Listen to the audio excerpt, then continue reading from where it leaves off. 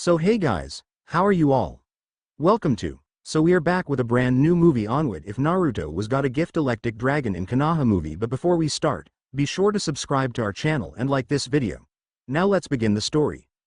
You ready, Minato? Asked the Yondaime's sensei, Jiraiya, as he stood in the doorway. Almost sensei. I just need to release all my chakra seals so that I'll be able to perform the Shiki Fuin. What Minato didn't see was the Sandaime Hokage, Hiruzen Sarutobi, sneak up behind him and deliver a devastating chop to his neck. Sorry Minato, but you have a life ahead of you. In addition, your daughter will need you more than ever now that Kyuubi will be sealed into your daughter, spoke Sarutobi as he caught a falling Minato. With those words he took baby Natsumi and whisked her to the battle of the Kyuubi. Battlefield. Summoning Jutsu. Was heard with a puff smoke following close behind it. Out of the smoke came the summons of the Sandaime Hokage and his student Jiraiya of the Sannin. Why have you summoned me here, you little bra? A mad Gamabunta ground out with a puff of smoke coming out of his nostrils. I concur with Bunta. Sarutobi, why are we facing one of the 9 demons of hell? I am sorry, Bunta, but we need your help so that we can seal the Kyuubi away into Natsumi. To do that, however, Sarutobi will be sacrificing all of his life force to do it, replied a terrified Jiraiya as he had no wish to go against Bunta. Very well, we shall help you with this task. But Jiraiya, make sure that Natsumui becomes my summoner. I too will help, stated Enma the Monkey King, but I want Naruto, the oldest, to be my summoner. I'm gonna need someone new, with Sarutobi deciding to go out of the business. Get ready guys, here he comes. With a roar the great Kyuubi restarted its rampage. However, fortunately for Konaha, the Kyuubi was held down by Enma and Bunta. Meanwhile Sarutobi performed the Shiki Fuin. With his last breath he told Jiraiya that he wanted Minato and Kushina to treat Naruto the same as they would treat Natsumi. Hi sensei. I will make sure to give this message to Minato. He will treat Naruto the same as they treat Natsumi. Hokage's office. Damn you Jiraiya sensei. I was supposed to make the sacrifice. Minato yelled in frustration when Jiraiya came back to tell him that the Sandaime Hokage had made the sacrifice instead. Well, this is as good a time as any, Minato thought as he took Natsumi to the crowds of Konaha with Kushina at his side. People of Konaha, I give you my daughter, savior of this village from the foul entity known as the Kyuubi. Cheers erupted from the people of Konaha. Shouts of Yondaime and Natsumi echoed from below.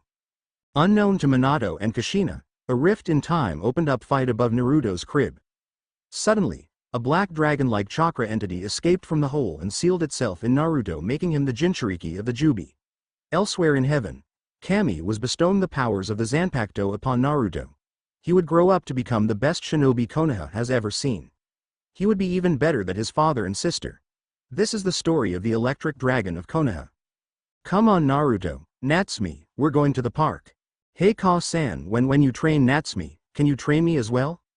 Sorry Naruto-chan, but you don't need any training. You can start at the academy. Natsumi needs to learn to control the chakra of the Kyuubi. That's okay Ka-san. I think that I won't go to the park. I need to go do some studying. Later Ka-san. I'll come by later on. Okay. Naruto. We'll see you later. With that she left to take Natsumi to the park. However, Natsumi stayed behind to say something to Naruto. See big brother, I am better than you. They want me more than they want you. You are nothing. They wouldn't care if you went and died in a hole tomorrow. If you truly believe that, sister, then we are no longer fit to call ourselves family anymore. However, I will surpass you someday. Remember that well, sister. Soon you will wish that you had me as an ally. I will make sure that you regret this. Time skip 2 weeks. Location, Training Ground 7. Silence. A leaf blows in the wind, then suddenly bam. The sound breaks the silence. Naruto flies through the air working on combining the taijutsu styles of his parents. The Electric Dragon Striker. He created this taijutsu style by combining his mother's Dragon Death Striker style and his father's Electric Wind Striker style. The style was one that combined and utilized speed, agility, and unpredictably solid strikes. He was flying through the air trying to cut through a leaf with only his body strength. There was no chakra or elemental manipulation behind each strike. Only pure taijutsu. Ever since he was told that he would never receive any extra training, Naruto decided to work his ass off to make sure that he would be able to keep up with Natsumi when he entered the academy. But as the day neared its end he decided to take a break. I think I'll go to the park for a break. I wonder if I'll meet any new friends. With that he started his run towards the park. As soon as he reached there, he saw 3 families already there. The Nara clan, the Akamichi clan and the Yamanaka clan. As he walked up to the park, he saw 3 kids playing with each other. The first kid was a big-boned, or fat as some other people call him, kid with red hair. He also looked very chubby. The next one was a short kid with a ponytail. All he was doing was sitting there watching the clouds while muttering under his breath when the big-boned kid told him that he needs to stop being lazy. In this FIC Choji is a big brother figure to Shikamaru. The last one was a girlie with light blonde hair and light blue eyes. He walked up to them and said, "Hello. My name is Naruto. May I be allowed to play with you?" The 3 kids just looked at him weirdly. "Why do you speak so formal? It's not like we're going to be mad at you if we don't speak formally. By the way, my name's Ino. Ino Yamanaka. The big-boned kid is Choji. The lazy bum is Shikamaru. Do you have any parents?" replied Ino. "Yeah. I do have parents. But they're usually not around, especially my Two-san. He's usually helping my younger sister or at work. I only see my Ka-san during mealtimes. The only family member I see constantly is my brat of a sister. Though I wonder if we are even related at all." "Why is that Naruto-san?" asked Choji. "Please call me Naruto. I don't like formalities. The reason I don't like my sister is because she is always saying that I'm not good enough. That I could go die and my parents wouldn't care. I just hope she is wrong," responded Naruto. "Choji, Ino, Shikamaru, time to go," yelled Choza Akamichi, father of Choji. "Coming," the 3 kids yelled back. "Well, see you later. It was fun talking to you," Naruto said with a smile. Ino was about to leave when she stopped to ask a question. "Wait. You never told us your full name." "Oh, my name is Naruto Uzumaki Namikaze." With that he turned and ran away. Ino stood there in shock. This Naruto person was the son of the Hokage. Yet he was mistreated by his own family. His family members didn't even care to make time for their oldest son. She wondered what kind of family could do that as she ran to her father to go home. At that moment her father decided to ask Ino about the boy she was talking to. "So Ino, who was that boy you were talking to?" asked Inoichi. "Oh, that was Naruto. He asked us if he could play with us, but when I asked if he had a family he told us a really sad story." "Really, honey? What was it?" "Oh, nothing much, just the fact that he is neglected by his own family and abused by his sister. When I say abused, I mean the fact that she says that he could die the next day, and his parents wouldn't even care." "I see. Did he tell you his last name? I'll see if I can help his situation." "That might be a problem because of who his family is Two-san." "Really? I doubt it. Well, could you do anything about it if he's the neglected son of the Hokage?" "Did you just say the son of the Hokage?" asked Inoichi as his eyes widened by about an inch. "Yeah, Dad, I did. He says that he doesn't see the Hokage much because he's either too busy with work or he's spending time with his daughter. But he seemed kind of happy when he said that. I don't think that he likes his family that much.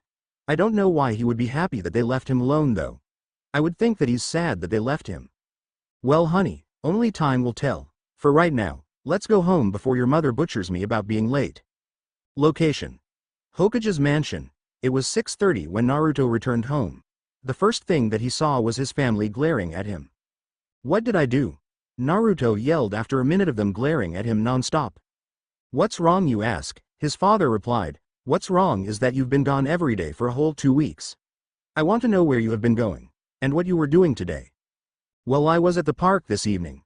As for where I've been going, that's none of your concern." "Why?" "Because you haven't given a damn about me before. So why should you now? I'm going to my room." With that he ran up to his room. Naruto's room. "I wish I had a special power like Natsumi so that they would give me attention." "But you do have a special power. You just need to find it," said a voice as Naruto fell asleep. It was a dark room in which Naruto appeared. There was a few candles but they did not burn brightly. You could hear the water dripping like it was on loudspeaker. The room was darker than midnight. It was as cold as it is on a dark winter night. But at the back of the room there was a very large and tall cage. But there was nothing that could be seen in it.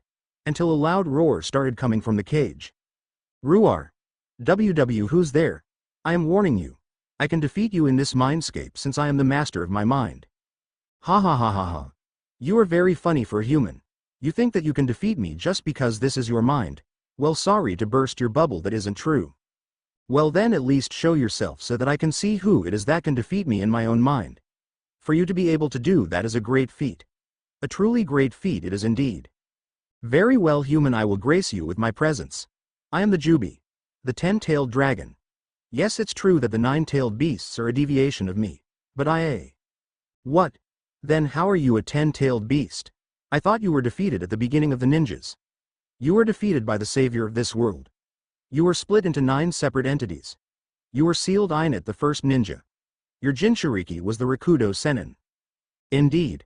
That all happened in this timeline. What do you mean this timeline? I am from a different dimension in which I had not battled Yami. However, to prevent myself from fighting him, I ripped a hole in the space-time vortex to find an appropriate host for me. Then I found you. You were the perfect host because you would have to endure the hardships of being neglected by your pitiful excuses for parents and being beaten up by that ugly whore you call a sister. However, Yami and Kami in their all-powerful wisdom decided to bestow upon you some very powerful gifts. I can tell you what Yami gave you, but not what Kami gave you. I would tell you, but Kami has forbidden it, unlike Yami.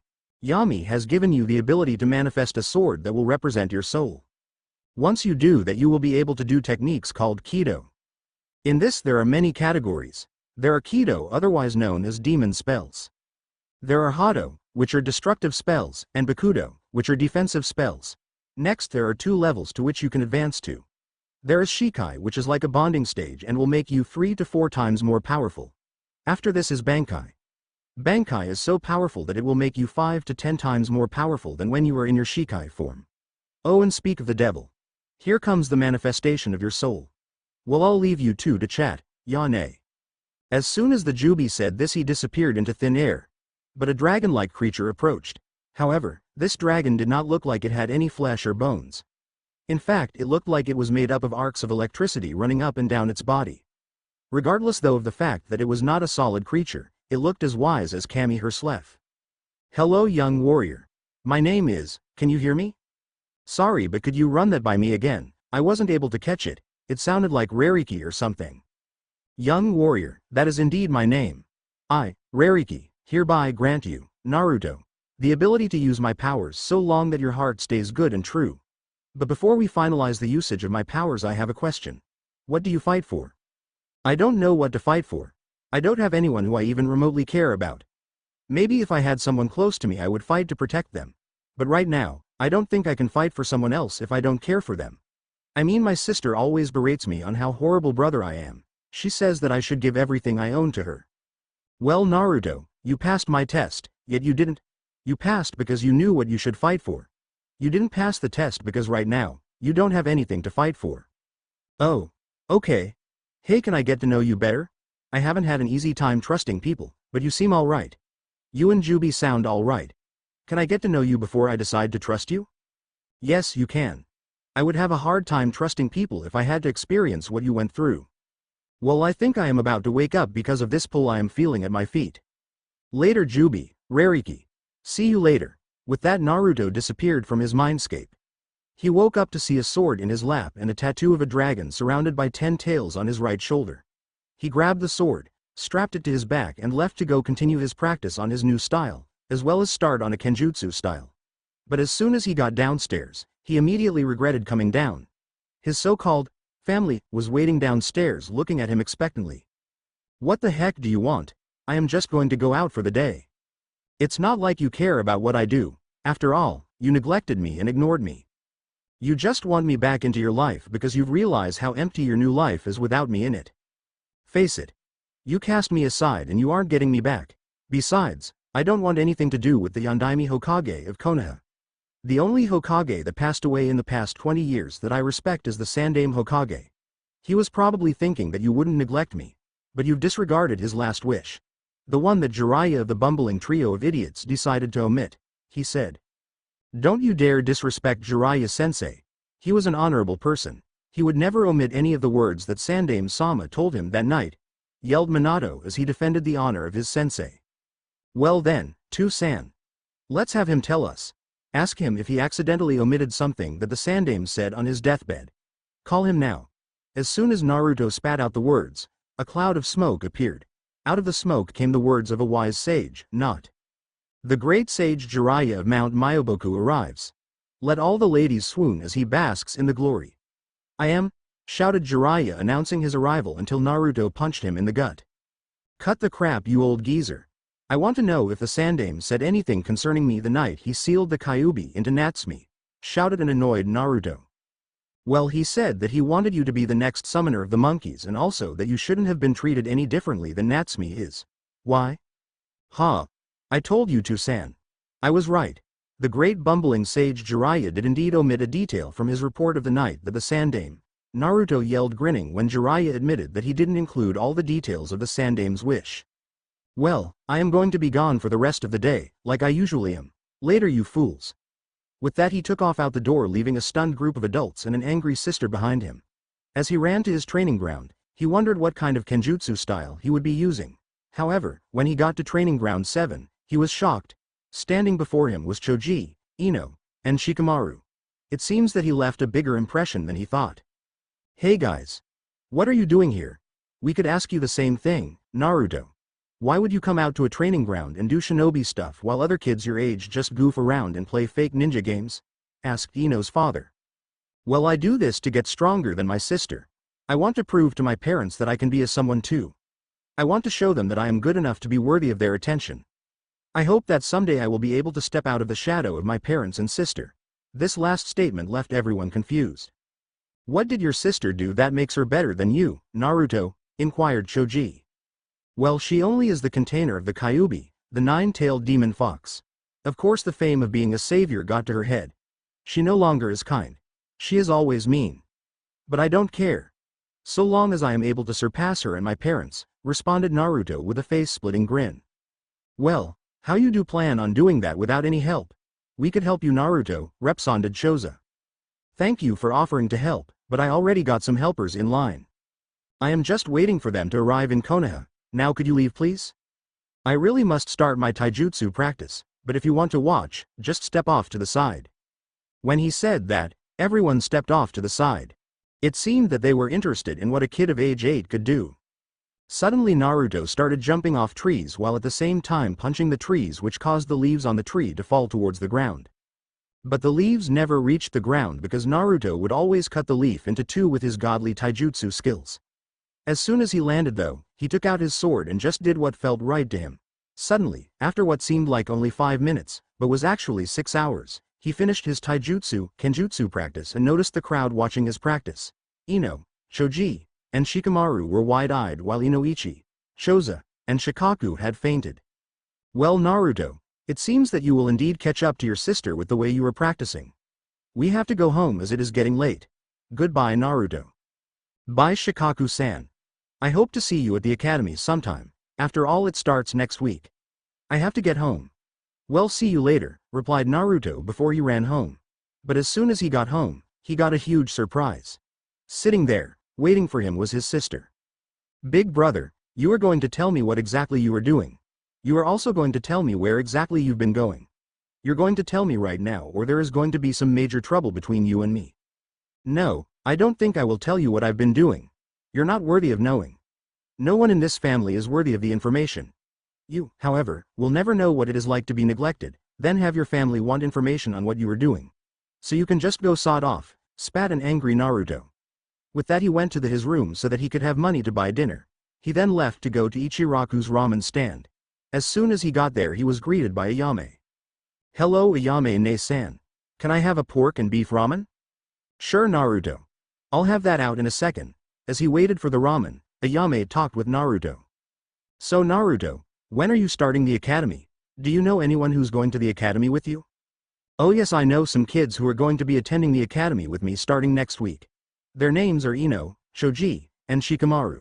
So how has your name been, Ayame-ne-san? Well, that's very good. I'm sure that you will be a very good ninja. I have had a very good day. The ramen I've sold today is 20 beef, 26 pork, 13 miso, 12 vegetable, and 21 chicken. So I think that I have had a really great day because of all the ramen I've sold today. How was your day, Naruto? My day was very good, Ayame-ne-san. I was able to play with Choji, Ino, and Shikamaru.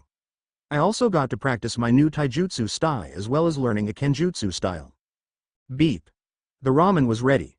Well Naruto, you better eat up. You don't want to be malnourished for your taijutsu, kenjutsu practice tomorrow, now do you? With that she left Naruto to devour the ramen like a wild beast that has been starved for a year. As soon as he finished, Naruto paid for his ramen and went home to prepare for his day. That night, Naruto visited Jubi and Rariki. Location: Naruto's mindscape. Hey Jubi, Rariki, yelled Naruto as he appeared in his mindscape in front of Jubi and Rariki. Hello Naruto. We decided that tonight we would tell each other about ourselves. I have volunteered to go first. I am Jubi. I like training to protect those precious to me and eating dango. My hobbies are playing pranks and causing mischief. My dislikes are those who think that they are those who kill just because they can. My dream is to make sure that you become a great ninja. Your turn Rariki. My name is Rariki. I like protecting those who can't protect others. My hobbies is pranks. My dislikes are those who want to hurt others. My dream is protect all who can't protect themselves. Now you go Naruto. My name is Naruto. I like training and eating all kinds of ramen. My hobbies are reading, practicing my new taijutsu style as well as taking care of my new sword. My dream is to become the best ninja that I can possibly become. So can you guys teach me any jutsu? I haven't really taken time to learn any jutsu yet. I've just been working on my taijutsu and kenjutsu. So can you please teach me a jutsu? Yelled Naruto exuberantly. Ha ha ha ha. You are very funny when you are excited. I will teach you a jutsu that only you will be able to use because of the fact that I am your Zanpakuto. But I won't teach it to you today. Today we are going to go meet some very special people.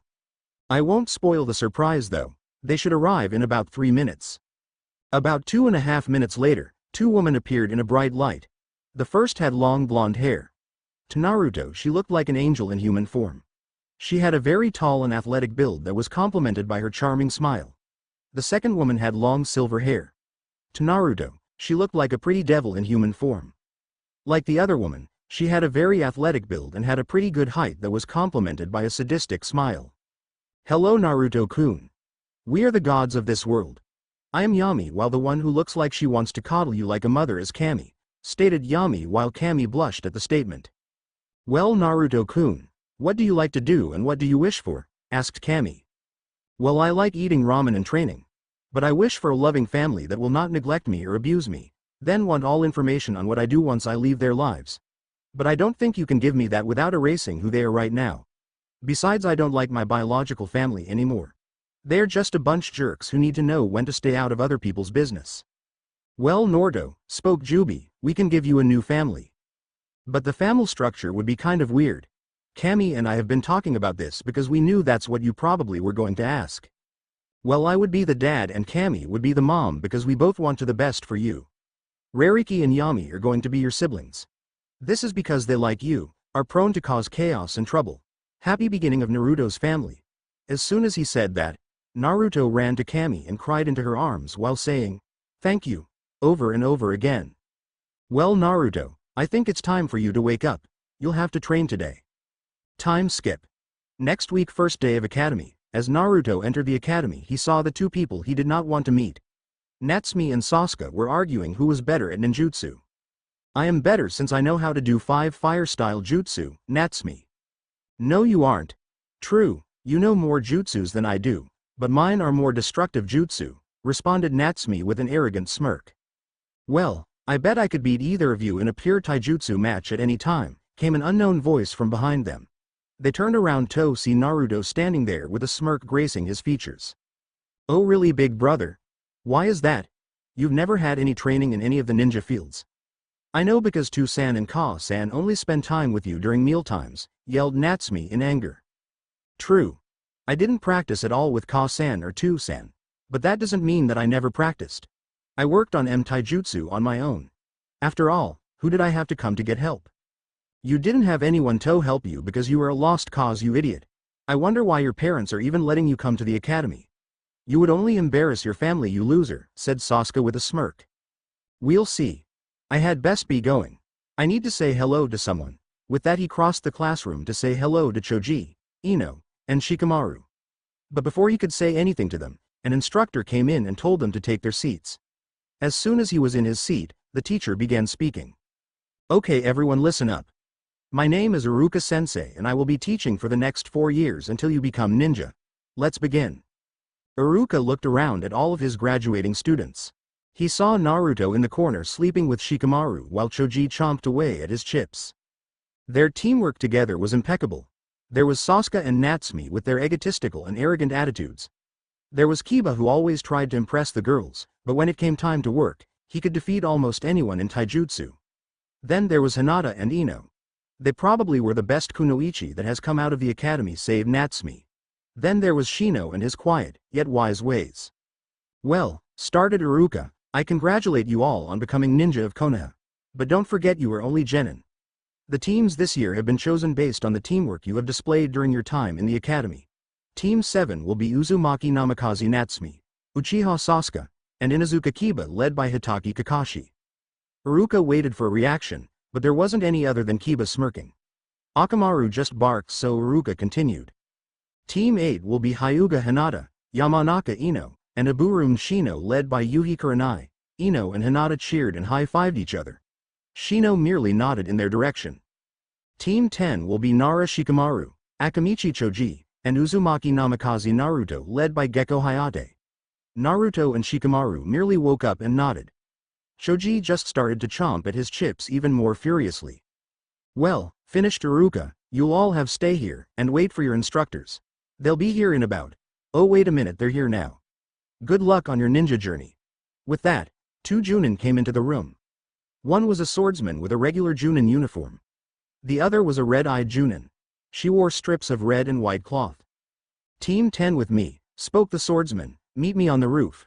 With that, the swordsman disappeared in a cloud of smoke. Oh yeah, cheered Naruto as he and his teammates walked up to the roof, we got a freaking bloody swordsman. We got the best instructor.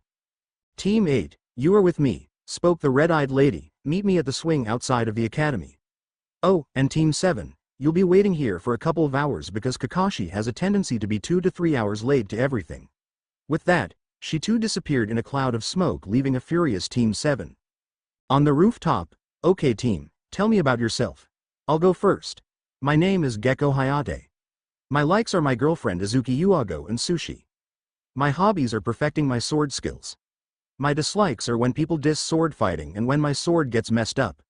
Okay you lazy bum, it's your turn. Troublesome. My name is Nara Shikamaru. I like doing nothing. My hobbies are staring at clouds. My dislikes are doing work.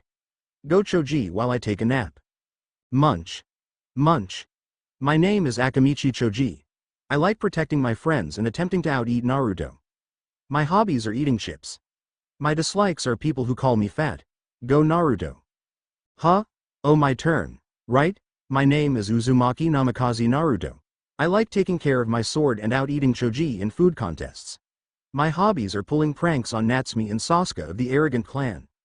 My dislikes are my family, especially my fucking sister. Hayate's eyes widened at this statement. Who could not like their own family? Well, said Hayate after getting over his shock, we have a survival exercise tomorrow morning starting at 6 o'clock in the morning at Training Ground 10. Don't be late or you'll be doing 20 laps around Konaha with Maida Guy as punishment. The fact that they would be running 20 laps around Konaha sent fear into Team Hayate's mind. They all nodded. Naruto went to their team training ground to train, while Choji and Shikamaru went home to rest. Hokage's mansion, 6 o'clock page M. Bam! That was the sound that Naruto made as he marched into the Hokage mansion. Kushina came running out of the family room to see her son marching towards the kitchen. Naruto, what's wrong? Are you upset about your team placement? No, in fact my team will be the best team since the Sannin. It's Natsumi that's making me so mad. I was training in the forest at Training Ground 10, my team training ground, and Natsumi and Sasuke come up to me and start to attacking me while I am executing one of my taijutsu attacks. But when I defeated them, oh yes I defeated both of them on my own. They complained that I only beat them because they weren't using ninjutsu. I want you to warn Natsumi, if she ever tries to pull a stunt like that again, I will kill her, replied Naruto with so much venom in his voice, it scared Kushina out of her wits. Naruto then marched towards the kitchen to get something to eat. Kushina sighed and was about to go back to the family room, when Natsumi came into the house. Ka-san, whined Natsumi, can you punish Naruto? He attacked me and Sasuke while we were training in the forest. We were even on our team training ground. Natsumi, breathed Kushina slowly, are you telling the truth? Of course, Ka-san, relied Natsumi, why do you ask? I ask because your brother just told me that you attacked him, so who is telling the truth? Did you attack him? Tell me now, Natsumi. If you don't, I'll assume that you did it no matter what. Confess and your punishment won't be as bad, yelled Kushina. Okay. Sasuke and I attacked Naruto while he was training on his training ground, but why does that matter? I am the savior of the village. I can do anything that I want, relied an arrogant Natsumi. What? Uzumaki Namikaze Natsumi, you are grounded for a month. Go to your room. I don't want to see you down here for the rest of the night, yelled a furious Kushina.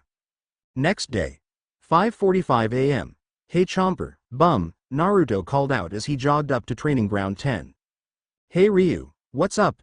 Asked Choji. Nothing much, I just kicked Natsumi's ass yesterday and my parents didn't punish me for it, so it's all good. This sent both Shikamaru and Choji into shock. Naruto's parents not punishing Naruto for beating his sister? That never happened. However, a person appeared in a cloud of smoke interrupted their thoughts. Hello team, said Hayate as the smoke from the body flicker jutsu disappeared. Here is this survival exercise goal. You are to obtain one of two bells from me. This means that one of you will be going back to the academy. Begin when I drop my hand. This mission statement scared the team. One of them would be going back to the academy. What was going on? Then, when Hayate dropped his hand, Naruto, Choji, and Shikamaru jumped away into the trees. Hayate looked around and saw he could not find a trace of his students or their chakra. Meanwhile in the trees, Naruto traveled to Choji. Pissed. Choji. Forget what Hayate-sensei just told us, we have to work together to get those bells. I mean, how can we, a single genin, defeat a trained elite Chunin? The answer is that we can't. Let's go tell Shikamaru so that we can formulate a plan to capture Hayate-sensei. Choji nodded in agreement. They then jumped through the trees to find Shikamaru. They ran into Shikamaru as he was trying to find them. Okay Shikamaru, Naruto said, this the plan. First, Choji and I will drive Hayate-sensei into the shadow of a tree. When he gets there, you use your shadow possession jutsu to capture him. Everyone understand the plan? Everyone nodded, confirming their knowledge and understanding of the plan. Choji and Naruto jumped out of the trees to ready their attack on Hayate. Meanwhile Shikamaru got behind Hayate to get ready to use his body possession jutsu.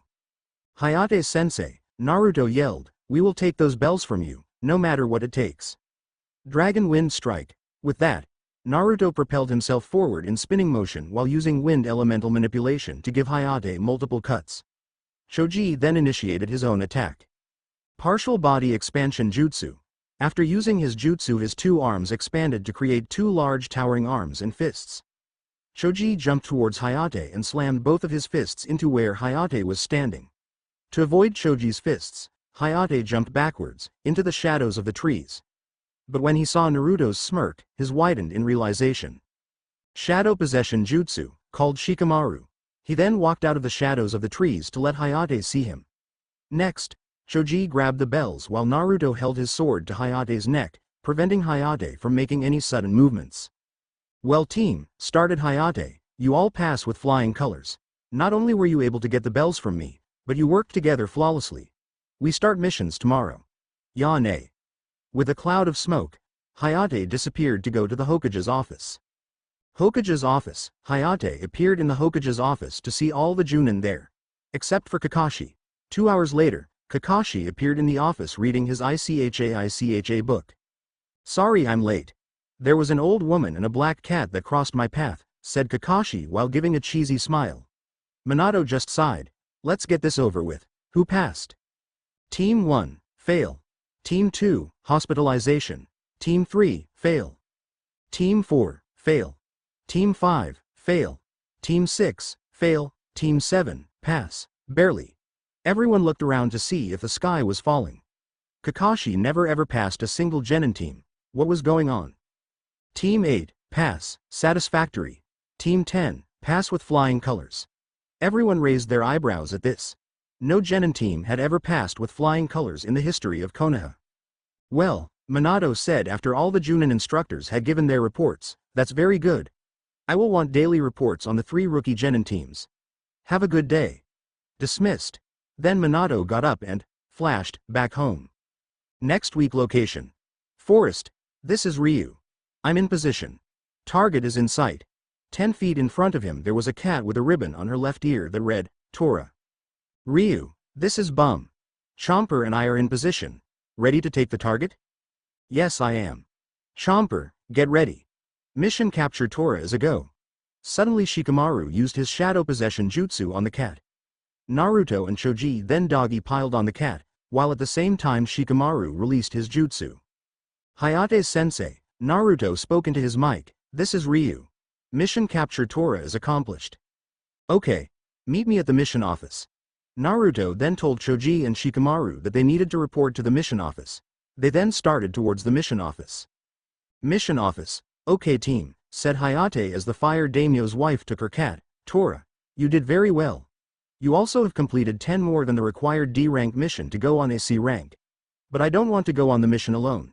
So we will be doing a C rank mission with Team 8. We will be escorting a bridge builder named Tazuna back to his home country. Everyone but Naruto, dismissed. Shikamaru and Choji nodded and went home to pack for the C rank mission that they had just received. Naruto, spoke Minato after everyone left, this isn't a C rank mission.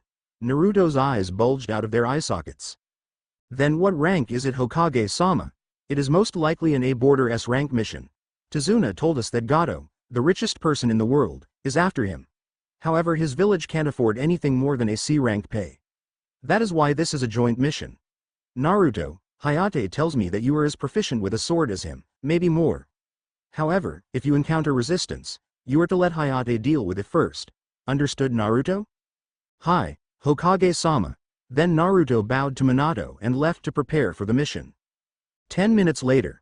Village gates, hello, spoke a old bearded man. My name is Tazuna, the super bridge builder of the wave. You are to protect me, even if it costs you your life.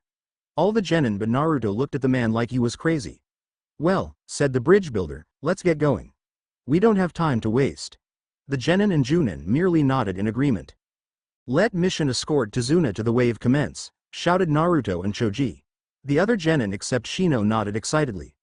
Shino merely blinked his eyes in understanding.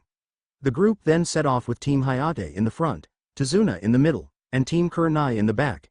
However, as they were walking, Naruto saw something strange. There was water on the ground when there hadn't been any rain for a few weeks. Shikamaru, Naruto said to Shikamaru using Anbu sign language, check to see if the puddles are a genjutsu. If it is, dispel it. I'll tell you why later. Go.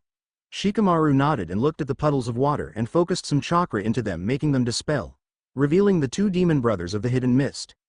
They attacked immediately, cutting right through their sensei, killing them. Naruto narrowed his eyes and gathered lightning chakra around his fists. Choji, let's go. We need to get rid of this trash, permanently. Sorry Choji, but we can't afford to show any mercy right now. Lightning spiral strike. Naruto jumped up into the air and started spinning downwards to one of the demon brothers, while producing lightning around his body.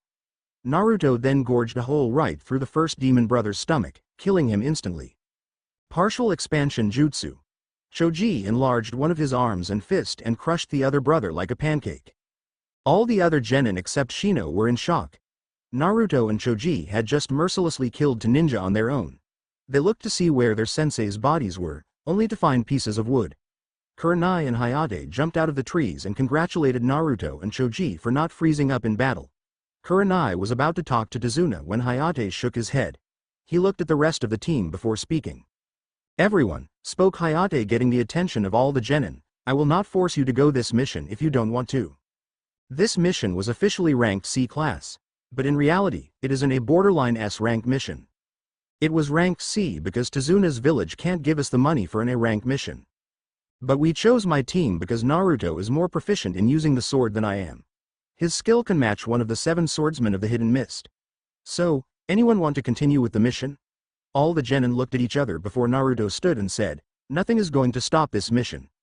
Not even the demon of the Hidden Mist will be able to stop this mission. I will go on. Choji? Shikamaru?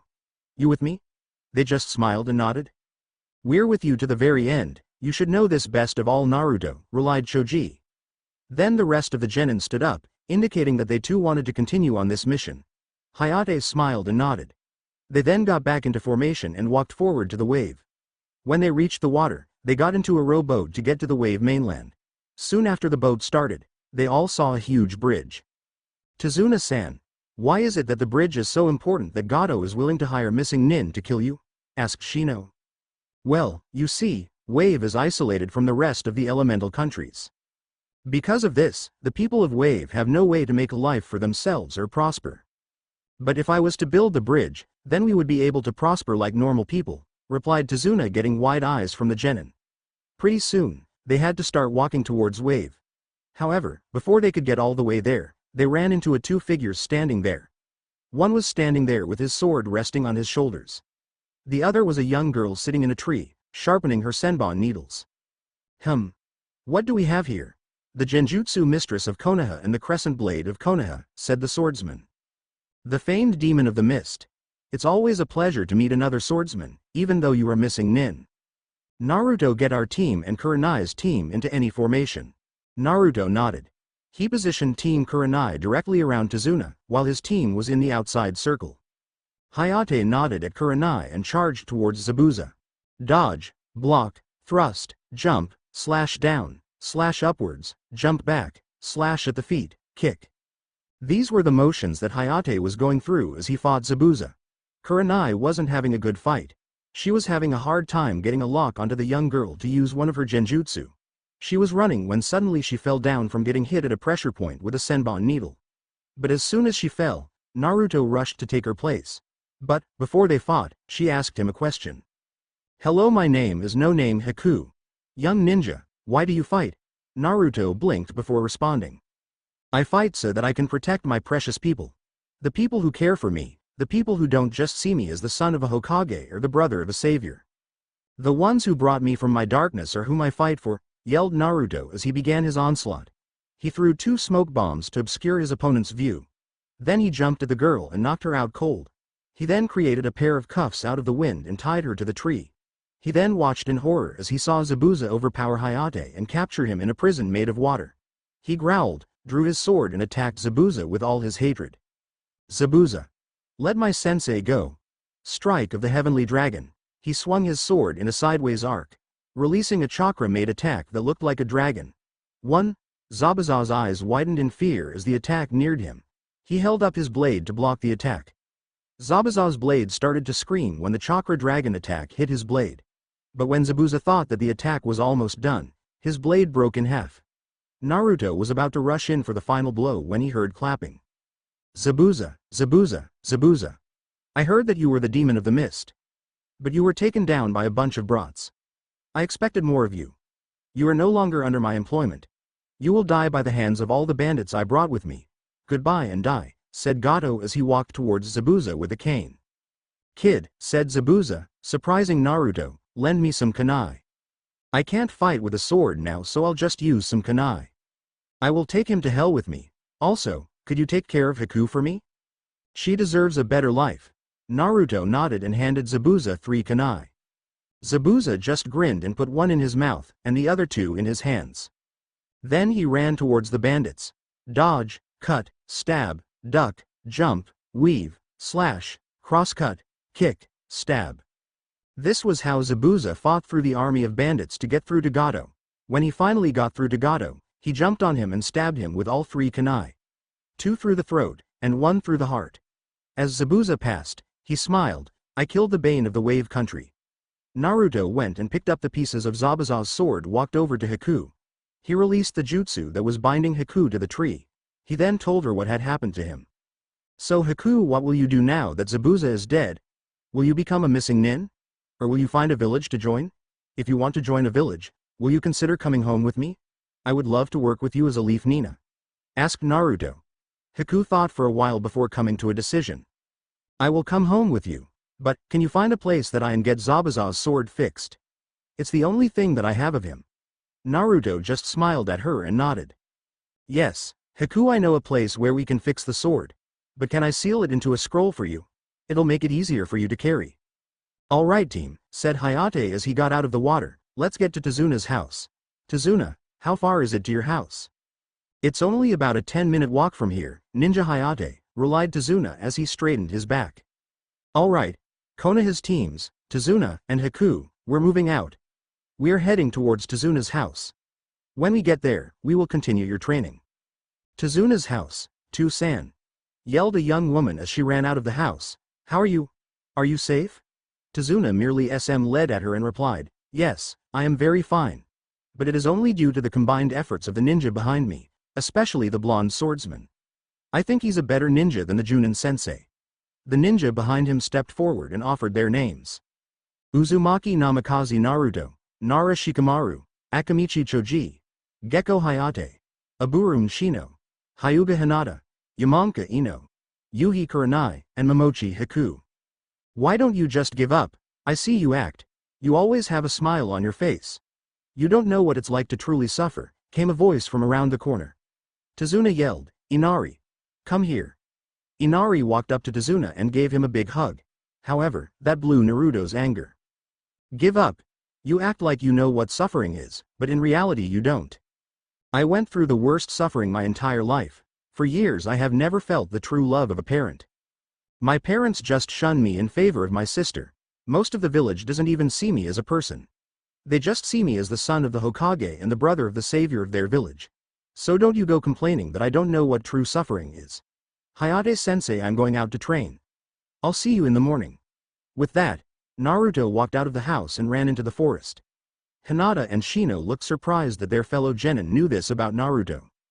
Kurenai-sensei asked a quiet, yet calm Shino, why would Naruto's parents shun him? Who is Naruto? What did his sister do? No one noticed that Hiku quietly left while Kurenai was answering her questions. Well, Shino, as you probably know, his name is Uzumaki Namikaze Naruto. He is the brother of the Kyuubi's container. His parents probably neglected him to train him in the ways of the Biju's chakra. We Chunin don't know much about what goes on in Naruto's household because his father is the Hokage. But from what Naruto has just told us, I can assume that it's not a very pleasant experience. Everyone should get to bed now. Tomorrow, Hayate's team is going to train while my team will be guarding and helping out on the bridge.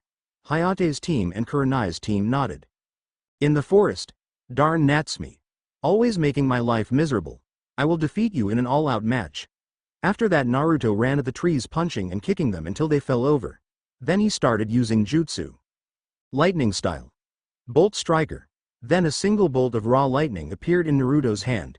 He hurled through 10 trees, making them topple over. Naruto then closed his eyes and said, Hiku, you can come on out now. Hiku emerged from the forest with a concerned frown on her face. Naruto asked Hiku, why are you mad? Is it because your sister gets all the attention and you get none?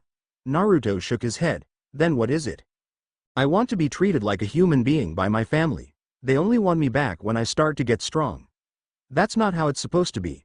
I want them to love me for who I really am, not what I am. Is that so wrong, Hiku? Relied Naruto. Well, Naruto, said Hiku as she smiled, I think that's a good reason to be mad. If all you want is to be acknowledged as a person, then you should continue to try to get people to look at you like that. I hope that someday, other people will look at you that way. I'm going back to the house to get some sleep. Are you going to come with me? Nah. I'm going to continue my training. I have to work on my water manipulation. See you tomorrow, Hiku. Hiku nodded and left to go back to Tazuna's house. Naruto closed his eyes and tried to imagine the water moisture in the air, condensing to create droplets of water. He opened his eyes to see enough water to fill a glass condense from the moisture in the air. Naruto smiled and continued his manipulation training. Next morning, hey guys, said Choji as he approached the table to eat breakfast. He looked around and asked, where's Naruto? Did he even come back last night? Kurenai shook her head. No, Choji, he didn't come home last night. We believe that he stayed out training all night. Hiku will lead your team to where he was last night. Choji nodded. After breakfast, Team Hayate and Hiku went to find Naruto while Team Kurenai went to help and watch over Tazuna as he built his bridge. Forest. Near where Naruto slept, Naruto yelled all of Team Hayate.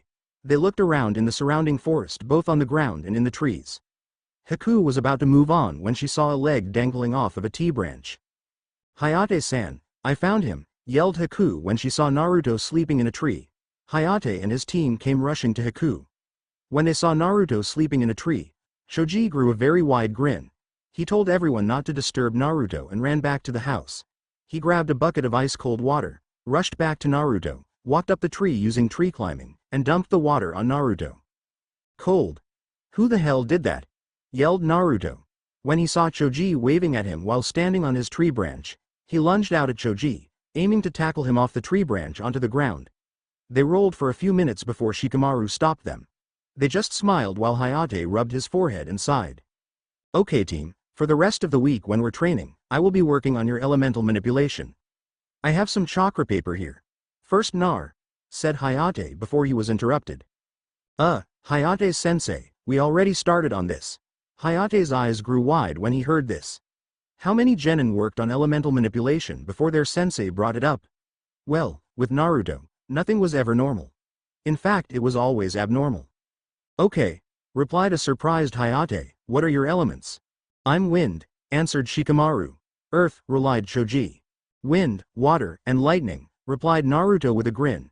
Again Hayate was surprised. Since when has there ever been a genin with 3 natural affinities? Well then, how far are you on your manipulation training then? Asked Hayate. I myself am working on slicing a waterfall with only the wind element. I've cut lightning in half, and I can create water from the moisture in the air. Choji can split a boulder in half by just placing his hand on it. Shikamaru can almost cut an entire waterfall.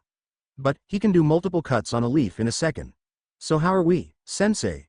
Relied Naruto. Hayate's eyes just rolled back, before Hayate fainted. Later, Hayate was rudely woken up by Naruto throwing water on him. He blinked and saw his team staring at him. Okay, said Hayate as he got up, this is what we'll do. You are going to practice a C-rank jutsu to the point where you don't need to use the seals for the jutsu. Naruto, I'll teach you and Shikamaru a wind jutsu and Choji a earth jutsu. Unless you already know a jutsu. All 3 of them nodded. Shikamaru and I know wind style. Great breakthrough, answered Naruto. I know earth style. Mud wall, relied Choji. Hayate nodded. Okay then, we'll get each of you started. To do a seal-less jutsu, first you have to shape the jutsu in your mind, then think of how it would go if you were using seals, next use the jutsu. Naruto nodded, then closed his eyes and imagined using the jutsu. He then thought of how he molded the chakra when he used the hand seals. He then got ready to use the jutsu, and then released it. Wind style. Great breakthrough, yelled Naruto. The wind jutsu was not nearly as effective as it was when he used the hand seals, but it still ripped up a few trees. Hayate nodded in approval. The rest of their training for that week went like that until they could use their jutsu without the hand seals 5 times in a row. End of the week. Bye Inari. Hope to see you again sometime, yelled Naruto as he, the other Konoha ninja, and Haku walked away. Inari just smiled and waved. Naruto had spoken to him and the rest of the villagers. After they had spoken to him, they had gotten their courage and determination back. To-san, Tsunami said, what are you going to name the bridge? I dub my bridge the Great Naruto Bridge, yelled Tazuna at the top of his lungs. On the bridge, Naruto smiled when he heard what the bridge was being called. When they got to the trees, they jumped into the trees to start their way back to the Hidden Leaf Village. Village gates, Mon. This has got to be the most boring job in the whole village. Wake me up, oh. Look, here comes Naruto, said Kotetsu in a very bored voice. Azuma looked at where he was pointing and saw Naruto waving at him. When they got to the check-in office, Kotetsu saw a new person coming home with them. Hey, Naruto, who is that girl that you were bringing home with you? Asked Kotetsu. Her name is Haku. Can you let her into the city until she gets clearance from my To-san? Both Kotetsu and Azuma nodded their consent. The genin teams then continued on their way to the Hokage's office. However, when they got there, Naruto wished that he hadn't come to the office. To-san. Can you give my team an IAC-ranked mission? We really deserve it. Sasuke and I know more jutsu than any other genin in the village. Kina has one of the most destructive taijutsu styles, asked a very whiny voice. No, Natsumi. Your team isn't ready to handle a C-ranked mission. Your sensei, Kakashi, agrees with me on this. He says that although you can handle yourselves well in a fight, you guys just charge head-on into all your enemies. On top of that, your teamwork isn't nearly as good as the other team that I sent on a C rank. In fact, they're outside. Come in. Natsumi, you can go. Naruto smirked when he saw his sister's face of outrage as she left the room. Minato's eyes narrowed as his daughter left the room. Okay, said Minato after his daughter left the room, what happened on the mission? Well, Hokage-sama, replied Hayate, first we encountered the Demon Brothers of the Mist. It was there that we decided to test the genin. Naruto, Choji, and Shikamaru performed admirably. Choji killed one of them with a smash of his fists.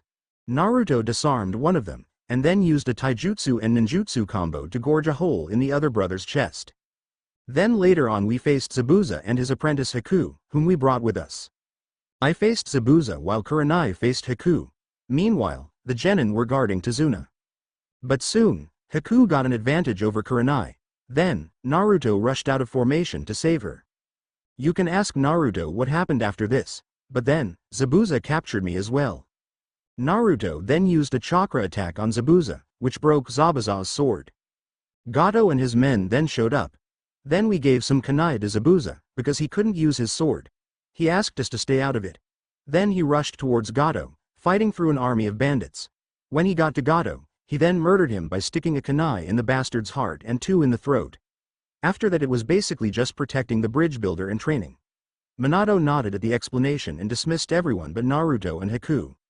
So, Naruto, can you explain to me what happened during your fight with Haku? And why did Haku come home with you? Naruto nodded. During my fight I merely threw smoke bombs to obscure her vision. Next, I knocked her out cold. Left her like that for the rest of the time. After Zabuza had defeated Gato, all the bandits ran away. Then I woke her up and told her what happened. After that, you already know about it. I want to ask you a favor San. Can you make Haku part of our family? It would make me really happy, because she's like a true sister to me. Minato nodded. Okay. I'll just draw up the adoption papers. Take her home. Haku, be here tomorrow morning at 8 o'clock sharp. I'll be filling you in on your new rank. You'll be a Chunin. Haku's eyes widened and Naruto smiled. He had gotten a big sister that cared for him. They walked home, but on their way home, they made a quick stop. Hey Tenten, said Naruto as he walked into the Higurashi Howling Wolf weapon store. Hey Naruto. Who is your girlfriend? Her name is Haku and she's not my girlfriend. She's my new Nei-chan. Anyways, could you fix a weapon for her? Sure. What is it? Haku just smiled and passed the scroll to Naruto. He then channeled chakra into the scroll, releasing the 2 pieces of Zabuza's sword. Tenten's eyes widened. Naruto, is this what I think it is? Is this the sword of the demon hidden in the mist? How did she get her hands on it? Well, Tenten, she was once the apprentice Zabuza. We fought on our last mission. I broke his sword. Zabuza died. Haku claimed the sword. We took it here to get it fixed.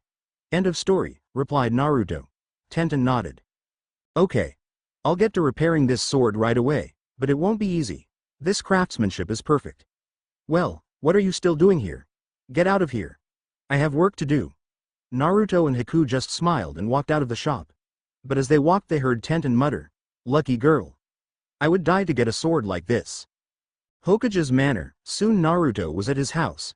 On his way there, he explained to Haku how bitchy Natsume could be. Naruto. What are you doing bringing a girl home without telling me? Asked Kushina when she saw Naruto with Haku. Naruto just smiled replied, Ka-san. Please meet the newest member of our family. I convinced Tu-san to adopt Haku here. So now she's the oldest sibling and now I have a cool Nei-san to boast about. My sister is a Chunin. Kushina's eyes widened. Well, then Naruto, take her upstairs and find her a room. Naruto smiled and took her upstairs to get her a room. That night when Natsume came home from team practice for dinner, she was surprised to see the girl from earlier. What the hell is she doing here? And why is Naruto eating with us? He never eats with us. Ever, Natsume yelled. Well Natsume, Haku has just been adopted into our family. So now her name is Uzumaki Namikaze Momochi Haku. Also she's our older sister since she is 16 years old. As to why I'm sitting with the family, it's to support my sister, replied Naruto while eating his dango and pocky. 10 minutes later, Naruto stood up to go to bed. Next morning Hokage's office. 10 o'clock, the assembled Chunin were waiting for everyone to appear. With a yellow flash of light, Namikaze Minato appeared before the waiting assembled Chunin. Alright, I want to know if there's anyone from the rookies that you think are good enough to compete in the Chunin exams. I, Hitaki Kakashi, nominate my team of Uzumaki Namikaze Natsume, Uchiha Sasuke, and Inuzuka Kiba for the Chunin exams. I, Yuhi Kurenai, nominate my team of Yamanka Ino, Hyuga Hinata, and Aburum Shino for the Chunin exams. I, Hayate Gecko, nominate my team of Uzumaki Namikaze Naruto, Nara Shikamaru, and Akamichi Choji for the Chunin exams. Meanwhile at the Rookie 9 forest clearing. Where the hell are our senseis? They should have been here at least an hour ago. And why did they have all of the rookie teams meet up in one place? Do you know why, Sasuke? Asked Kiba. HMPH. I have no idea. We should be training right now instead of waiting for a late sensei, responded Sasuke with an arrogant scowl. Just shut up. Be patient. If you can't master this skill, then you'll never be true ninja, said Naruto in response to their bickering. Meanwhile at the Hokage's office, Hokage-sama yelled Iruka, you can't possibly allow them to participate. They'll break underneath the pressure. I taught those students and I know what it is that they are capable. None of them are capable of facing the Chunin exams right now. I agree with Iruka on this one, said Guy. I myself held back my team for a year to make sure that they got the necessary amount of training to make sure that they had enough experience. You should hold them back for a year or two. I know what I'm doing, Guy. Iruka, you may have taught those students at one point, but they are now my soldiers. You know not what we have done to improve their skills. According to Hayate, his students are more than capable of taking down a few of our current Chunin. They are ready, replied Kakashi with enough determination to defeat the Hokage in combat. Iruka's eyes widened. He was about to make a retort when the Hokage interrupted. Enough. Iruka, the rookie teams will be competing in the Chunin exams. That is final. Any other teams are free to join of their own free will. Dismissed. Meanwhile at the Rookie 9 forest clearing, the Rookie 9 was really getting frustrated. They were about to go do their own things when the senseis appeared. Hayate spoke. Everyone, you all will be competing in the biannual Chunin exams in 3 days. The reasons that we had you all gather here today is to ask one thing of you. Whatever you do, do not engage the Sand Genin in combat. It's rumored that they are sending their crazed Jinchuriki. That is all. With that, the 3 sensei left the Genin to themselves. For the next 3 days, all the Genin trained non-stop. Team Hayate worked on team formation and strategy. Team Kurenai worked on perfecting some of their genjutsu and ninjutsu. Team Kakashi worked on learning new jutsu. Morning of the Chunin exams.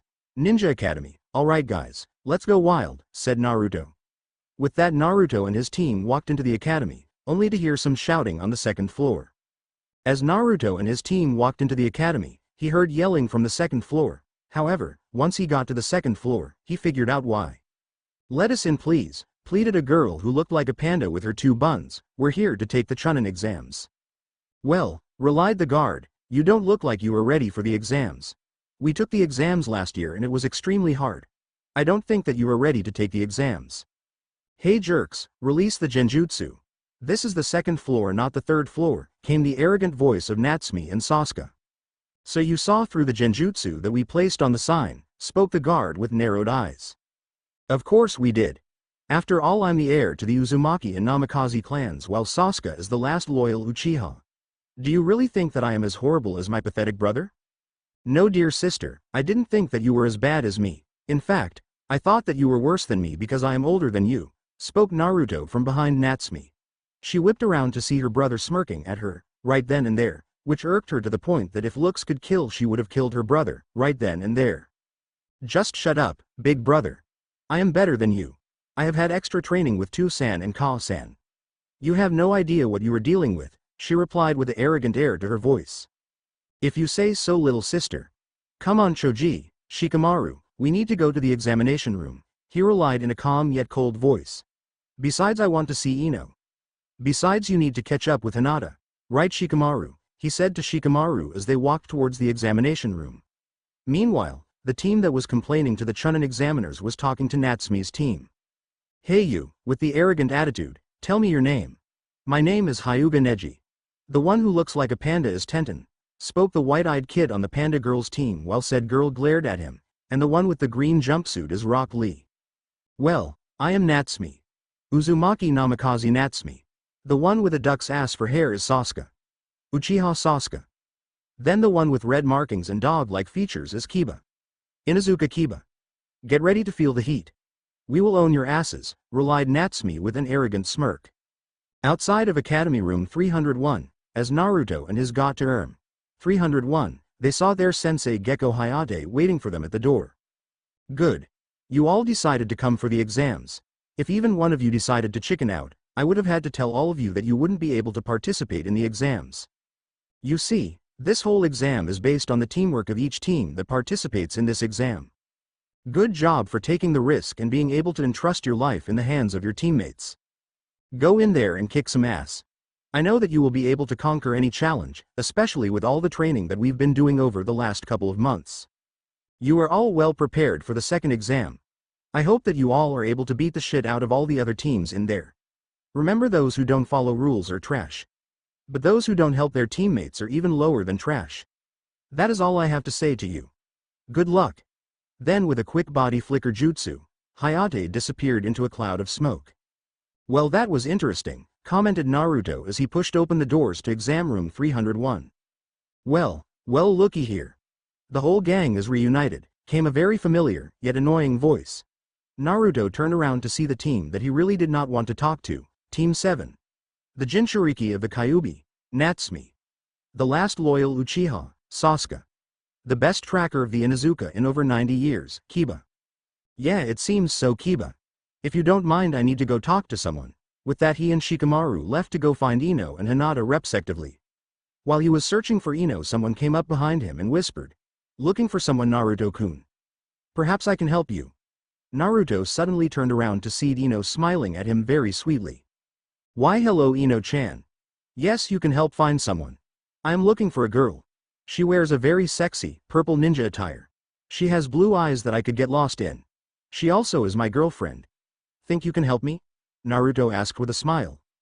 "Sure, Naruto-kun. What is her name?" responded Ino with a dangerous glint to her eyes. "I think you know her, Ino-chan. Her name is Ino Yamanaka." "Oh," replied Ino with a confused look. "I didn't know that I was your girlfriend.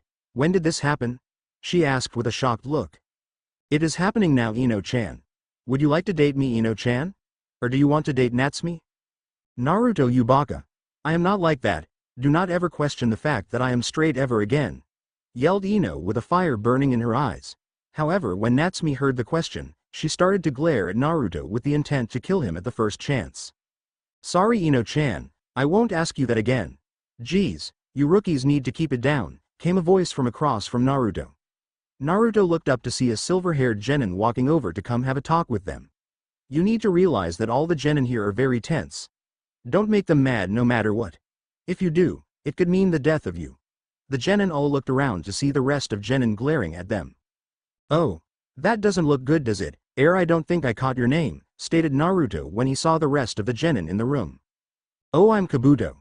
Genin with any information you need. So any information that you want?" "Yeah, Kabuto-san.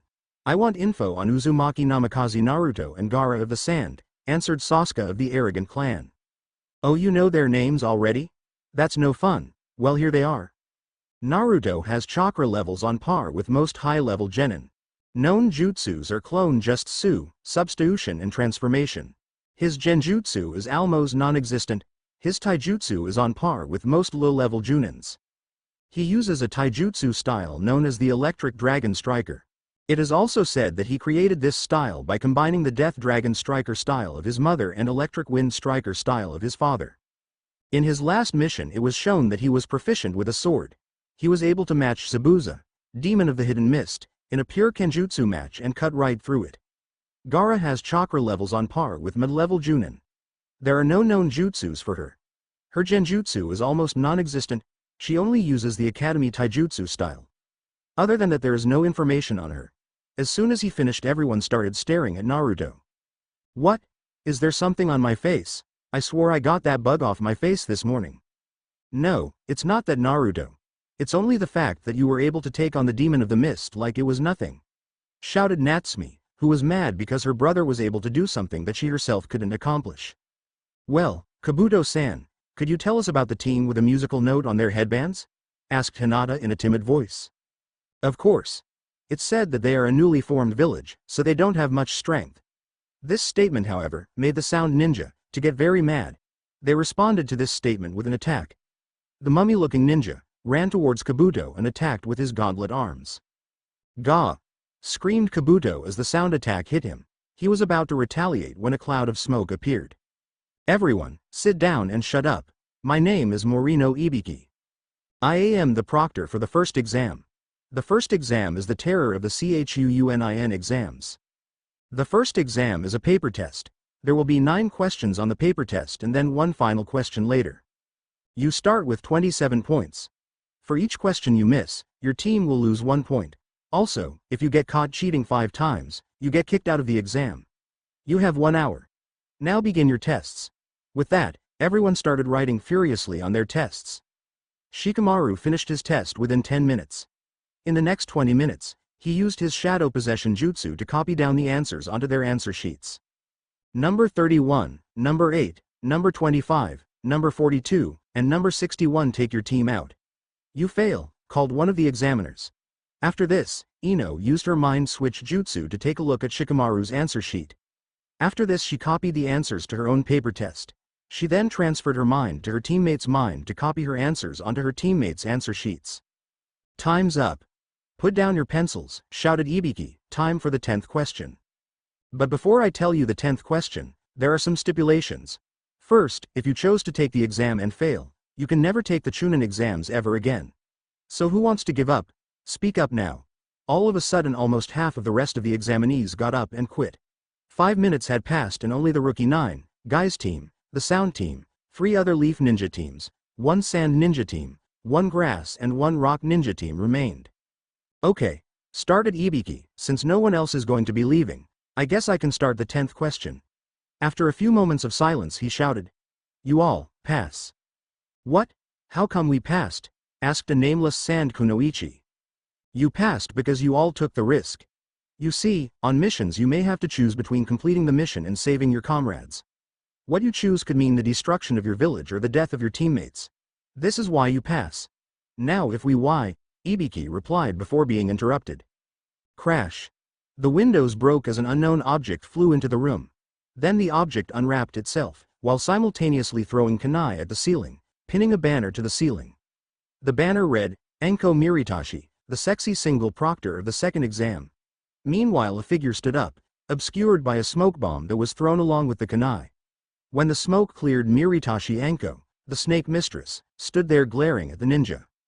You're early, again Enko, commented Ibiki from behind the banner. Really? What's this Ibiki? You let 33 ninja survive? You getting soft in your old age? Just get the hell out of here Enko. I have stuff to do. Alright.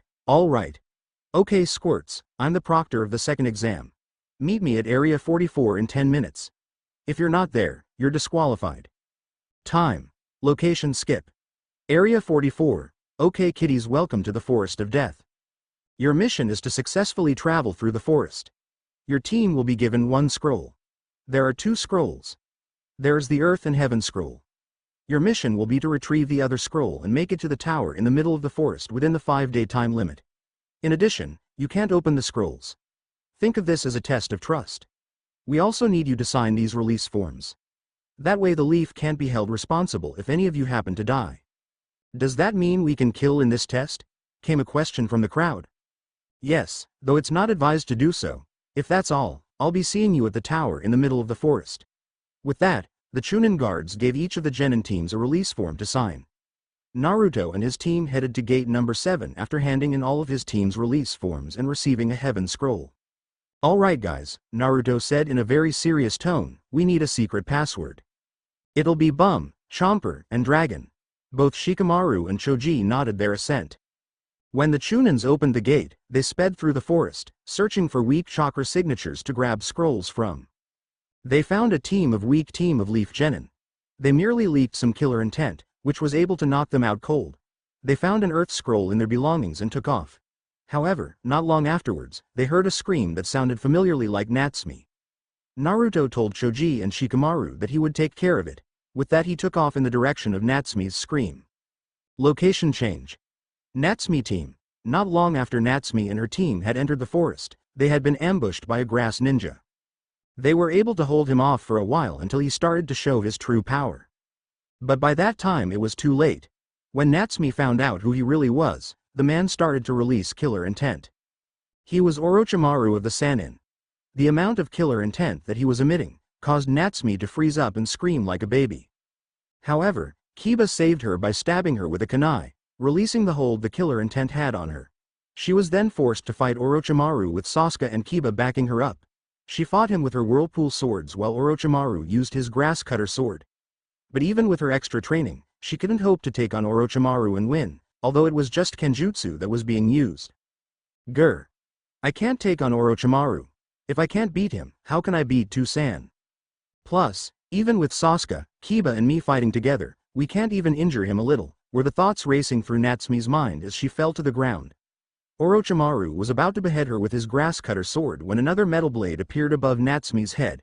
She looked up to see her own brother, the brother she abused, beat up and neglected, save her. Orochimaru's smirk faltered when he saw someone standing in the way of Natsume. Who are you? I demand to know, shouted Orochimaru when he saw that he wouldn't be able to kill Natsume. You wish to know who I am? You don't deserve it, but I'll tell you anyway. I am the forgotten son of the Hokage. I am Uzumaki Namikaze Naruto. Nice to meet ya. Let's go wild, replied Naruto as he shifted his sword into attack position.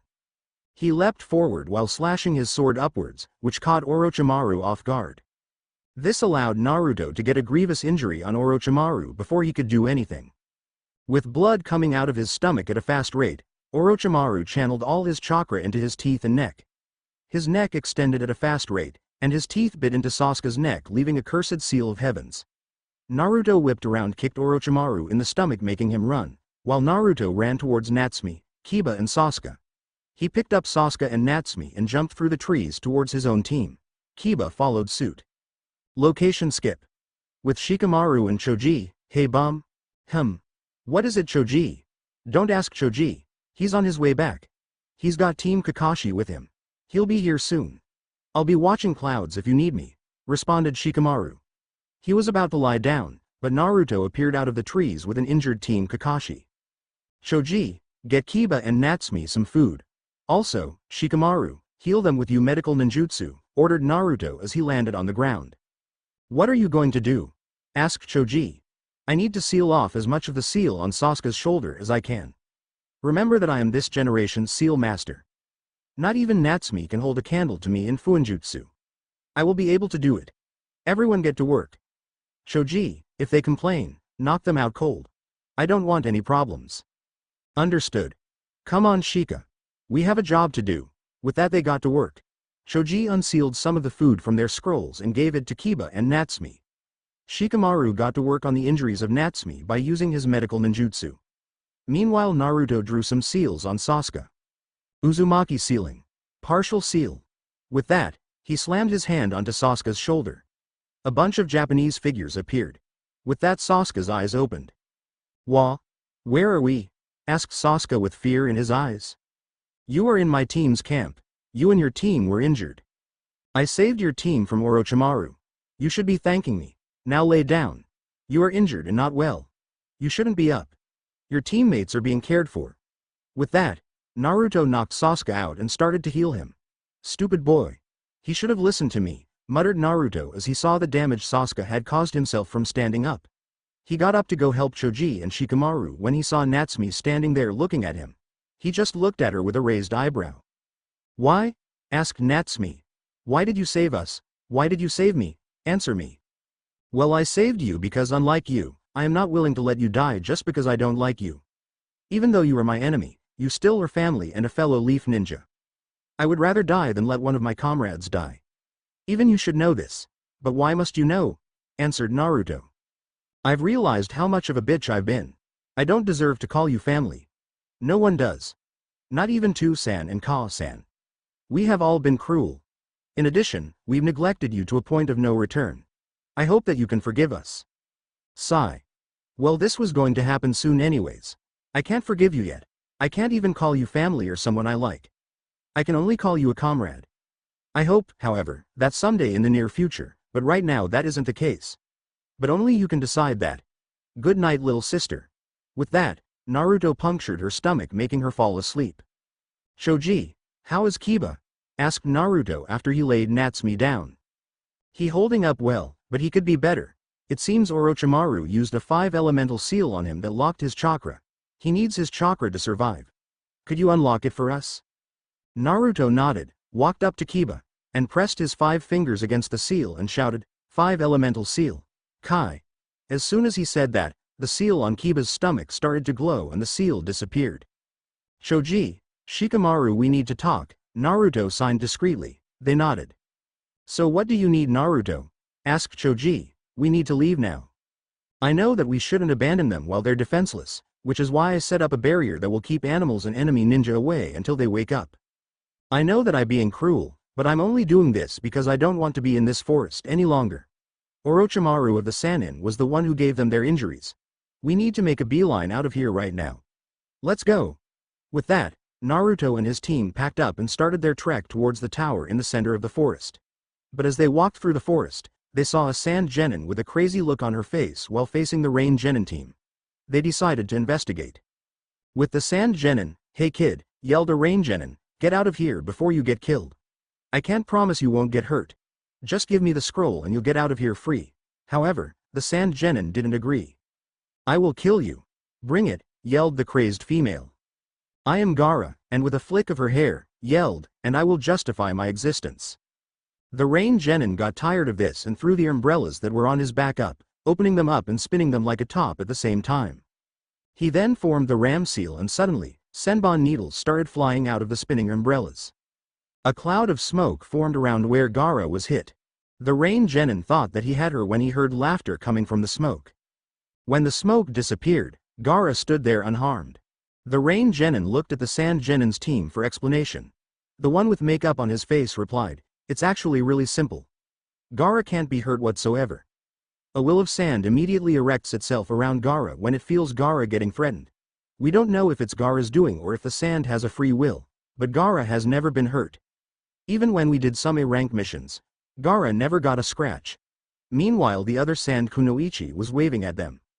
"Bye-bye," she said. The Rain Genin team looked up in time to see a wave of sand rush out of the redhead's gourd on her back at them. They looked at Gaara to see her pick up one of their umbrellas and open it. She then stretched out her hand and shouted crazily, "Sand burial." Suddenly sand rushed towards the Rain Genin in waves. The waves of sand surrounded the Genin. "Ah!" came the screams of the Rain Genin as the sand surrounded them. But they were soon silenced, for their blood came spurting out of the sand. The red-haired Kunoichi was smiling crazily, but her male teammate came up to speak to her. "Gaara, you didn't need to kill them. We already had our scrolls. We could have just escaped," yelled the one with makeup on his face. "Funny," replied Gaara, "I never thought of that. I must kill them to prove my existence." "God damn it, Gaara," yelled the makeup boy, "listen to me. I'm your big brother." "Really," said an amused Gaara, "I've thought of you, Konkaru, as a brother or Tamari a sister." With that she stretched out her hand. Her teammates jumped back in fear, but the sand just collected to form a stopper. She then walked away, not hearing her brother Konkaru mutter, "Crazy bitch." With Naruto's team, "Whoa," breathed Choji, "that was intense. We need to stay away from that team.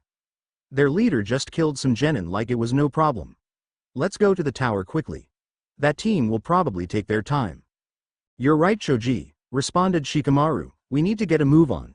But how is she controlling that sand? It's unnatural." "I know how she's controlling the sand," replied Naruto, surprising both of his teammates. "That girl is probably the container of Ichibi, the crazy desert priest of the sand. The only other way that she can control sand is if she drilled himself on the manipulation of earth, wind and water. However, to have the control she has now, she'd have to do it for many years. Like me, she probably has only been doing it since she was 9 years old.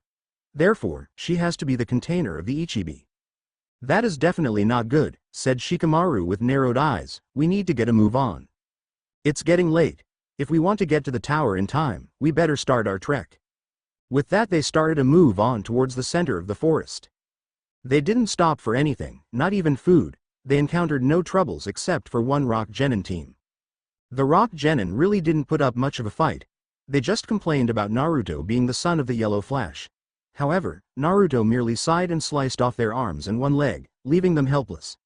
But when they got to the tower, they were utterly confused. All they saw was a placard with a sign up. They looked around and saw no one. They, however, thought of something else. "Guys," Shikamaru said while looking around, "since there is no one around, I'm betting that we have to open the scroll. They're probably a 2-part summoning scroll." With that, both Choji and Shikamaru opened a scroll, which summoned Iruka. "Iruka-sensei," shouted Naruto as he leapt towards his fatherly figure, "we did it. We passed the second exam." Choji and Shikamaru watched as their friend conversed with his fatherly figure. "Well, Team Hayate," spoke Iruka, Addressing all of them, you all pass the second exam. Since it's only the second day, you have 3 days to rest up and do whatever you want. The only thing you can't do is leave this tower. Naruto, come see me about lightning manipulation after this. We'll work on it after the next thing that comes up in the exam. Ya nay. A puff of smoke engulfed Iruka, leaving nothing but an empty space. Well, spoke Naruto, breaking the tension that was in the air, that was very interesting. Well, we should go rest up, then eat, and then continue working on integrating our elements into our fighting style. I myself am working on a lighting style fighting technique. I'm going to go find a room. Later. With that, Naruto walked away instead of using a body flicker jutsu. 1 day later, Naruto was in the training room working on perfecting his lighting fighting style. Lighting style. Striking fist, yelled Naruto as he ran at the targets. He ran past them while attempting to slash at them. He succeeded because the targets split in half, without Naruto having to touch the targets at all. He smiled and body flickered to the food court to get some food. When he got there, he saw Team Kakashi. However, when they saw him they were infinitely mad. Naruto, snarled Kiba, what the hell were you thinking? Why the hell did you leave us all alone in the forest? Some animals or ninja teams could have came, snatched our scroll, and been off with it and we wouldn't be any wiser. Well, I think that you should calm down. I knew about all those things when I left you, which is why I took the necessary precautions. You were well protected by the Ba, replied Naruto before he was rudely interrupted by Sasuke. What protection? I saw nothing with my Sharingan. Well, that's because the protection disappeared the moment you woke up. That way, you wouldn't have to spend a long time trying to dispel my barrier. This, however, just made them even madder. What? Are you saying that we aren't good enough to lower a fucking barrier? Asked Natsumi. Yes. Although you have had training with Tusan, my barriers are much more advanced. I am this generation's seal master. I know that you won't be able to get through the barrier, because it's of my own design. Only my teammates know the workings of my barrier. It was nice chatting, but I need to get some food. As if in perfect synchronization, Naruto's stomach growled very loudly. Naruto just smiled sheepishly and ran to get some ramen, dango and sushi. He saw Choji eating by himself and went to sit with him. Munch. Yeah, this is good. Oh, hey Naruto, said Choji as he saw Naruto approaching his table. Want to sit down? I have plenty of room. Shikamaru said he'd be up in a little bit. That's very cool, Choji, replied Naruto. How has your earth fighting style going? I think I got my lighting style down. Choji looked at him with wide eyes at this news. Wow, you got your style down? That's awesome. I wish that you could help me with earth style, but earth and lightning aren't anything alike. After all, lightning is much more superior to earth. Oh look, there's Bum. I hope that he's gotten his style down, relied Choji as they saw Shikamaru sit down with some food. I hope that you all got your styles down, said Shikamaru as he sat down, 'cause I sure did. The wind elemental taijutsu style has been finalized all the way down to the practice kata. I even created a scroll on it already. As soon as he said this he looked at Naruto and Choji, who both had a gaping mouth and wide eyes. What? He asked. You have a scroll already. You ain't Shikamaru if you created a scroll without being asked, said Naruto. Hey, replied an indignant Shikamaru, I can work hard when I want. I ain't just a lazy bum. With that, Shikamaru, Choji and Naruto started eating their food. Time skip. 5th day of the second exam. Alright everyone, the preliminary rounds of the Chunin exams are about to begin. Sorry Hokage-sama, but would it be alright if I conducted the intro? Asked a bearded man with a cigarette. Of course, go ahead. Right. My name is Sarutobi Asuma. I am the proctor for the preliminary matches of the Chunin exam. This will no longer be a team effort. It will all be based on individual skills. It will be a one-on-one. I will referee. I reserve the right to call the match at any time. If you don't listen, then you will be disqualified. But before we begin, is there anyone that would wish to quit right now? Kabuto raised his hand. Asuma looked at him strangely, then said that he was free to go. All right, now that has been taken care of, direct your attention to the electronic board. Your names will be displayed on the electronic board. The first match will be Uzumaki Namikaze Natsumi vs. Nirak Matsumoto. Natsumi looked around for her opponent. When she saw who her opponent was, she was surprised. He had a pale face. His eyes were the color red. He was very thin, but she could tell that he was very muscular. He had a height of 6 feet 1 inch. But the scariest part was the scar going across his face. It started on the top left side of his face. It went down to his forehead, but then it deviated to go straight through his eye, and then ended underneath his right ear. Natsumi got ready for the fight to begin.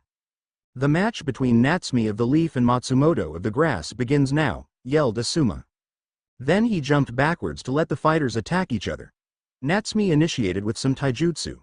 She used the electric wind striker taijutsu that was used by the Hokage. Natsumi ducked underneath one of Matsumoto's punches. She then threw a devastating wind-enhanced punch right into his stomach. He spat up blood as he was sent flying backwards back into the wall, creating a huge human-shaped crater.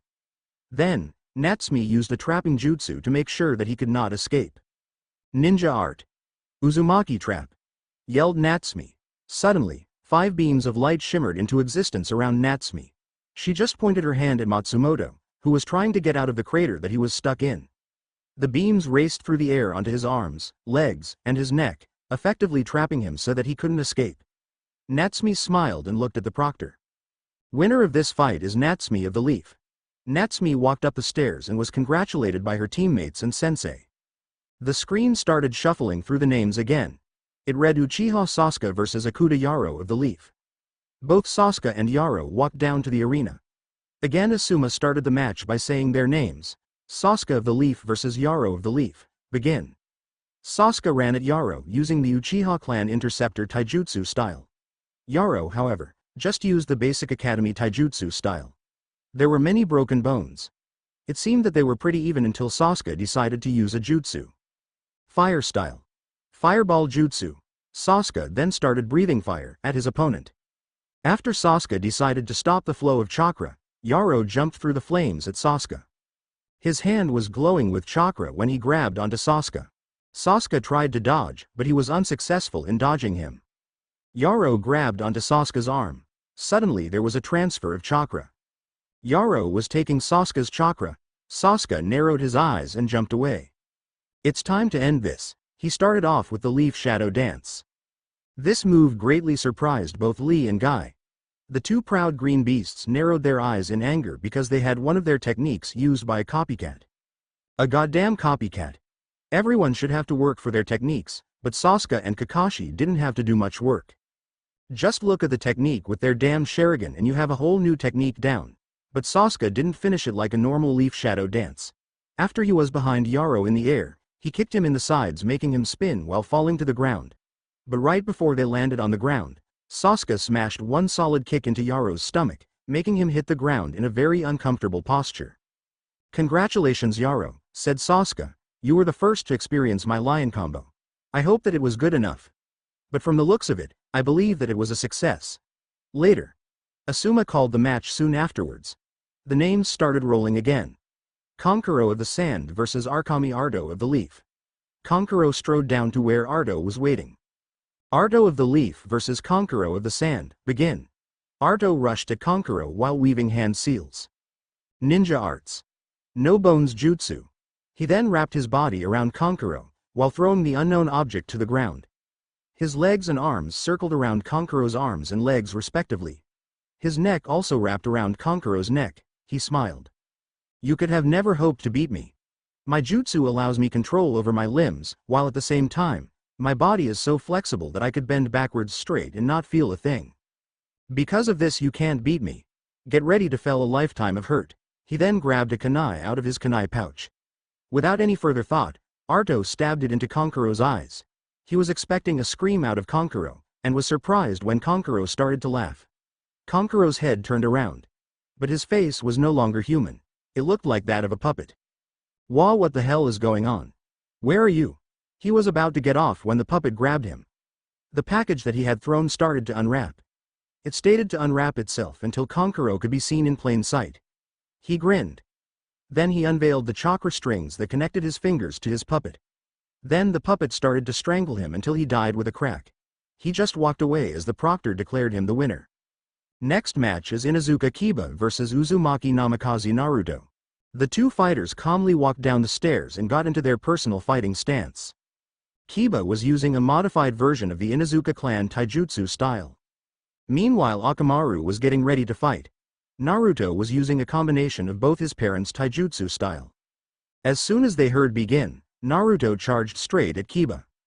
He jumped over Kiba's punch, while delivering an uppercut kick to Kiba's chin. Kiba was sent flying into the air. Kiba got up and was ready to fight in moments. Unfortunately for Kiba, this also meant that he got punched in the stomach as soon as he got up. He was sent flying towards the wall. But instead of hitting the wall and creating a crater, Kiba landed on the wall with his feet. Then he used the momentum to propel himself forward at Naruto while using a jutsu. Man beat clone. Fang over Fang, yelled Kiba. Akamaru then changed into an exact replica of Kiba. Except for one thing. He looked a lot more feral than the real Kiba did. Next, both of them started their Fang over Fang jutsu. They shot forwards at dangerous speeds while spinning in a tornado drill-like fashion. Naruto just smirked when he saw that he was cornered. He jumped into the air, right over Kiba and Akamaru as they sped right past him. Kiba landed on all fours as he came out of his jutsu. He growled and turned around in time to feel a fist hit him in the gut. He bent forwards as he coughed up blood. Then, with his other hand, Naruto performed an uppercut punch to Kiba's face. Kiba flew backwards into the wall. He growled and ran towards Naruto at top speeds while yelling, "Come on Akamaru." HT then threw a smoke bomb to obscure Naruto's vision. Unfortunately for him, Naruto was able to smell him. Naruto just smiled and drew two kunai and charged at Kiba. Left downward slash. Upper right diagonal slash. Then, Naruto threw his kunai into the sleeves of Kiba's jacket. Up in the stands, everyone was mystified as to what was happening in the fight between Naruto and Kiba. But soon enough the smoke had cleared. Kiba was pinned against the wall, while Naruto started to say an incantation. Kakashi was floored. How in the world did Naruto beat Kiba? Kiba's taijutsu was the best of all the genin. Hado no Yan. Byakurai. Suddenly an arc of white light extended from Naruto's extended fingertips. Everyone expected the beam to stop at Kiba's skin. But, it went through Kiba's arm, creating a pool of blood. But the lighting bounced off the wall and hit the kunai, knocking it off the wall. Ah! God damn you Naruto. I will murder you if it's the last thing I do. There's no way that a dope like you could defeat me so easily. Get ready to be defeated, yelled Kiba. He ripped the other kunai out of his jacket. He then charged towards Naruto with the intent to kill. Naruto merely smiled. Come get me if you can, mutt. You aren't ready to face me. With that, Naruto disappeared into thin air. When he reappeared behind Kiba, he had his sword drawn. Then, blood started to spurt out of Kiba as a cut appeared. It stretched from his bottom left hip to his top right shoulder. Kiba merely dropped unconscious from the loss of blood. And that, whispered Naruto, mutt, is why you don't mess with those who are stronger than you. If you couldn't take on Orochimaru, but I could, what made you think that you had the ability to defeat me? Foolish boy. Asuma nodded at Naruto, who just walked back up the stairs to his waiting team. His sweat dropped when he saw the rest of the genin minus his own team staring intently at him. What? I didn't do anything wrong, did I? Asked Naruto. Kakashi decided to elaborate for him. Naruto, how the hell are you so strong?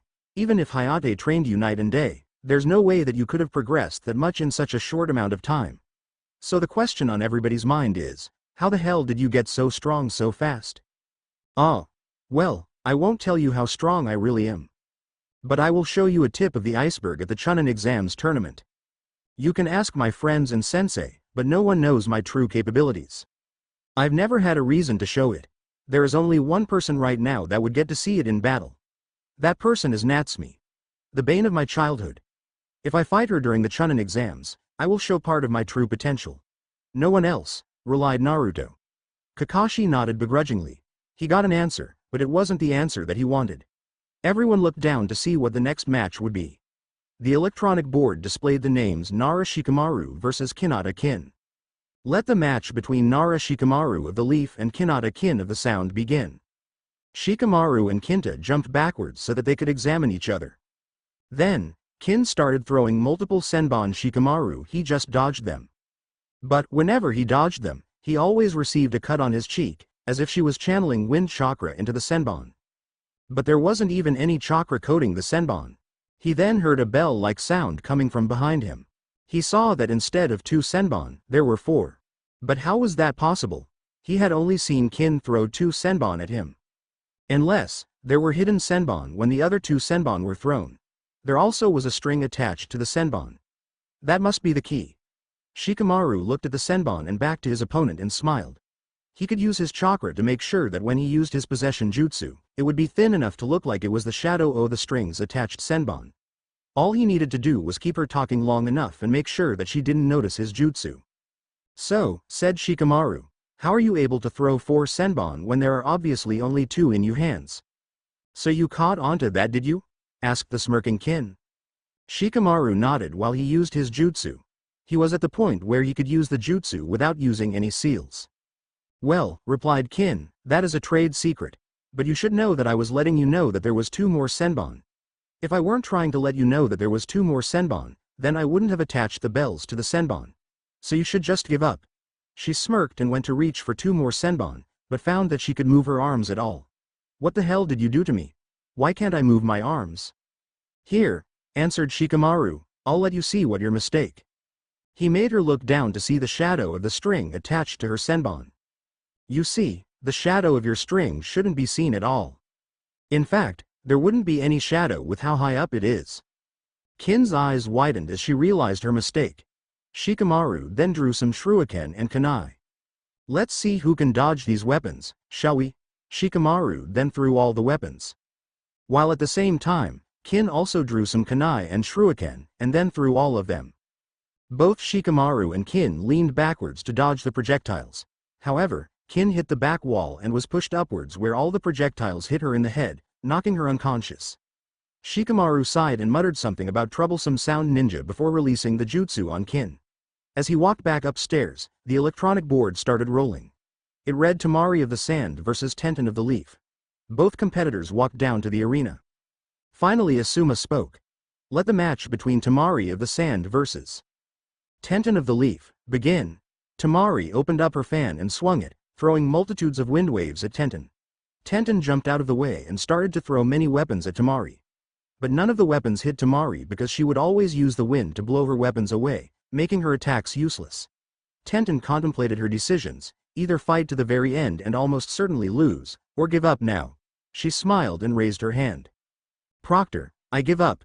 There's no possible way that I could win. I would only embarrass myself and get severely injured. Asuma nodded and declared Tamari the winner. The names once again started rolling. Dosu Kinta of the Sound versus Gaara of the Sand. Both the Mummy Man and the sadistic Sand Shik descended to the arena. Let the match between Dosu of the Sound and Gaara of the Sand begin. Sand exploded from the gourd on Gaara's back. She weaved her hands in complicated patterns so that she could manipulate the sand in different ways. The sand raced towards Dosu, to trap him. Dosu jumped backwards out of the way while at the same time activating his sound gauntlet. Sound style. Sound waves, shouted Dosu. After that, the sound waves caused the sand following Dosu to stop following him and collapse to the ground. Gaara narrowed her eyes, and started manipulating the sand again, but this time, it started crashing down onto Dosu like the ocean. Dosu tried again and again to stop the sand with his sound gauntlet, but he was unable to do so. However, once he was trapped in the sand coffin, Gaara used her most deadly jutsu. Sand Tsunami Burial. The sand around Dosu started to contract around him, crushing him into oblivion. On the outside of the coffin, blood splashed all over, signifying the death of Dosu.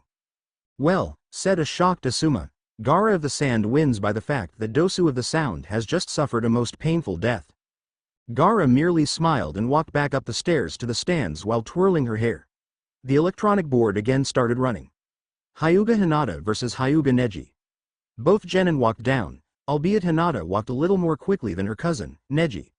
Let the match between Neji of the Leaf and Hinata of the Leaf begin. Both fighters dropped into the standard gentle fist stance. They then ran at each other, trying to close each other's tenketsu points on each other.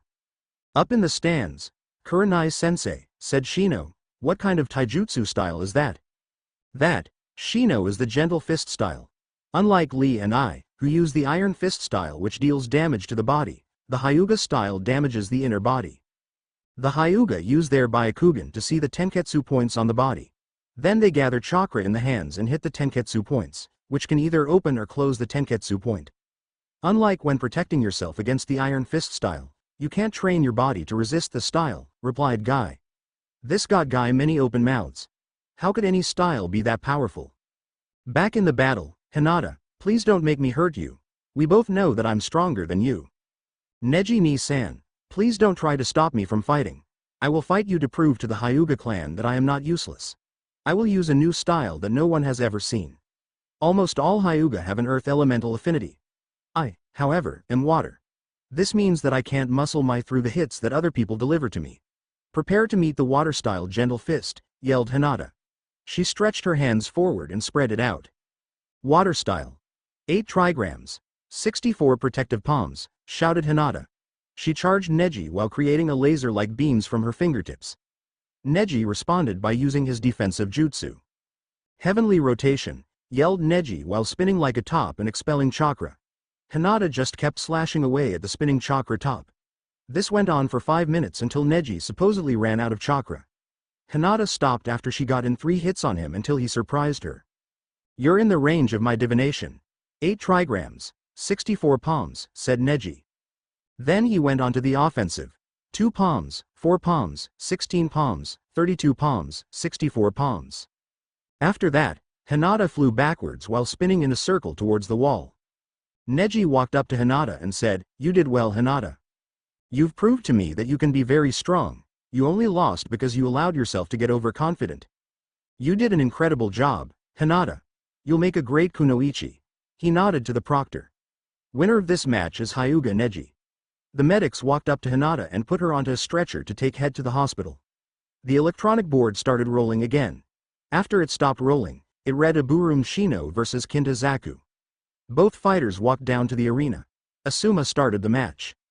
Let the match between Shino of the Leaf versus Zaku of the Sound begin. Zaku started throwing jutsu after jutsu at Shino. Sound decapitation waves, yelled Zaku. Zaku smirked when he saw that Shino wasn't getting out of the way. But his confidence proved to be misplaced when the Shino that he was about to kill dispersed into a cloud of bugs. He looked around to find Shino right behind him. You shouldn't have underestimated my abilities. Look around you. My bugs have surrounded you and will latch onto you and suck your chakra dry. Show me what you can do to stop it. Fine, sound decapitation waves. However, the jutsu wasn't working. This is because there were bugs in the holes that the jutsu came out of were being blocked by Shino's bugs. Due to this fact, the chakra in his arms started bouncing back and forth, causing his arms to explode and get ripped off from their joints. Ah! Screams Zaku. What the hell was that for? You didn't have to rip off my arms to win the bloody match. Arg. I submit. The winner of this match by forfeit is Kinta Zaku. The electronic board started rolling through the names again. The board showed the names Yamanka Ino of the Leaf versus Akado Karashi of the Grass. Let the match between Ino of the Leaf and Karashi of the Grass begin. Both fighters jumped backwards to analyze their opponents. Ino, being a mind walker, was able to identify whether her enemy could use elemental jutsu and what kind of element jutsu they're using. Karashi looked at Ino and was able to determine that she would probably be good at using a more flexible taijutsu style as well as maybe using some water jutsu. Ino initiated the fight. Water style. Rapid torrent, yelled Ino as she shot multiple bullets of water, which in turn became rotating saws of doom. Karashi, however, was able to avoid getting hit by the blasts of water by using another jutsu. Earth style. Earth wall, said a calm Karashi. A tall wall that extended from wall to wall rose up in front of the blast of water that Ino shot.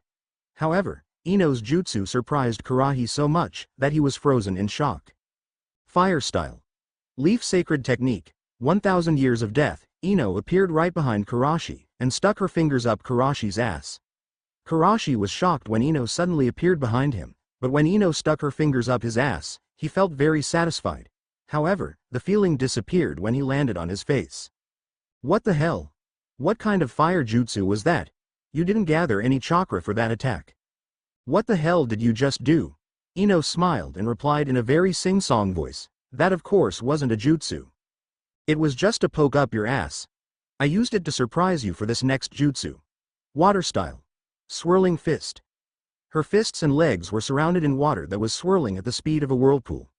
They then engaged in a taijutsu match with Ino gaining the upper hand due to the fact that most of her hits were enhanced by the water element. Then when she had broken Karashi's guard, she went in for the killing strike. Water style.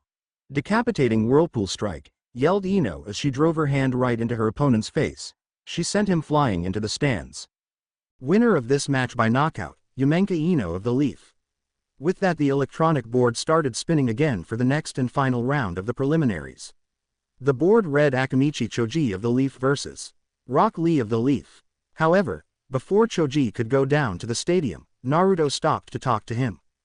"Choji," said Naruto with the utmost seriousness, "when you face Lee, never underestimate him. Although he can't use chakra, his taijutsu style utilizes the opening of the 8 inner gates. He will probably use the primary and reverse lotus." Choji widened his eyes, then nodded in understanding. "I won't underestimate him. Thank you for the warning, Naruto," said Choji as he walked down to the stadium. Asuma looked at both of them as they got ready for the match. "The fight between Akamichi Choji and Rock Lee will now commence," said Asuma as he jumped out of the way. Then both rushed at each other to engage each other in a taijutsu. In the stands, however, Naruto frowned at the match as he saw Choji play into Lee's primary strength. Choji threw a punch while using his partial body expansion jutsu to maximize the damage. However, to Choji's surprise, Lee was able to not only stop his punch, but stop it with only a finger. Lee smiled and threw him into the arena wall. Choji got up and started weaving hand signs at a rapid rate. Earth style. Earth bullet. Choji shot 5 bullets made of mud towards Lee at high speeds. Lee just jumped over 3 of the bullets, however as soon as he landed he got hit square in the chest, pushing him back into the wall. But he merely got up and smiled as if that was nothing. Choji's eyes widened when he saw Lee get up as if nothing had even happened. How was he supposed to win? Grr. Why the hell are my attacks not hurting him that much? I know that the Iron Fist taijutsu style uses huge amounts of strength, but this is insane. I could drop weights and release all my seals, but I'm not used to that drastic power increase yet. I'm going to have to try and use my Earth-style taijutsu. The only problem is that I haven't mastered it completely. But it's my only chance to win this, thought Choji. Okay, yelled Choji, get ready to feel the wrath of my elemental taijutsu style. Meet the Earth Bonebreaker taijutsu style. In the stands, Naruto's eyes widened. Choji was going to use his unfinished taijutsu style. Why do that when he could just unseal his resistance seals and chakra restrainers as well as dropping all of his weights? In the background he heard Kakashi mutter, "There's no such style. I would know after all I've seen or heard of almost all the Konaha taijutsu styles." Naruto turned to Kakashi with a huge smirk on his face. "Of course you wouldn't know, Kakashi," said Naruto as he nodded to Shikamaru as if saying he was going to tell them a secret. After all, that was a style that Choji created himself. In fact, all of Team Hayate has created his own taijutsu style. I don't know about Choji and Shikamaru, but I combined my parents' 2 taijutsu styles. Then I added the element lightning to it. However, I am planning on adding my other affinities, water and wind, to it as well. Kakashi's eyes widened. He looked at Naruto and Shikamaru and I smiled in an understanding way. "Ah, I see," said Kakashi with a huge eye smile. "You made this up to draw attention to yourself and away from Natsumi. However, you can stop it. We all know that you can't combine 2 styles without help." "You're right, Kakashi. I couldn't do it without help. But I did have help. The Yamanka, Akamichi, and Nara clans helped me with it. Not you, my father's student, not Uaguo, my mother's student. No, it was someone who didn't even know my parents on a personal level. In return, I helped their children begin the elemental manipulation. In a battle of raw lightning, I am the best out all the genin. Even Sasuke couldn't beat me in elemental manipulation. But let's see how Choji does in his fight with his new taijutsu style." Back in the arena, Choji had already gathered earth chakra around him. He snapped his eyes open to show a dark brown that burned with rage instead of the usual light brown that showed compassion and kindness. "Okay, Lee," said Choji, as he got ready to launch himself at Lee, "get ready to be defeated." He jumped towards Lee. Lee expected to be able to dodge the blow and throw a devastating punch to Choji's head and finish him in one blow. But when he dodged, earth erupted out of the ground, hit Lee in the stomach. Choji then delivered another devastating punch to his stomach and a heavy kick into the side of his face. Both hits were accompanied with earth coming out of the ground and hitting Lee in the stomach and face, leaving him with serious injuries. Lee decided that it was time to bring out his first ace in the hole. He disappeared from where he was standing and reappeared right in front of Choji. He delivered an uppercut kick to Choji's face. As Choji flew into the air, Lee jumped right behind him and his bandages started to wrap around Choji.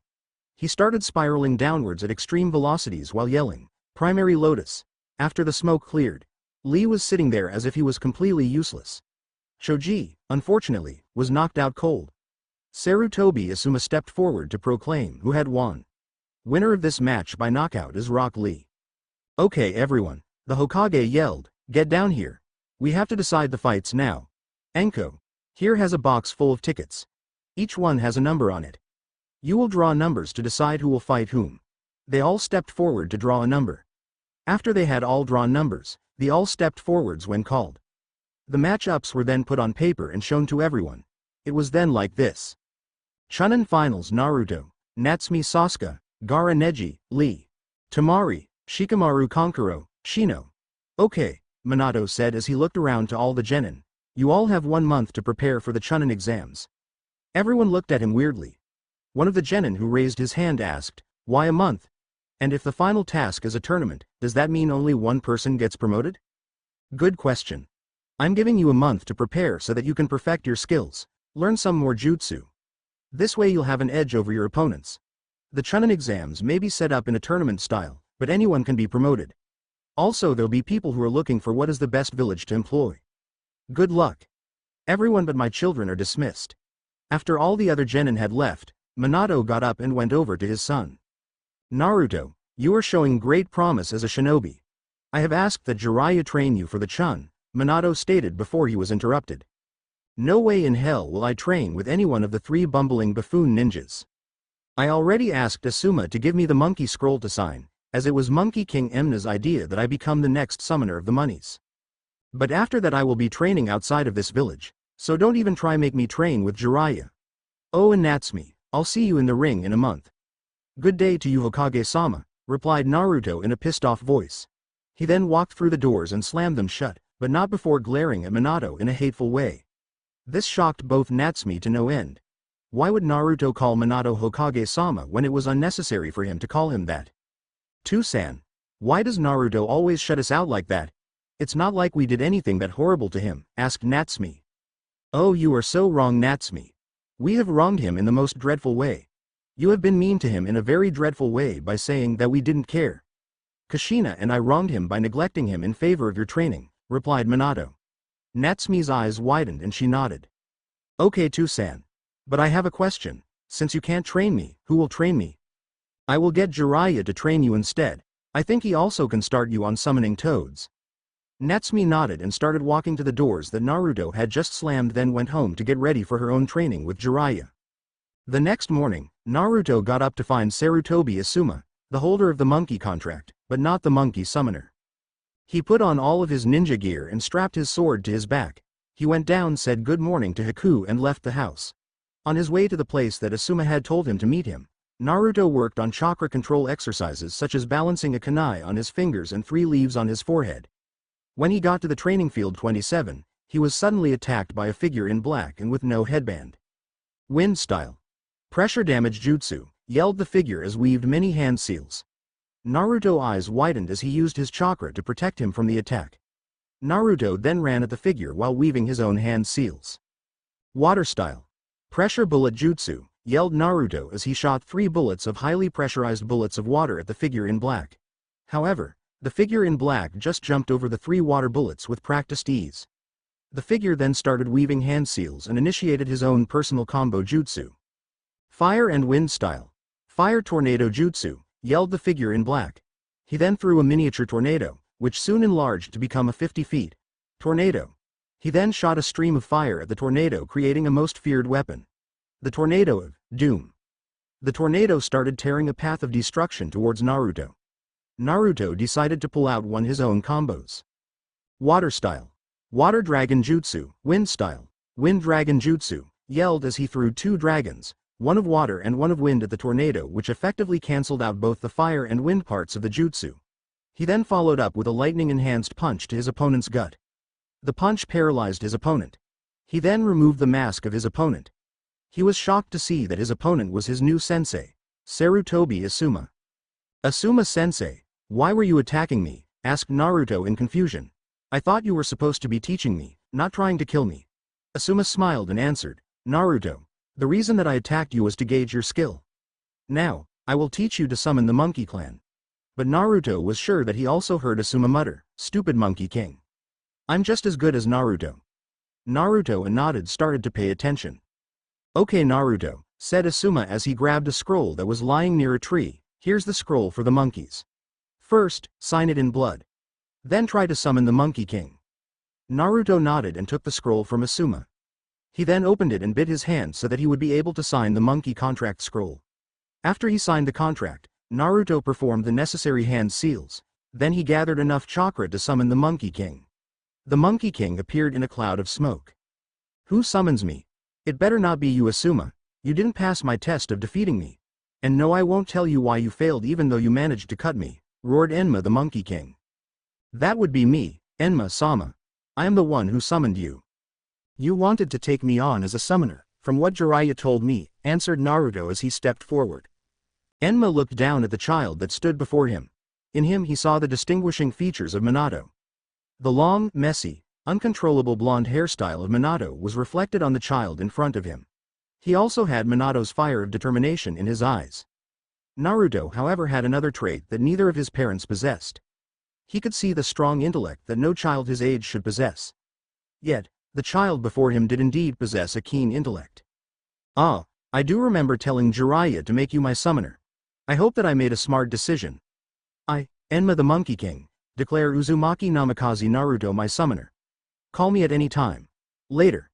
Then Enma disappeared in a cloud of smoke. Naruto smiled and turned to Asuma to see what they were doing next. Well, since it seems that you got both chakra control and wind chakra control down, I'm going to train you in the use of wind trench knives, said Asuma as he threw Naruto a pair of trench knives and a scroll. First, study this scroll tonight. Tomorrow, we'll practice this fighting style. Naruto nodded and went back home to study the scroll.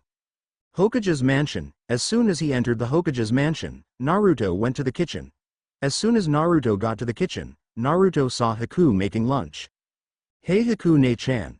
How are you doing today? Asked Naruto as he came into the kitchen. I'm doing great Tuto. How was your new sensei? Asked Haku as she served Naruto and herself lunch. He was great. He gave me a summoning contract as well as some scrolls on the trench knives style. After lunch can I show you a jutsu that I've been working on? Sure, Tuto. I'd love that, but how do you like my cooking? Is the food any good? Good. This food is great. You could pass as a gourmet chef with this kind of cooking. What is it? It is tempura and fried rice with soy sauce on the side, but it's not that good. No, it's better. Your cooking is really good, replied Naruto as he finished his lunch. He went to put his dishes in the sink. Come on Ne-chan, let's go to the training ground in the back so that I can show you what I've been working on. Haku nodded her consent and followed Naruto to the back of the house. When they got to the back of the house, Naruto held out his hand. Then suddenly chakra started to gather in the center of his hand in the form of a sphere. Then it started spinning like a whirlwind. Then, Naruto ran at a tree and slammed the sphere against a tree. Rasengan! Yelled Naruto as the Rasengan ground the tree to bits. Meanwhile, Haku stood there in shock. Naruto just used one of the fourth's moves perfectly. Her Tuto was a freaking, bloody, prodigal genius. So Ne-chan, said Naruto as he turned around to face Haku, how was that? Was that at least half the power of a fourth's Rasengan? Haku could do nothing but nod dumbly. Naruto at his age was able to produce a Rasengan that was half the power of the fourth's Rasengan. Her Tuto was freaking awesome. Ne-san, I have to go. Iruka-sensei wanted to see me about my final lightning manipulation lesson today. Later, said Naruto as he brought Haku out of her thoughts. She nodded, started her own wind manipulation training. She wanted to be able to use wind jutsu just as well she could use water jutsu. She smiled as she started to cut a leaf with only wind chakra. Training ground 10. Hey Iruka-sensei, yelled Naruto as he ran up to Iruka, so what are we doing today? Hello Naruto. Today, I will teach you the strongest lightning technique I know. It is called lightning style, white lightning. This jutsu can kill a man on the first strike if used properly. But there could be a more powerful version of this technique if one was able to channel raw lightning through his or her body. Unfortunately, you would also have to have insane healing powers to survive. First, you have to channel the lightning chakra through your body towards your fingers. Then you use a burst of chakra so that you can shoot the lightning out of your fingers. Give it a go. Naruto nodded and started channeling the lightning chakra towards his fingers.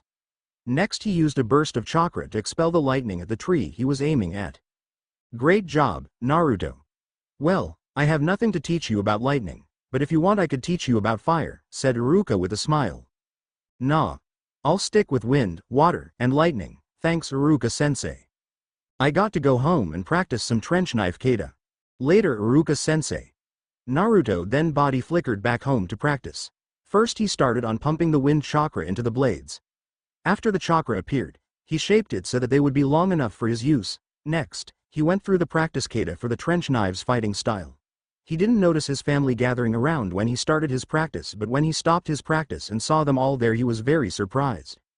What the hell are you all staring at? It's not like any of you but Hikune-san care. I'll be inside. He was about to walk into the house when Natsumi and Kushina called out to him, Naruto, come back here. We do care about you. We just made a small mistake.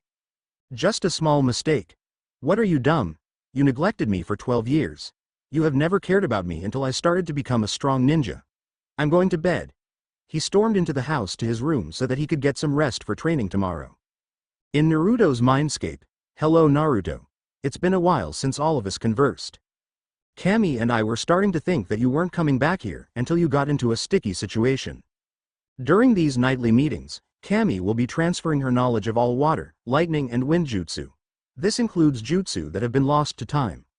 Rariki will be teaching you more about using him in battle. Yami and I will not be teaching you anything until after the Chunin exams. Well, Kami has stuff to teach you, later, said Jubi as he disappeared into thin air. Yami and Kami smiled at him and left as well. Okay Naruto, Kami and I have decided on a training schedule. We will be switching off every other day. Today is my turn to train you. In addition to learning how to wield me and training for Bankai, we'll be working on the demon arts, Kido. Okay. Right now I'm going to take a human form. Then we'll do battle with only our Zanpakuto. As soon as he had finished speaking Rariki then transformed into a human. He wore a regular Chunin uniform. He had long electric blue hair with white streaks. Both his hand and feet looked like dragon claws made out of lightning. His eyes were electric blue with lightning-shaped eyebrows. However, his most distinguishing feature was his smile. His smile looked like a ninja who was about to attack a very useless ninja in Mortal Kombat. He was going to destroy them. Alright then, let's go Rariki-sensei. Let the battle begin. With that, Naruto shot forwards to attack Rariki at Chunin level speeds. As he slashed upwards, Rariki countered with a downward slash directed at Naruto's head. Naruto responded by ducking underneath Rariki's slash to his head. As he came up, he swung the sword in a diagonal slash, effectively drawing the fist blood in their little fight. Next he started unleashing the special attacks of his Zanpakuto as jumped into the air. Strike of the Heavenly Dragon, roared Naruto from the air. As he swung his sword downwards, a 50-foot dragon made of lightning acted downwards towards Rariki. Rariki responded by releasing his own strike of the Heavenly Dragon attack. The two dragons met in the middle, each struggling for dominance. But as quickly as it began, Rariki's dragon began to crush through Naruto's lightning dragon. Naruto channeled chakra into his blade to prevent as much damage as possible. Then he attempted to stop the lightning dragon that was racing at him. But as he was blocking, he suddenly saw how to use another move of Rariki. Body of the Heavenly Dragon, yelled Naruto as he stabbed his sword into the ground, creating a sphere of lightning surrounding Naruto, preventing the Dragon of Lightning from fatally injuring him, yet he still received minor injuries. Rariki eyes smiled at Naruto. Good job Naruto. You have succeeded in unlocking the defensive capabilities of your Zanpakuto. Now let's see how good you are with using the skills of Kido. Hado number 90. Black Coffin, said Rariki complimenting Naruto. Naruto nodded in appreciation and responded with his own Kido. Hado number 88. Flying Dragon striking heaven-shaking thunder cannon. The blast of lightning fired immediately. Thankfully, the Hado cancelled out the number 90 Hado spell. Next, yelled Naruto as he pointed his pointer and index hand at Rariki, Bakudo number 4, crawling rope. A bright yellow rope extended from Naruto's two extended fingers and wrapped itself around Rariki. Rariki struggled to get himself out. But to no avail, he just couldn't break the damn Bakudo. Naruto then sped towards Rariki and punctured where his heart should have been. But instead of puncturing his heart, Naruto's sword only went through Rariki as if he weren't there. Rariki smiled at Naruto. Very good, Naruto. You have mastered the art of Dragon Kenjutsu. Now, I want you to rest. Tomorrow Kami will train you in the way of using your wind, water, and lightning in combination. You'll probably be training in combining lightning and water to create storm element. Kami told me that she wanted you to also practice channeling lightning chakra into you trench knives in addition to the wind element. Good night. Rariki then disappeared into thin air just like Jubi. Naruto then exited his mindscape and fell into a deep sleep. He left the next morning at 6 o'clock to meet his sensei at Training Ground 27. But when he got there, he couldn't see his sensei at all. He decided to just practice with his trench knives. However, instead of just channeling wind chakra into the trench knives, he channeled lightning into one and wind into the other. He then went through the practice kata for trench knives fighting style. Once he had gotten his chakra knives at a long enough length, he started going through the motions. After about 2 hours of practice, his prowess with the trench knives was finally at the level of an intermediate knife user. About an hour later, Asuma approached Training Ground 27 to see his student practicing hard so that he could eventually master the art of the trench knives. He was about to calmly walk in and surprise Naruto when he heard a voice behind him. "Hello Asuma-sensei. You weren't planning on scaring me half to death, were you?" Naruto asked this question while pointing his trench knives at Asuma's special area. No, I was just going to say hello to you. By the way, your skill with the trench knives has improved drastically. But I don't think that you were channeling wind chakra into both of the knives. If my analysis is correct, then you were channeling lighting chakra into one, while wind into the other one. But other than that, I have nothing to teach you other than having you get more battle experience.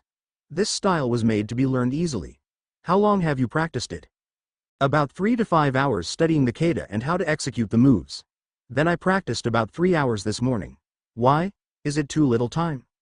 No Naruto, that was more than enough time. In fact, I did less time when I became an intermediate user.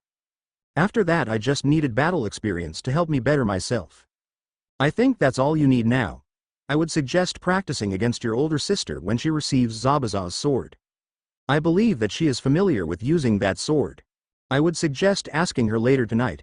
As final congratulations for becoming an intermediate user, I will teach you a wind-style jutsu. However, I will only be teaching you the theory. It's wind-style, wind sword. The theory is relatively easy. All you have to do is manipulate the wind in your hand to look like a sword. Naruto was ecstatic at learning the wind sword jutsu. But this jutsu in particular was interesting because it wasn't a jutsu that he could replicate without knowing the theory behind the jutsu.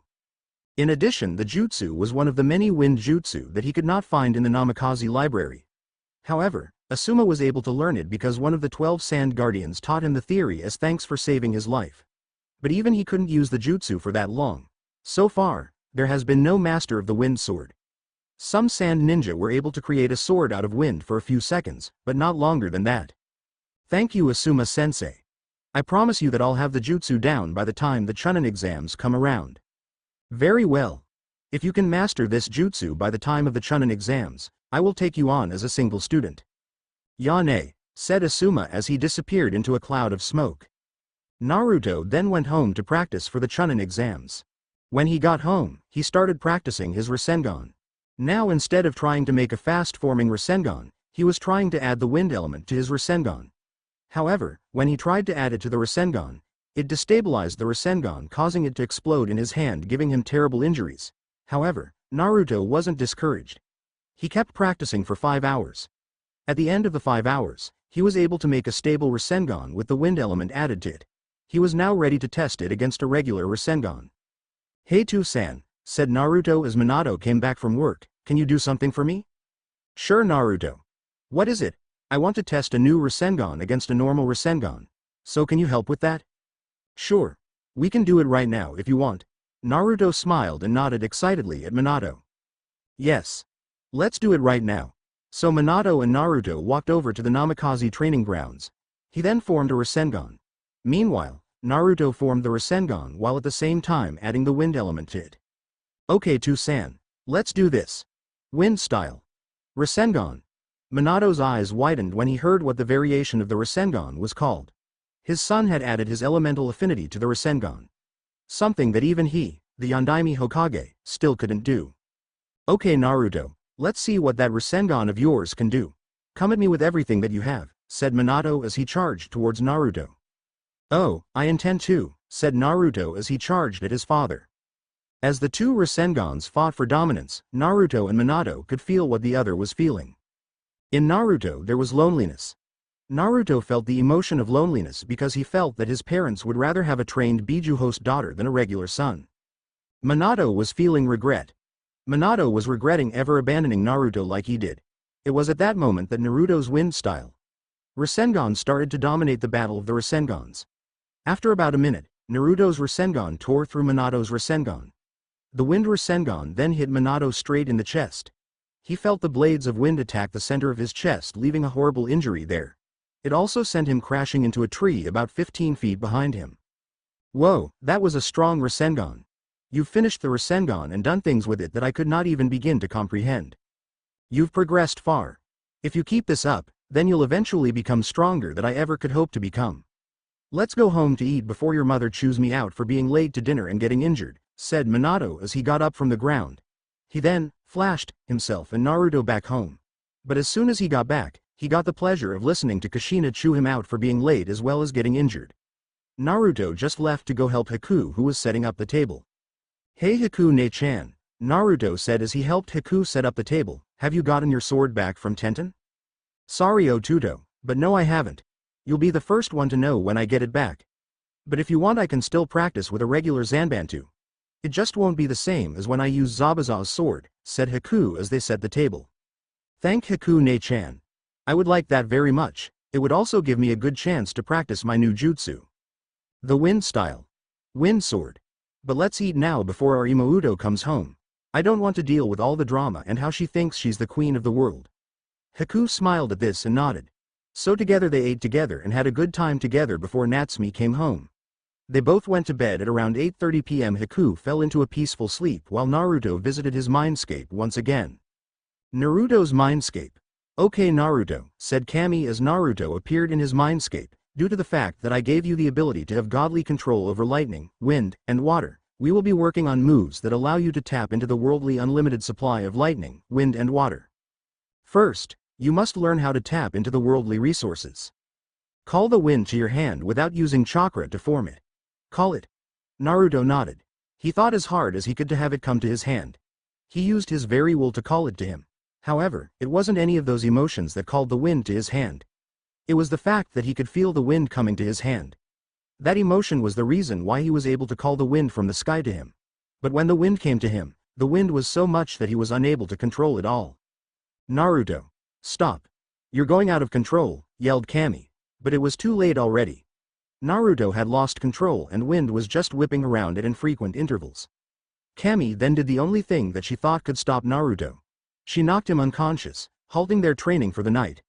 About 2 hours later, Naruto got up with a huge headache. EHHHH. Why the hell do I have this massive headache? And shouldn't I be training with Kamikaze-san? Yes, you should be. Though from what we saw tonight, I think that we need a lot more work before we should try to summon wind until you have a little more control over the wind element. I think we should devote the rest of the night to combining water and lightning to create the storm element.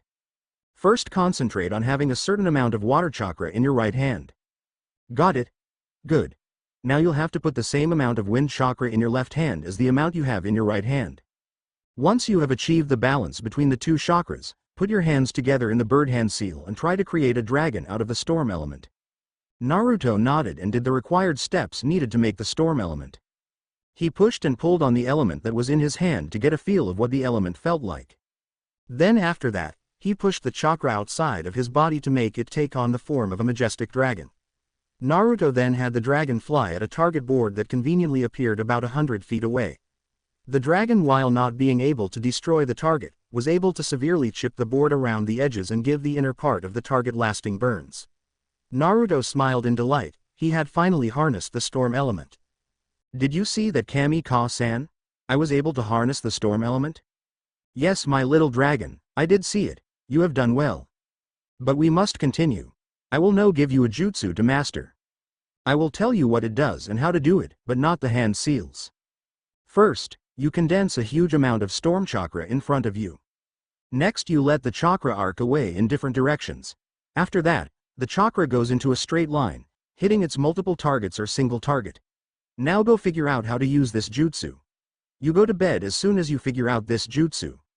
So for the next 2 hours, Naruto spent it trying to use different hand seals to create this jutsu. At the end of the second hour however, he was able to figure it out. Naruto asked his Ka-san to create numerous targets to use his new move on. Are you ready, Kami Ka-san? Here I come. Naruto then started to weave hand seals at an incredible pace. Storm style. Storm circus. A huge amount of white storm chakra condensed right in front of Naruto's outstretched hands. They then arced in different directions and went into a straight line. Each chakra arc found its own target and demolished the target to pieces. Well, Kami Ka-san, how did I do? Was it good enough? Kami stepped up to Naruto and hugged him to pieces. Yes, Naruto, that was more than good enough. You met my expectations and above. You have made me the happiest Ka-san in the whole wide world. Go to bed now. You'll need your sleep so that you'll be able to practice with Yune-chan. Thank you, Ka-san. Good night. With that, Naruto disappeared from his mindscape and fell back into his body. Within a few minutes he was fast asleep in the world of dreams, where no one can ever harm you. The next morning, Naruto got up at 7 o'clock in the morning and trained until 10 when he had to meet Choji and Shikamaru. Village. Barbecue restaurant. Hey Shika, wonder what's taking Naruto so long to get here? He's usually on time. Troublesome Choji. You realize that he's probably training his ass off to get ready for the tournament. Especially because of who he's facing in the first round. He's probably late due to his training again. Why would the first person in the tournament motivate him to train so much? I mean, I know he wants to become Chunin, but this is extreme. Choji, he's like this because he's going to have the chance to utterly destroy Natsume in front of his parents. This will be the ultimate humiliation to his parents. They have focused so much on Natsume while they gave Naruto absolutely no training whatsoever. By beating her in front of them, he will show them that he can become better than them without any training whatsoever. This is why he is training to the extreme. But enough of this talk, here he comes, replied Shikamaru. They saw Naruto running up to them in just hangout clothes, without a single piece of shinobi material on him. Hello, bum, chomper. How's it going with your training, bum, chomper? Said Naruto as he came up to them panting. Great, but can we not talk about training for today? Can we just relax while we are having lunch today? Besides, I feel like I could go for 20 of those pork rib specials, said a grinning Choji. Naruto nodded his consent. Great, then my friends, let us go eat until our stomachs have been satisfied. Today's meal is all on me, don't you dare object, Naruto. We are your friends, and friends look out for each other, said Choji as soon as he saw Naruto beginning to object to it. As they walked inside, they saw Natsume and Sasuke eating there as well. Naruto silently asked Choji if he could get them a table as far away from them. They then ate heartily. As Choji had proclaimed earlier, he ate 20 pork rib specials. Naruto almost met Choji with only 15 goat rib specials. Shikamaru didn't come close with only 2 beef rib specials. However, as soon as they parted ways, his sister confronted Naruto. So what do I owe you the pleasure this time? Asked Naruto as he saw Natsume confront him. You can answer me by telling me why you've insulted Jiraiya sensei. He's a brilliant ninja. True, he is a very brilliant ninja, however what he does at the bathhouses is just wrong. What do you mean by that? Jiraiya sensei would never do anything wrong at the bathhouses. Oh, how wrong you are, dear sister. Your so-called sensei peeps on women in the bathhouse. But also, your sensei wasn't even good enough to check up on you or train you up until now. Why? He hasn't had the time because he is watching Orochimaru's every move and writing the porn books that your sensei reads, replied Naruto. Natsume's eyes widened at this statement. Her eyes understood, but she was still in denial of all the facts about her new sensei. Fine, but why do you resist our attempts to make up for our past mistakes? Why? Why should I let you back into my life? I've done fine without you for 9 years. Another 9 won't make a difference. This conversation. The next time we talk will be when we meet at the Chunin exams tournament in 25 days. Get ready, for I will destroy you unlike any other before. With that, Naruto's body flickered away to train for the tournament. For the next 20 days, Naruto worked on summoning the raw elements of lightning and wind at will at night, while working on perfecting his swordsmanship skills, Kido, and wind jutsus during the day. Then, for the next 3 days, he and Haku sparred continuously for 15 hours every day. On the day of the tournament, Haku was excused from her Chunin duties so that she could watch Naruto fight. Okay everyone, my name is Sarutobi Asuma and I will be the proctor for today's tournament. Everyone look at the tournament schedule so you know who you're facing. Asuma held out a piece of paper with the listings of the matches. Uzumaki Namikaze Natsume vs Uzumaki Namikaze Naruto. Uchiha Sasuke vs Sabaku no Gaara Hyuga Neji vs Rock Lee. Sabaku no Tamari vs Nara Shikamaru. Sabaku no Kankuro vs Aburun Shino. Everyone nodded. They understood whom they were facing in the first round of the Chunin exams final. Well then, said Asuma as he grabbed the battle lineup schedule and rolled it up, will all fighters except Uzumaki Namikaze Naruto and Uzumaki Namikaze Natsume go up to the fighters box? All the fighters except Naruto nodded and cleared the arena. Then, let the battle between Uzumaki Namikaze Naruto and Uzumaki Namikaze Natsume begin. With that, Asuma jumped out of the way to let the fighters have the space for their fight. Well, Naruto, let's see just exactly what you can do other than sealing jutsu. I bet you can't even do a simple jutsu. Take this. Water style. Gunshot jutsu. Natsume shot off a shot of water at Naruto. She expected Naruto just to dodge, but what she didn't expect was for Naruto to use Kido. Bakudo number 81. Splitting Void. Suddenly a pale, transparent wall appeared in between Naruto and Natsume. Naruto then activated Anther Bakudo from behind his wall. Bakudo number 21. Red Smoke Escape. Suddenly a cloud of smoke obscured Naruto from view. Natsume searched high and low, but she couldn't find him until he spoke from behind her. Lightning Style. Paralysis Jutsu. As Natsume was turning around, her entire body was paralyzed.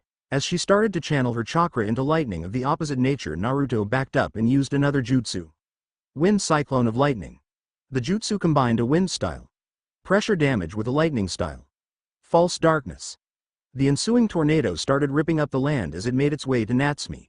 However, she was prepared for it. She countered with a fire and wind combo jutsu. Fire Style. Fire Cyclone.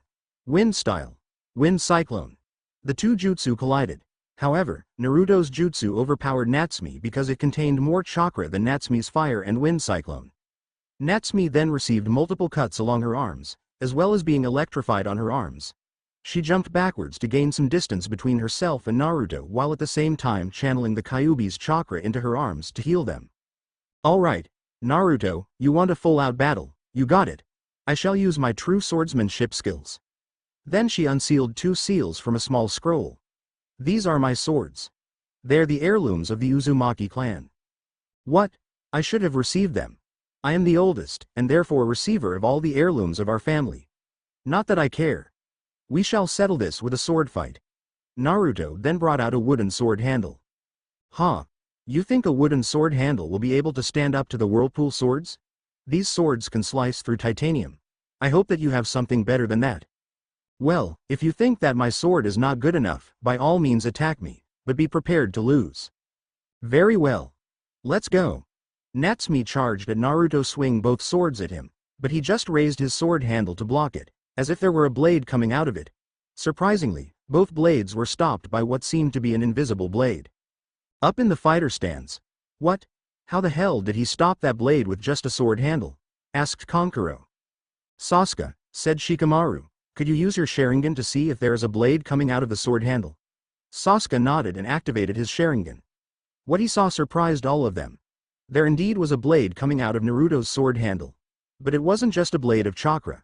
It was a blade composed of wind. Invisible wind. Whoa, breathed Tamari. He must be pretty skilled to be able to do that. My sensei can't sustain a wind sword for that long. And even then, there has to be a gust of wind. He can't just make wind sword right then and there. Like your friend Naruto. He truly is gifted. Yes, he is. In taijutsu, no genin or chunin can beat him. In ninjutsu he is a genius. In kenjutsu he is a master. In fuinjutsu, he is at the 4th level. However, he can't use genjutsu. Even with his great chakra control, it's impossible for him to use it. He can only dispel all genjutsu. But I know that he also has learned a new style of fighting. He's learned the trench knives fighting style. But while he is a genius at ninjutsu, kenjutsu is his area of expertise. Not even Natsume or Tenten, the village's weapon expert, could face Naruto in a kenjutsu match and win, said Choji. Back in the arena, Naruto and Natsume flew apart after their long sword exchange. Natsume, call out the Kyuubi's power, you can't win without it. Are you really that arrogant? Fine, but when you lose, don't come crying to me. Then the fox cloak started to appear. Fox ears popped out of her head. 9 swishing tails emerged from her tailbone. Her nails turned to claws. Now get ready, Naruto. We fight. Kyuubi and I against you. You are outmatched. I have an infinite amount of chakra. You don't. You're right. I don't have an infinite amount of chakra. I'll have to use one of my hidden powers. Then Naruto put away his sword handle. Then, he drew his sword. If you can push me, I'll show you something interesting. So come at me with all you have. Tail of the Celestial Dragon. Yelled Naruto as he swung his sword in a downward slash. Then a giant arc of lightning spiritual energy leapt from the blade. Natsume looked at the attack in fear. At the last second she used a blocking jutsu. Fox style. Defensive kitsune. Then a fox-like barrier formed in front of Natsume, taking the brunt of the damage. The damage that she did take was healed by the fox's chakra. So, you were able to survive that attack. Impressive. Let us continue this fight. You will not be able to beat me, no matter how hard you try. Oh yeah, well we'll see about that. Fire style. Kitsune fire, yelled Natsume. Then she created 9 foxes out of fire and sent them to fetter Naruto. However, Naruto was able to dodge them quite easily. He then extinguished them with his own technique. Water style. Water wolves, said Naruto calmly. Then 9 wolves of water went and attacked the foxes, while Naruto dealt with Natsume. She however had disappeared from view. When he looked behind him, he saw her finishing a set of hand seals. Uzumaki sealing style. Gravity seal. Then Naruto fell down due to the amount of gravity. He smirked. Well Natsume, said Naruto as he stood up, you are good enough for me to have to release my sword. Now strike the celestial heavens. Rariki. Suddenly, a dragon of lightning emerged from Naruto's blade.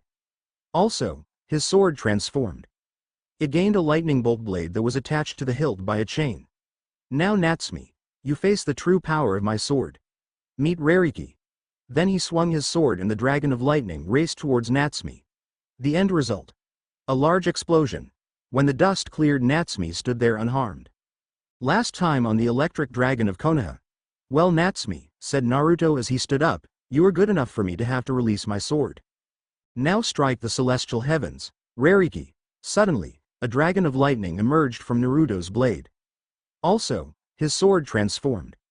It gained a lightning bolt blade that was attached to the hilt by a chain. Now Natsume, you face the true power of my sword. Meet Rariki. Then he swung his sword and the dragon of lightning raced towards Natsume. The end result. A large explosion. When the dust cleared, Natsume stood there unharmed. Well then, let's see which is stronger, the dragon of your sword or the Kyuubi's chakra. Now on to the story. Yes Natsume, let us see which heir of our clan is the strongest. Is it Naruto, the outcast, or Natsume, the prodigy? Then without warning, Naruto rushed out at Natsume with his sword swing to chop off her hands. But they were stopped by both of Natsume's swords. You will never beat me. I would kill myself before losing to you. Then she opened her mouth and began charging a ball of chakra. Grr. I have no choice. If I want to survive that one-tailed beast bomb blast, I'll have to create my own using the Jubi. I'll have to pass it off as a hollow technique.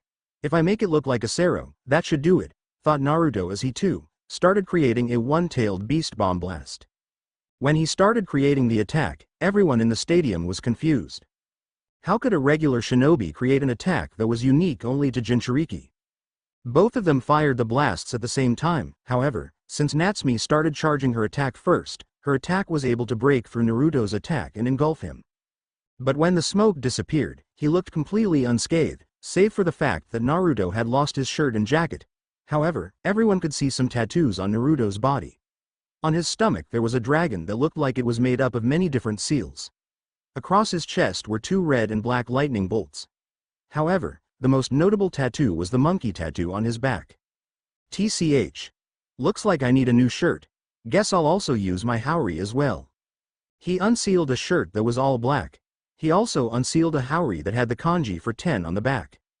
After he put it on, Naruto then charged at Natsume with his sword slicing through the air in one hand, while in the other, there was the chain that was connected to a lightning bolt-shaped blade. He threw the chain at Natsume where it wrapped itself around her arm. As he pulled her towards him, he plunged his sword in the direction of her neck. Natsume responded by doing a seal-less substitution jutsu with a log. As Natsume got away, Naruto was busy thinking of a way to land a decisive blow so that he could finish this match quickly. He then decided to do the unexpected to finish this match as quickly and logically as possible. He sensed that Natsume was hiding in the trees trying to figure out a way to match up against Naruto. However, Naruto had no intention of letting Natsume prolong this match any longer. Shadow Clone Jutsu. Naruto then nodded at the clone who started performing the necessary seals for a long-range substitution jutsu. Meanwhile, Naruto started his chant necessary for the Hado that he was about to use. Suddenly, in a poof of smoke the clone disappeared just as Naruto finished his chant and switched with Natsume. Naruto grinned. Hado 90. Black Coffin. Then suddenly black energy with a purple outline surrounded Natsume. Then, the spears surrounding the box were pushed through the coffin, resulting in a high-pitched scream. When the energy disappeared, Natsume was falling to the ground with multiple holes in her chest. Then Asuma stepped in and announced the winner. Winner of this match is Uzumaki Namikaze Naruto. Will the participants of the next match step forward? The next match is between Uchiha Sasuke and Sabaku no Gaara. As he was announcing the contestants of the next match, the healers came to take Natsume away to the hospital. Up in the stands, HMPH. Now you all shall see the greatness of the Uchiha clan. No insane crazed freak will be able to beat me, said a smirking Sasuke as he walked down to the arena. Fool, whispered Naruto as he watched the two fighters down in the arenas preparing to fight. Shikamaru and Choji looked at Naruto weirdly. Ryu. Why is he a fool? I mean sure Gaara is crazy, but both of them are strong, especially with Sasuke having the Sharingan. Surely it will be a close match, asked Choji. He's a fool because he doesn't have nearly enough stamina or chakra. Gaara is like Natsume. Except the Ichibi's powers grant her free control over sand. There are many people who could control sand to that degree. Only the third and fourth cages were able to attain such a level of control over sand. But even this was only attained after studying how Jinchuriki of the Shukaku manipulated the sand. None of them were ever able to do it without the help of a host, explained Naruto. Down in the arena, both fighters had finally readied themselves. Both were ready to fight to prove they were the strongest. All right, said Asuma, now that both are ready to fight, let the match begin. Both Sasuke and Gaara jumped backwards to put some distance between them before they started fighting him. Gaara then summoned a wave of sand behind him and started using the sand particles as bullets, shooting them at Sasuke at about 15 miles per hour. Using his Sharingan, Sasuke was able to dodge most of the bullets that was sent in his direction. The few bullets that did hit him only grazed his arms barely, but caused lasting damage. Gah! How the hell can she get those bullets to move at such a high rate of speed? Doesn't matter now. If I use a fire jutsu on the sand it should at the very least become heavier and harder to manipulate, thought Sasuke as he prepped one of his most powerful fire jutsu. Fire style. Raging Infernos. Yelled Sasuke as spewed fire from his mouth. Lots and lots of fire. Gaara's eye widened in fear as she realized what Sasuke was trying to do to his sand. Sand style. Shield of the Shukaku. Yelled Gaara. Then suddenly, a shield looking like the Shukaku appeared which was blocking the fearsome fire jutsu. Sand style. Rise of the Shukaku. A ball of sand started to appear around Gaara as she gathered the chakra of the Shukaku from within the ball of sand. Sasuke narrowed his eyes.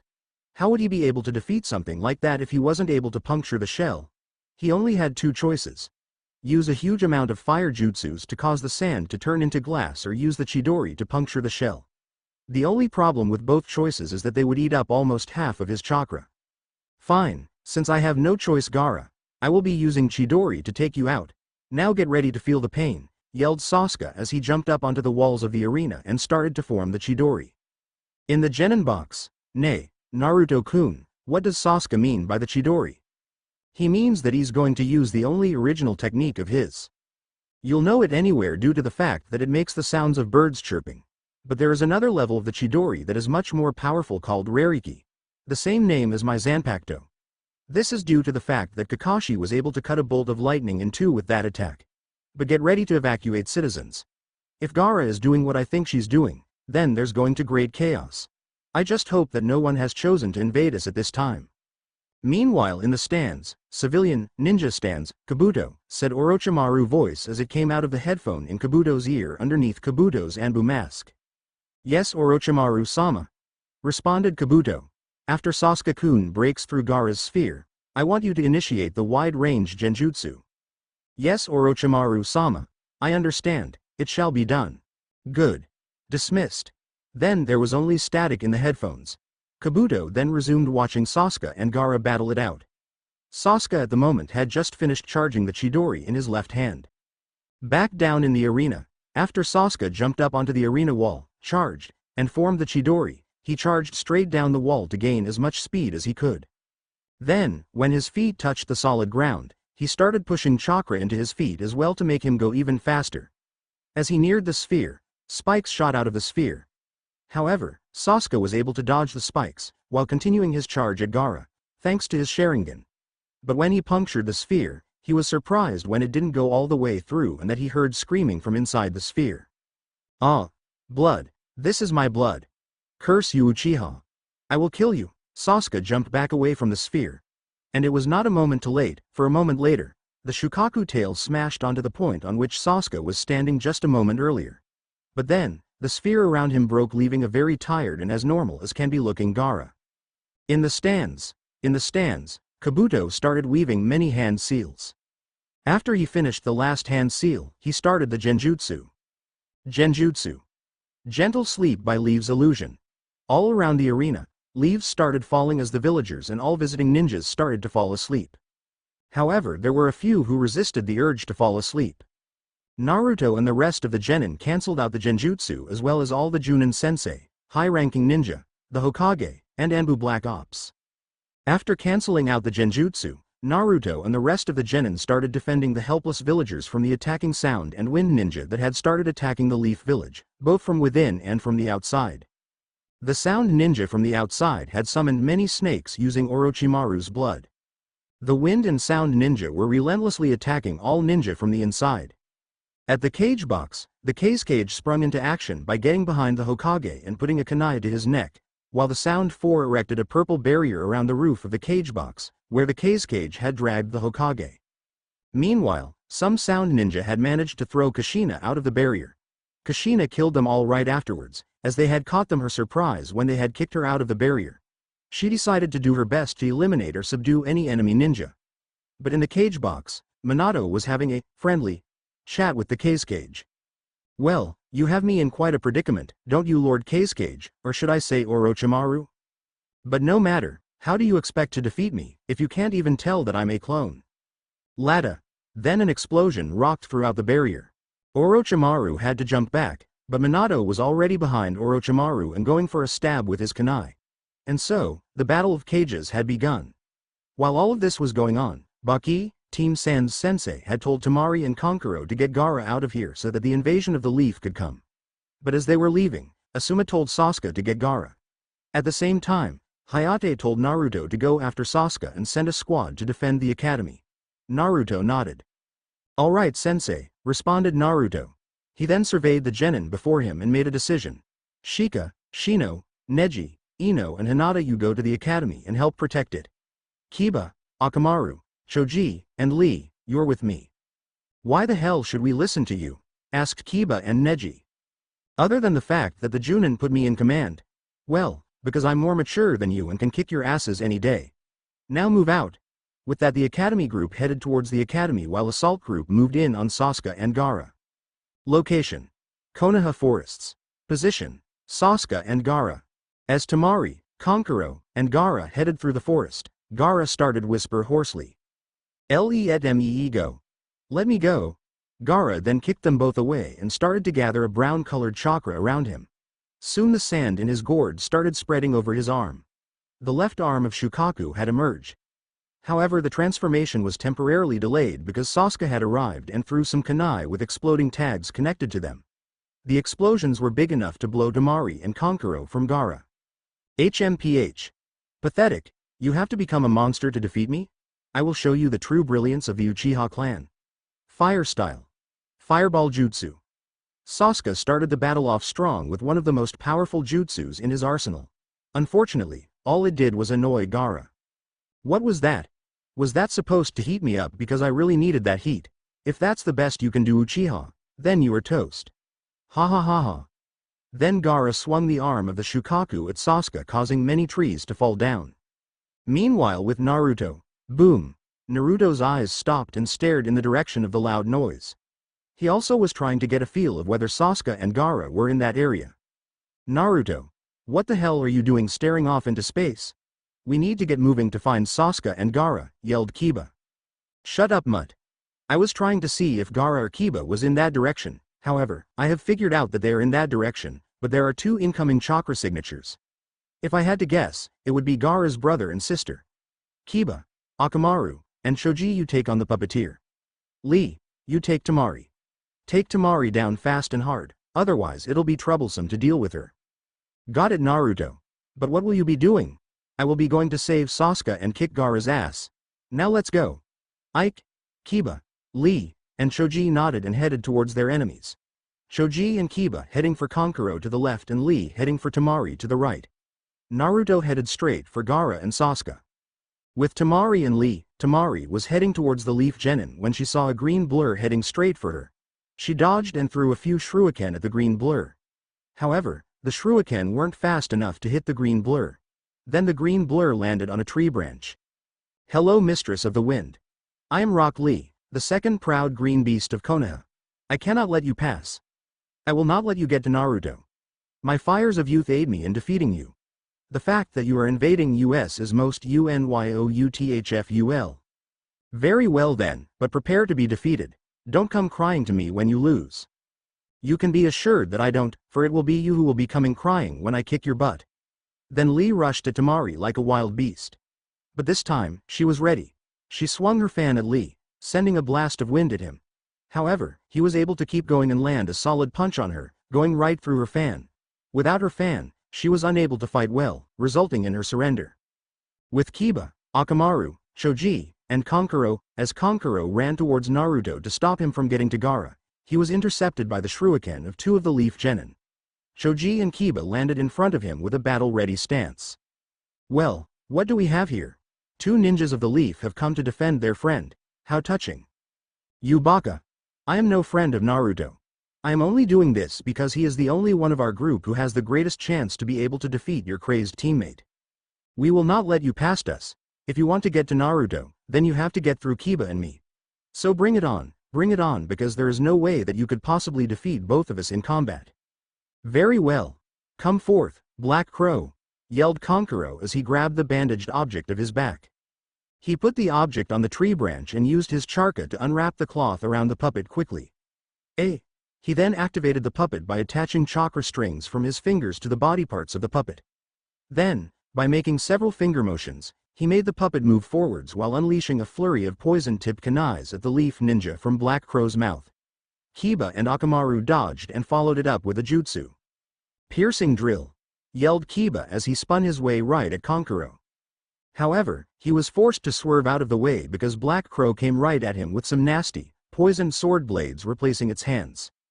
But before Kankuro could make Black Crow get close enough to Kiba, Shoji attacked Black Crow. Partial expansion jutsu. Using his expanded arm, Shoji flattened the puppet Black Crow by grabbing a tree and smashing the puppet with it. Then he turned around and smacked Kankuro with it. Kiba was about to go finish it when Shoji stopped him. Leave him. He is no threat without his puppet. Let's go see if Lee needs any help and then go back up Naruto. With Naruto was racing through the trees and was able to find Sasuke and Gaara fairly easily. When Naruto arrived, Sasuke was starting to charge the Chidori again. Naruto opted to stay in place and see what Sasuke would do. But Naruto could see that he wouldn't be able to do any lasting damage. With the arm of the Shukaku out, nothing would have any lasting effects on Gaara. Chidori, yelled Sasuke after he had charged up his attack. He then charged Gaara with his jutsu. However, when Gaara put his arm in front of himself to protect himself, Sasuke didn't stop. He stupidly kept on going and charged right at Gaara's arm, trying to right through it. However, his jutsu died short when his arm got stuck in Gaara's arm of the Shukaku. Naruto then grabbed Sasuke and pulled him out of danger just before a tail appeared where Gaara's behind was. She then let out a primal growl and channeled some of the Shukaku chakra into her right arm. Then Gaara's right arm became like that of the Shukaku. All she needed to do was get the tail, and she would have completed all the necessary preparations to become the Shukaku. The only way to stop him was to let him transform and then make waste a lot of his chakra. Gaara, I want to face you at your full strength. Transform into the Shukaku right now. I want to see if your ability to use your Biju's power is any better than the ability of my sister. Come, let us do battle. Gaara nodded and concentrated all of her demonic chakra throughout her body, which started to change completely. Soon enough, her whole body was covered in demonic chakra, which caused her whole body to change into the body of the Ichibi. Great, now let me release my power. Now strike the celestial heavens, Rariki! Yelled Naruto. The clouds darkened and lighting started to rain down and combined into a dragon of lightning behind him. He swung his sword and the dragon raced towards Gaara, giving Naruto enough time to start a powerful wind jutsu. Wind style. Giant Falcon Blast. See, behind Naruto, a giant falcon emerged from a large amount of wind that had begun to appear when Naruto initiated the jutsu. The hawk then dive-bombed at Gaara. However, Gaara was able to jump out of the way before the falcon hit her. Then as soon as Gaara had gotten away, her body erupted out of the giant sand tanuki and activated her own jutsu, playing Possum Jutsu. Then her eyes transformed into that of the Shukaku while Gaara fell asleep on top of Gaara. Then suddenly the Shukaku started laughing. Ha ha ha ha ha. Finally I'm free. Now let's have some fun. No you don't, yelled Naruto as threw some kunai with exploding seals at Gaara, wind style. Repulse wave. The kunai then sped up as the wind jutsu gave the kunai more speed and power. Boom! Some of the sand on the Shukaku's arm fell off, but as soon as it fell off, the sand was replaced by sand that the Shukaku summoned from the ground. You think that those puny little objects can hurt me? Think again, you puny human. I am the master of the eternal sands. No object can harm me. Then with a swish of his tail, the Shukaku sent waves of sand towards Naruto. Well, ruler of the sands, what happens if water mixed into your sand? Will you be able to control it as well as you can right now? Water style. Raging tsunami? Yelled Naruto as he weaved hand seals while jumping backwards through the forest. He then spat some water at the sand.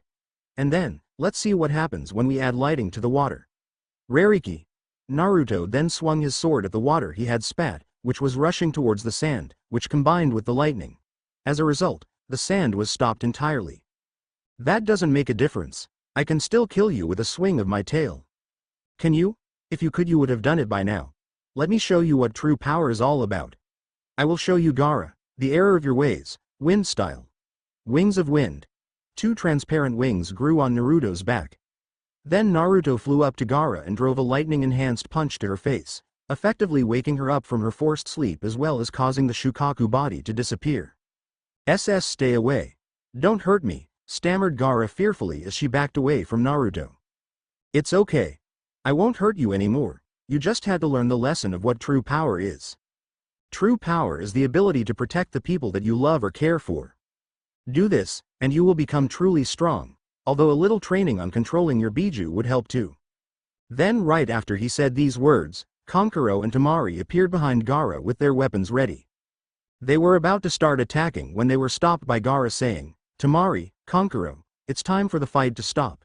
We have lost this battle and the invasion. Let's go. Temari and Kankuro's eyes widened. Gaara not wanting to fight? What was the world coming to? They both helped Gaara up and took off with Gaara on their shoulders as Lee, Choji, Akamaru, and Kiba appeared behind Naruto. What the hell are you doing, Naruto? Are you just going to let them get away, after all that they did to the leaf? Asked Kiba in an infuriated tone. Yes, Kiba, I am letting them go. The 4th Kazekage, who was in fact Orochimaru of the Sannin, used them. Now, let's get back to the village. I have to make sure that Hikune-san is a-okay. Lada. Then Naruto disappeared in a flash of lightning, while Choji faded into dust. Lee just used his super speed to hurry to the village while leaving Kiba in the dust. Chunin Arena, Hokage Battle, Lightning Style, Double Lighting Strike Jutsu, yelled Minato as he sent 2 lightning bolts at Orochimaru. Orochimaru was able to dodge it, but was hit by some lightning-enhanced shuriken and kunai.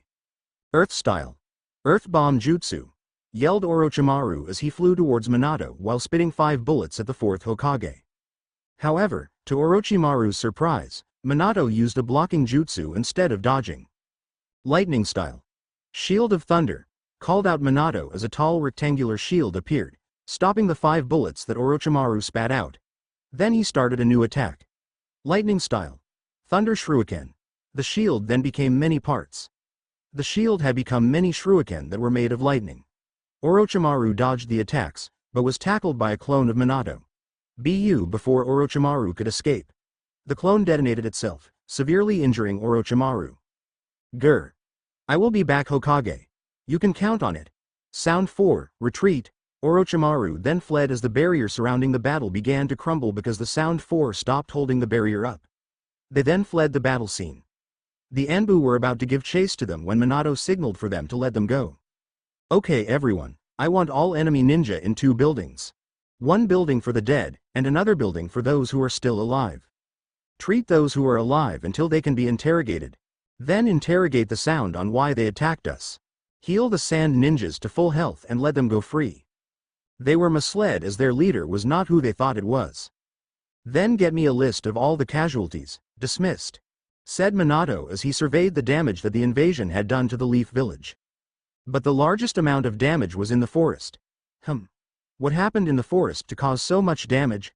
Though Minato as he started to help his ninja transport the live enemy ninja to the hospital. As he was doing this he saw his son arrive at the academy to help calm the children and tell the Chunin instructors of the situation. Speaking of his children, Natsumi was probably still laying in bed due to the injuries that she received from her fight with Naruto. With Naruto, alright guys, spoke Naruto as he appeared in the academy, the invasion has been dealt with and all invaders have either fled, been captured, or has been killed. But right now, we should make sure all the students are still here, and take them home. Ino, you take care of the children who are living in the northern part of Konaha. Neji, you take care of the children who are living in the western part of Konaha. Hinata, you take care of the children who are living in the eastern part of Konaha. Shino, you take care of the children who are living in the southern part of Konaha. All the ninja nodded and gathered all the children who lived in their designated area and took them home. So how was battling a Jinchuriki? I imagine it was pretty tough with you not having a Biju to rely on, commented Shikamaru. It was easier than I expected. But that probably was because she used so much chakra in the first place. Luckily, she made defeating her easier when she allowed the Shukaku to take control of her body. All I had to do was wake her up after she went to sleep and bang, it was easy to defeat her. But enough about my battle, how was keeping control of the kids? Relatively easy. The worst cases were when I had to use my shadow possession jutsu on a few of the kids, but otherwise it was easy. Good, well I suppose we should head home too. Hokage-sama will take care of everything else for us. Agreed. Later. See you tomorrow, Naruto. Yeah, you too, bum. Then Naruto disappeared in a flash of lightning while Shikamaru melted into the shadows. With Natsumi was just waking up when she heard the crackle of lightning appear in her hospital room. When she looked in the direction of the sound, she was surprised to see her brother standing there. What do you want, Teme? All you do is make me look bad in front of everyone every single time. Well, I came to tell you that the invasion is over. I also came to ask if you knew why you lost against me in the Chunin exam, replied Naruto. Thank you for telling me that the invasion is over. As for why I lost, it's probably because I was too impatient and just relied on brute strength to win. True, but that's not the only reason. You lost because you didn't strategize. You didn't try to figure out how I would react. There, you could have used one of the jutsus that Hokage-sama taught you. What was it called? Oh, the Shadow Clone Jutsu is what it's called, no. Yes, but what does that have to do with anything? If you use those, you can figure out how the enemy fights because whatever information it gains, you gain. It could have also helped with your training. Also, because I'm your big brother, I'm here to take you home so that you can rest in peace. I'm not that cruel. Family should look out for each other, even if I hate you. Then, Naruto picked Natsumi up and jumped out of the hospital window towards the Hokage mansion. Hokage mansion. When Naruto got home he found himself confronted by 3 angry family members. Where have you been? Why is Natsumi with you? Naruto, how could you endanger yourself so recklessly? For 5 minutes this went on until Naruto finally couldn't take any more. Enough, if you want to know where I have been, then you will have to wait until I put Natsumi into her room. The rest of his family relented and allowed him to do so, but when he came down, he was subjected to their questioning. Okay Naruto, said Minato as he stood up and started pacing, where the hell were you doing the invasion and why did it take so long for you to get home? Oh how touching. My malevolent father finally cares about me. I don't think I'll tell you. The only one I will tell is Hikune-san. You two didn't care about me until I started being someone. So tell me, why should I care about you? We're sorry. Please forgive us. We'll do anything, cried Kushina. No, I won't forgive you for a long time. I must go to sleep now. Yane. Haku-ne-san, do you want to hear what happened? Nah. We'll all hear about it when you give your report tomorrow. Yane. Then both Naruto and Haku went up to their rooms to sleep. Meanwhile Minato and Kushina were busy discussing what to do with their son. 3 days after the Chunin exams and invasion, Ne-san. I don't want to get up, mumbled Naruto with his face in his pillow as Haku prodded him with a sharp stick of ice. Well then, replied Haku, I'll just give all your miso soup to Natsumi. I'm up. Just don't give my miso to Natsumi. That's for me only, cried Naruto as he jumped out of bed and ran downstairs to have his breakfast. Haku came down laughing at Naruto's antics. After have 3 bowls of miso for breakfast, Naruto went upstairs to get ready for the day. First, he put on a black t-shirt, then he tied his headband to his left bicep. Next he put on a pair of black ninja pants that had lighting bolts running down its sides. Finally he grabbed his ninja pouch, which was full of his supplies and his sword. He opted not to wear his haori because he doesn't want to wear it until he's a Chunin. Then he left for the team training grounds. Training ground 10. Hey Chomper, bum, said Naruto as he arrived at the training field. Hey Naruto. Do you know what sensei wanted us here for? Asked Choji. No, but I have a feeling he's going to tell in 5, 4, 3, 2, 1, and now, replied Naruto as Hayate appeared in a cloud of smoke. Hey, sensei, said Choji, what did you call us here for? I was told to summon you 3 to the Hokage's office. Let's go, said Hayate.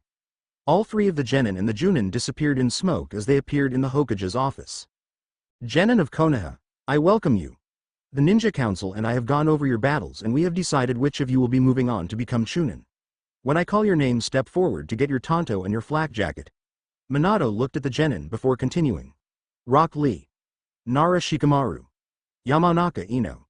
Aburum Shino. Hyuga Neji. Uzumaki Namikaze Naruto. All the genin stepped forward and received their flak jackets and their tanto. As of this moment, you are all considered Chunin of Konaha, and will be expected to act as such. Am I clear? Crystal. Shouted all the new Chunin. Dismissed, except for you, Naruto. All the Chunin left, while Naruto was left behind. Naruto, said Minato as he got up, I want you to explain to me what you did during your match against Natsumi. What was that sword, and how did you use it to create lightning? Naruto regarded Minato for a few seconds before sighing. It is called a Zanpakuto, or a manifestation of my soul. I gained this when I was younger, if you don't remember. However, I trained with it to master the Shikai form for a long time. I still haven't mastered the final stage completely. Anything else? No, you may go. Naruto opened the window in the Hokage's office and jumped out, and started channeling his chakra into his feet to keep him floating as he walked to the training field. Naruto started his training and continued training for about 5 hours. Right now, he could maintain Bankai for about 30 minutes if he really pushed himself. However, he was very effective while using Bankai. After training, Naruto went to the Hokage. Hokage-sama? Yes, Naruto? Replied the Hokage while he continued to do his paperwork. I was wondering if I could drop the Namikaze from my name? Why? Asked Minato as he finally stopped his paperwork to look at Naruto. I wish to become my own person. I can't do that while I have the Namikaze name. I will forever be in yours and Natsumi's shadow. I need to escape from that shadow. The only way I can think of doing that without you casting me from the family is to drop the Namikaze name. So may I? You may, said Minato. He grabbed some papers and started filling it out before having Naruto sign it as well. As of this moment, you are no longer Uzumaki Namikaze Naruto. You are Uzumaki Naruto, heir to the Uzumaki clan. 5 days later, Chunin Uzumaki, you are to go with Jiraiya and Natsumi to bring back Tsunade. Do not fail. Your team is waiting for you at the gate. Naruto nodded and left. Right now, Naruto was wearing loose-fitting pants with a ninja pouch on his left hip. He also wore a kunai holster on both of his legs and zori sandals on his feet. On his top, Naruto wore a black kimono top and a blood-red happy. Also, Naruto now carried 2 swords. One was his Zanpakuto, which was sealed into a storage seal, which was tattooed onto Naruto's arm. Naruto's other sword was a regular katana, although this one had a normal, rectangular hilt, with an even simpler sheath, as it was wooden as well, with no decorations. Naruto kept it on his obi, which was a deep blue. Naruto arrived at the gate with a bag strapped across his shoulder, to see that both of his traveling partners were already ready to go. Come on, Hurry up, Naruto, said Natsumi. Oh? Said Naruto surprised, are you being nice for a change? Yes, replied Natsumi, shocking Naruto. I've had some time to reflect, and I've seen that I was just a big jerk. If it's possible, can we start over, brother? I would like that, Natsumi, replied Naruto with a smile. Naruto kept on walking, not bothering to wait for Natsumi or Jiraiya. So where is Tsunade? Asked Naruto. According to my informants, she was last spotted in Tanzaku-gai, replied Jiraiya. Jiraiya noticed the sword on Naruto's belt was different than the one he used against Natsumi. Naruto, is that a different sword? Naruto glanced down at his sword and nodded. Why use a different sword? I thought that your sword was already good enough. It is. But this sword is a test.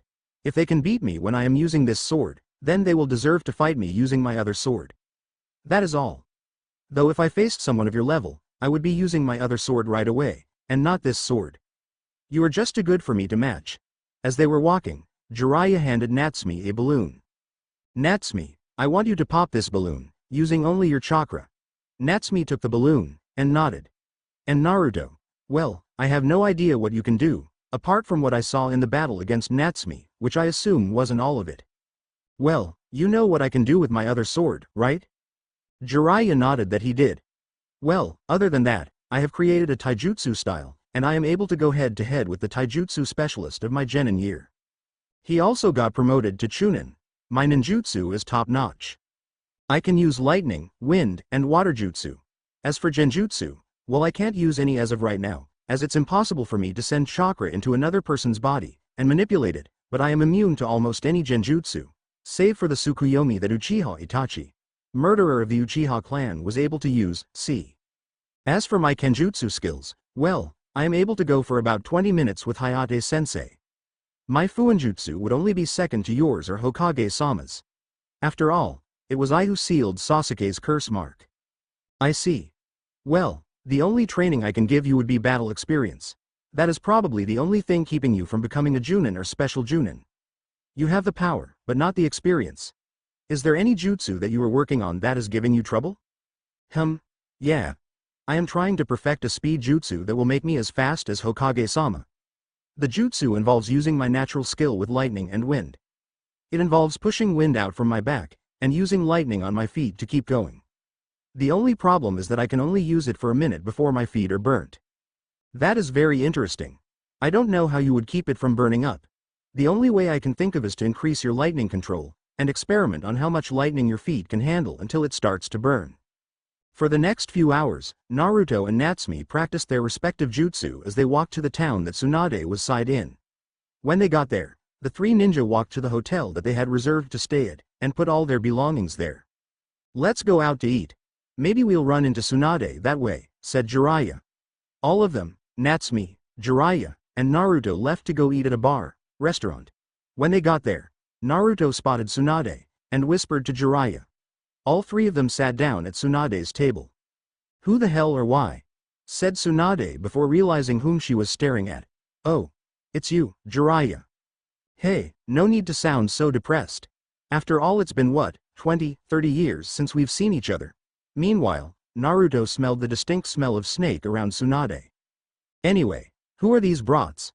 Asked Tsunade. They're the children of Minato Namikaze. The one on my right is my apprentice, Natsumi Namikaze, while the one on my left is Naruto Uzumaki. Naruto is the heir of the Uzumaki clan, while Natsumi is the heir of the Namikaze clan. Oh, so what? That won't make me come back to the leaf? You were visited by Orochimaru, weren't you? Said Naruto. How did you know? Asked Tsunade. You are giving off the scent of a snake.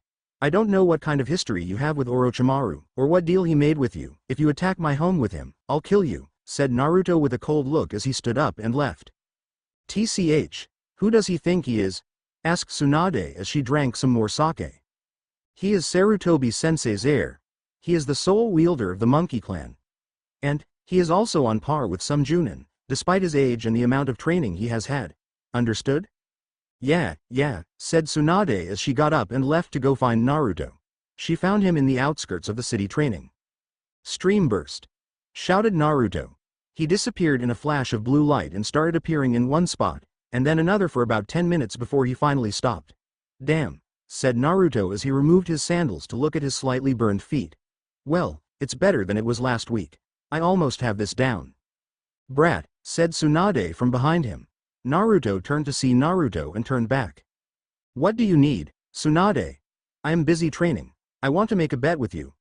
I will bet my necklace, as well as coming back to the leaf peacefully, and you will bet that if you lose, I don't have to come back. What is the bet? I bet that you cannot master that technique with the weak, said Tsunade triumphantly. Lady, you've got yourself a bet. Don't come crying to me when you lose, replied Naruto before yelling. Stream burst. Tsunade smiled and went back to her hotel. Meanwhile, Naruto continued to train hard with his new technique. For 3 days straight, Naruto worked on perfecting his technique as much as he could. Finally, on the eve of the 3rd day, Naruto collapsed from exhaustion. Naruto's mindscape, Naruto-kun, wake up, prompted Kami. Naruto groaned and got up, blinking away his tiredness. Ka-san? I was sleeping. I know, but I have some advice on your technique, unless of course you don't want it, trailed off Kami. No, I want your advice. Please help me, Ka-san. Very well. As you know, you have to channel the lightning through your feet. What you don't know is that you are trying to tame it, which is not in the nature of lightning. You have to let it move freely. Understand, Naruto-kun? I think so, Ka-san. Basically, I've been trying to tame the lightning, but I shouldn't. I should just guide it, and let it move unrestricted. Exactly. Now get back out there, and win this bet. Understood, Ka-san, said Naruto, before disappearing from his mindscape. Real world. Yosh!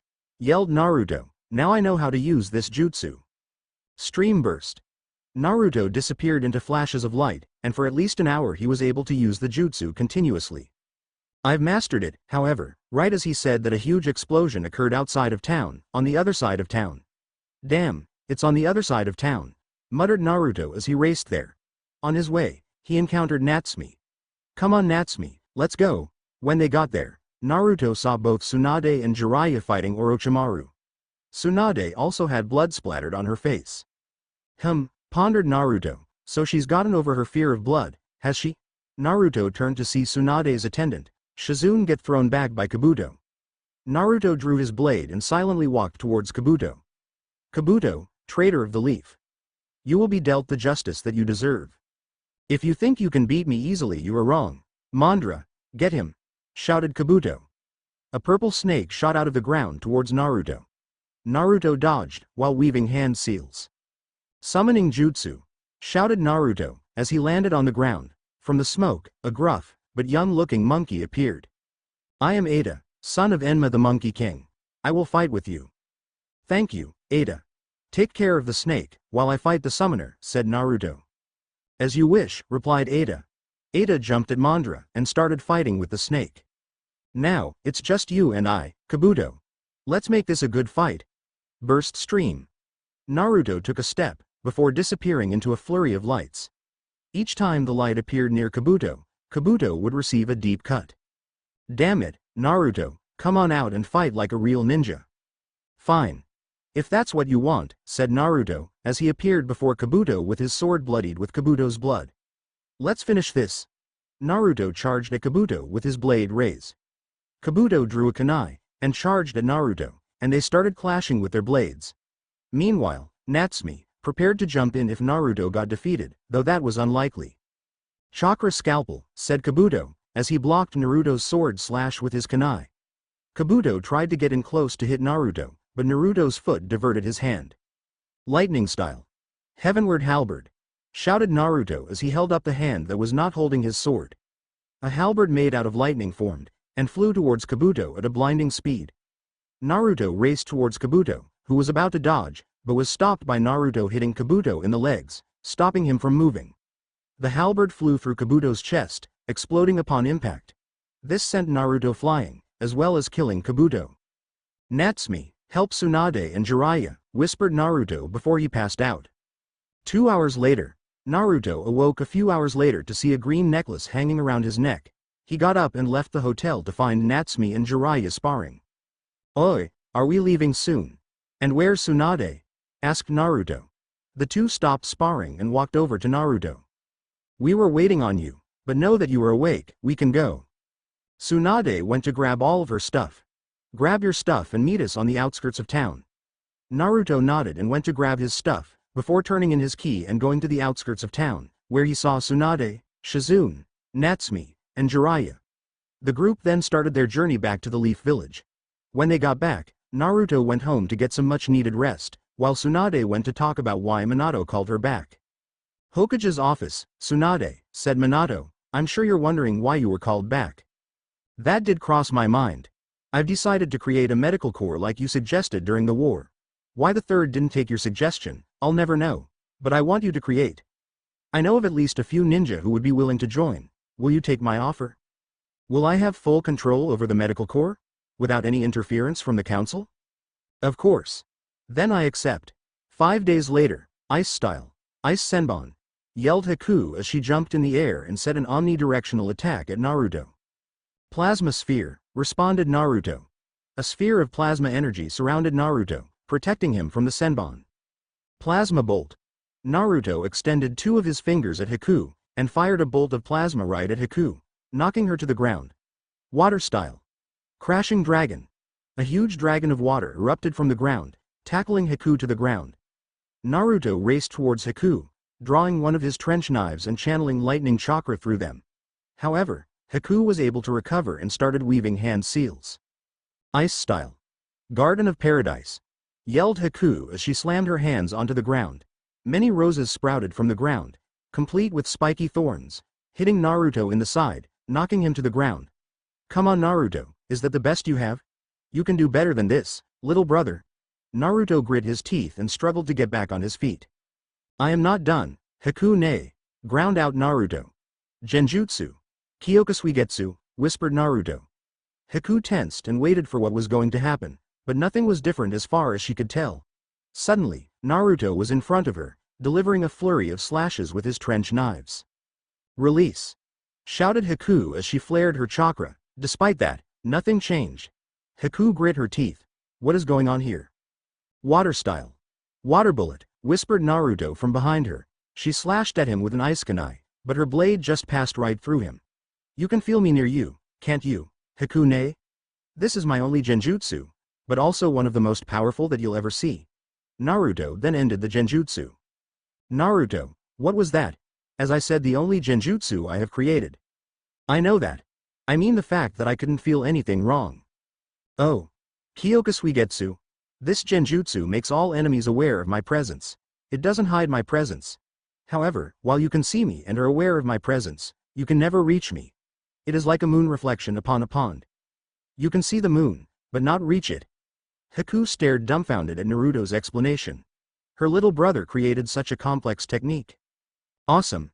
Yelled Haku as she glomped Naruto and started squeezing him.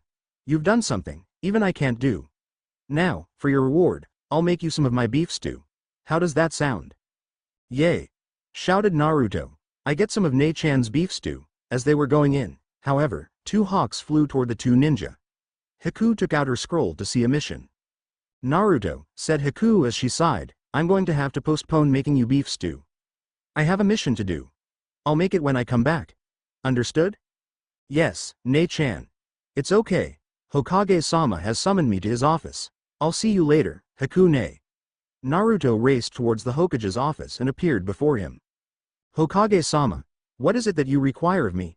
Minato sighed. Naruto still wouldn't call him and Kushina Tusan or Ka-san. Not anymore. Chunin Uzumaki, you've been called here because of an incident that happened last night. Your sister was found unconscious on a bench last night. She was trying to stop Sasuke from leaving the Leaf Village. As of this moment, you are issued the mission to track down Sasuke and apprehend him if possible. Kill him if you have no other choice. Understood? Hokage-sama, if I take some other Chunin, who will be in command? You are. Now form a team and stop them. We believe Sasuke is on his way to Orochimaru. That cannot happen, understood? Yes, Hokage-sama. Sasuke will either come back alive, or you won't make it to Orochimaru alive. May I go gather my team? Yes. Go Chunin Uzumaki. Use all your power to complete this mission. Naruto nodded and left to go find Shikamaru, Choji, Natsumi, Shino, Kiba, Neji, Lee, Tenten, and Hinata. The entire team gathered at the gate.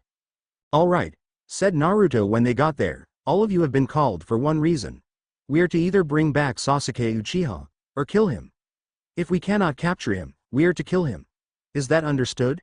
Everyone around Naruto nodded. Good.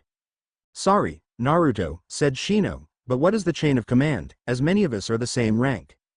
I am in command, appointed by Hokage-sama. Now, we will be tracking Sasuke in 2 lines. The first line will be Kiba, followed by Shikamaru, who will be the quick thinker and will give Kiba orders based on what happens. Next will be Natsumi, then Choji, and finally will be Hinata. The next line will be Shino, followed by me, then Lee, then Tenten, and finally Neji. There will be a width of 50 meters between the 2 lines. Using the seals that already on Choji and Shikamaru, we will be able to communicate if we run into trouble. Any questions? When no one raised their hands, they got into formation and headed out. After about 20 minutes of jumping through the trees, Naruto felt his communication seal heating up. Naruto called for a stop. When Naruto checked the seal, he saw the word, Choji and Natsumi are fighting with one of the Sound 4, the group sent to retrieve Sasuke. Should we come closer to each other? Naruto replied, yes. He then turned to his team. All right, we are moving towards Shikamaru's team. Choji and Natsumi are already in a fight. Let's keep going and hope we don't run into a fight. Naruto and his group continued until they met up with Shikamaru's group. After about 30 minutes, they had the other 3 members of the Sound 4, and then an extra member from when they had been the Sound 5. Neji and Tenten faced off with Kitamaru. Kiba and Hinata faced off against Sakin and Yukon. Shikamaru and Shino faced off against Tayuya. And finally, Lee had faced off against Kimimaro. Also, the 3 Sand siblings, Gaara, Kankuro, and Tamari arrived to help. Gaara helped Lee against Kimimaro. Kankuro helped out against Sakin and Yukon, and Tamari helped out against Tayuya. Meanwhile Naruto went on ahead to face off against Sasuke. Naruto landed on the head of Hiroshima Senju, while Sasuke stood on the head of Madara Uchiha. Sasuke, yelled Naruto, come back to the leaf, and you won't have to fight me. HMPH. You think you know everything, but you don't. Orochimaru will give me power. Enough power to kill Itachi. And the power to finally surpass you. Why should I return to the leaf? Besides the fact that I will kill you if you don't, asked Naruto. Huh. You couldn't kill me. I'm your comrade. Not anymore. For you, I will attack you with my full power from the start. Naruto unsealed Rariki, and put Rariki in his belt. No holding back. Good. Fire style. Fireball jutsu. Wind style. Wind slash. Naruto slashed with his sword, slicing the fireball in 2. What? Fire is superior to wind, so how did you stop my fire attack? That's for me to know, and you to never find out, said Naruto as he jumped off the head of Hiroshima, and onto the head of Madara. Now we fight. The 2 engaged in a taijutsu battle, and although Sasuke had a fully developed Sharingan, he wasn't able to dodge all the attacks that Naruto dished out, and was repeatedly hit in the stomach, the head, and sometimes in the place where the sun doesn't shine.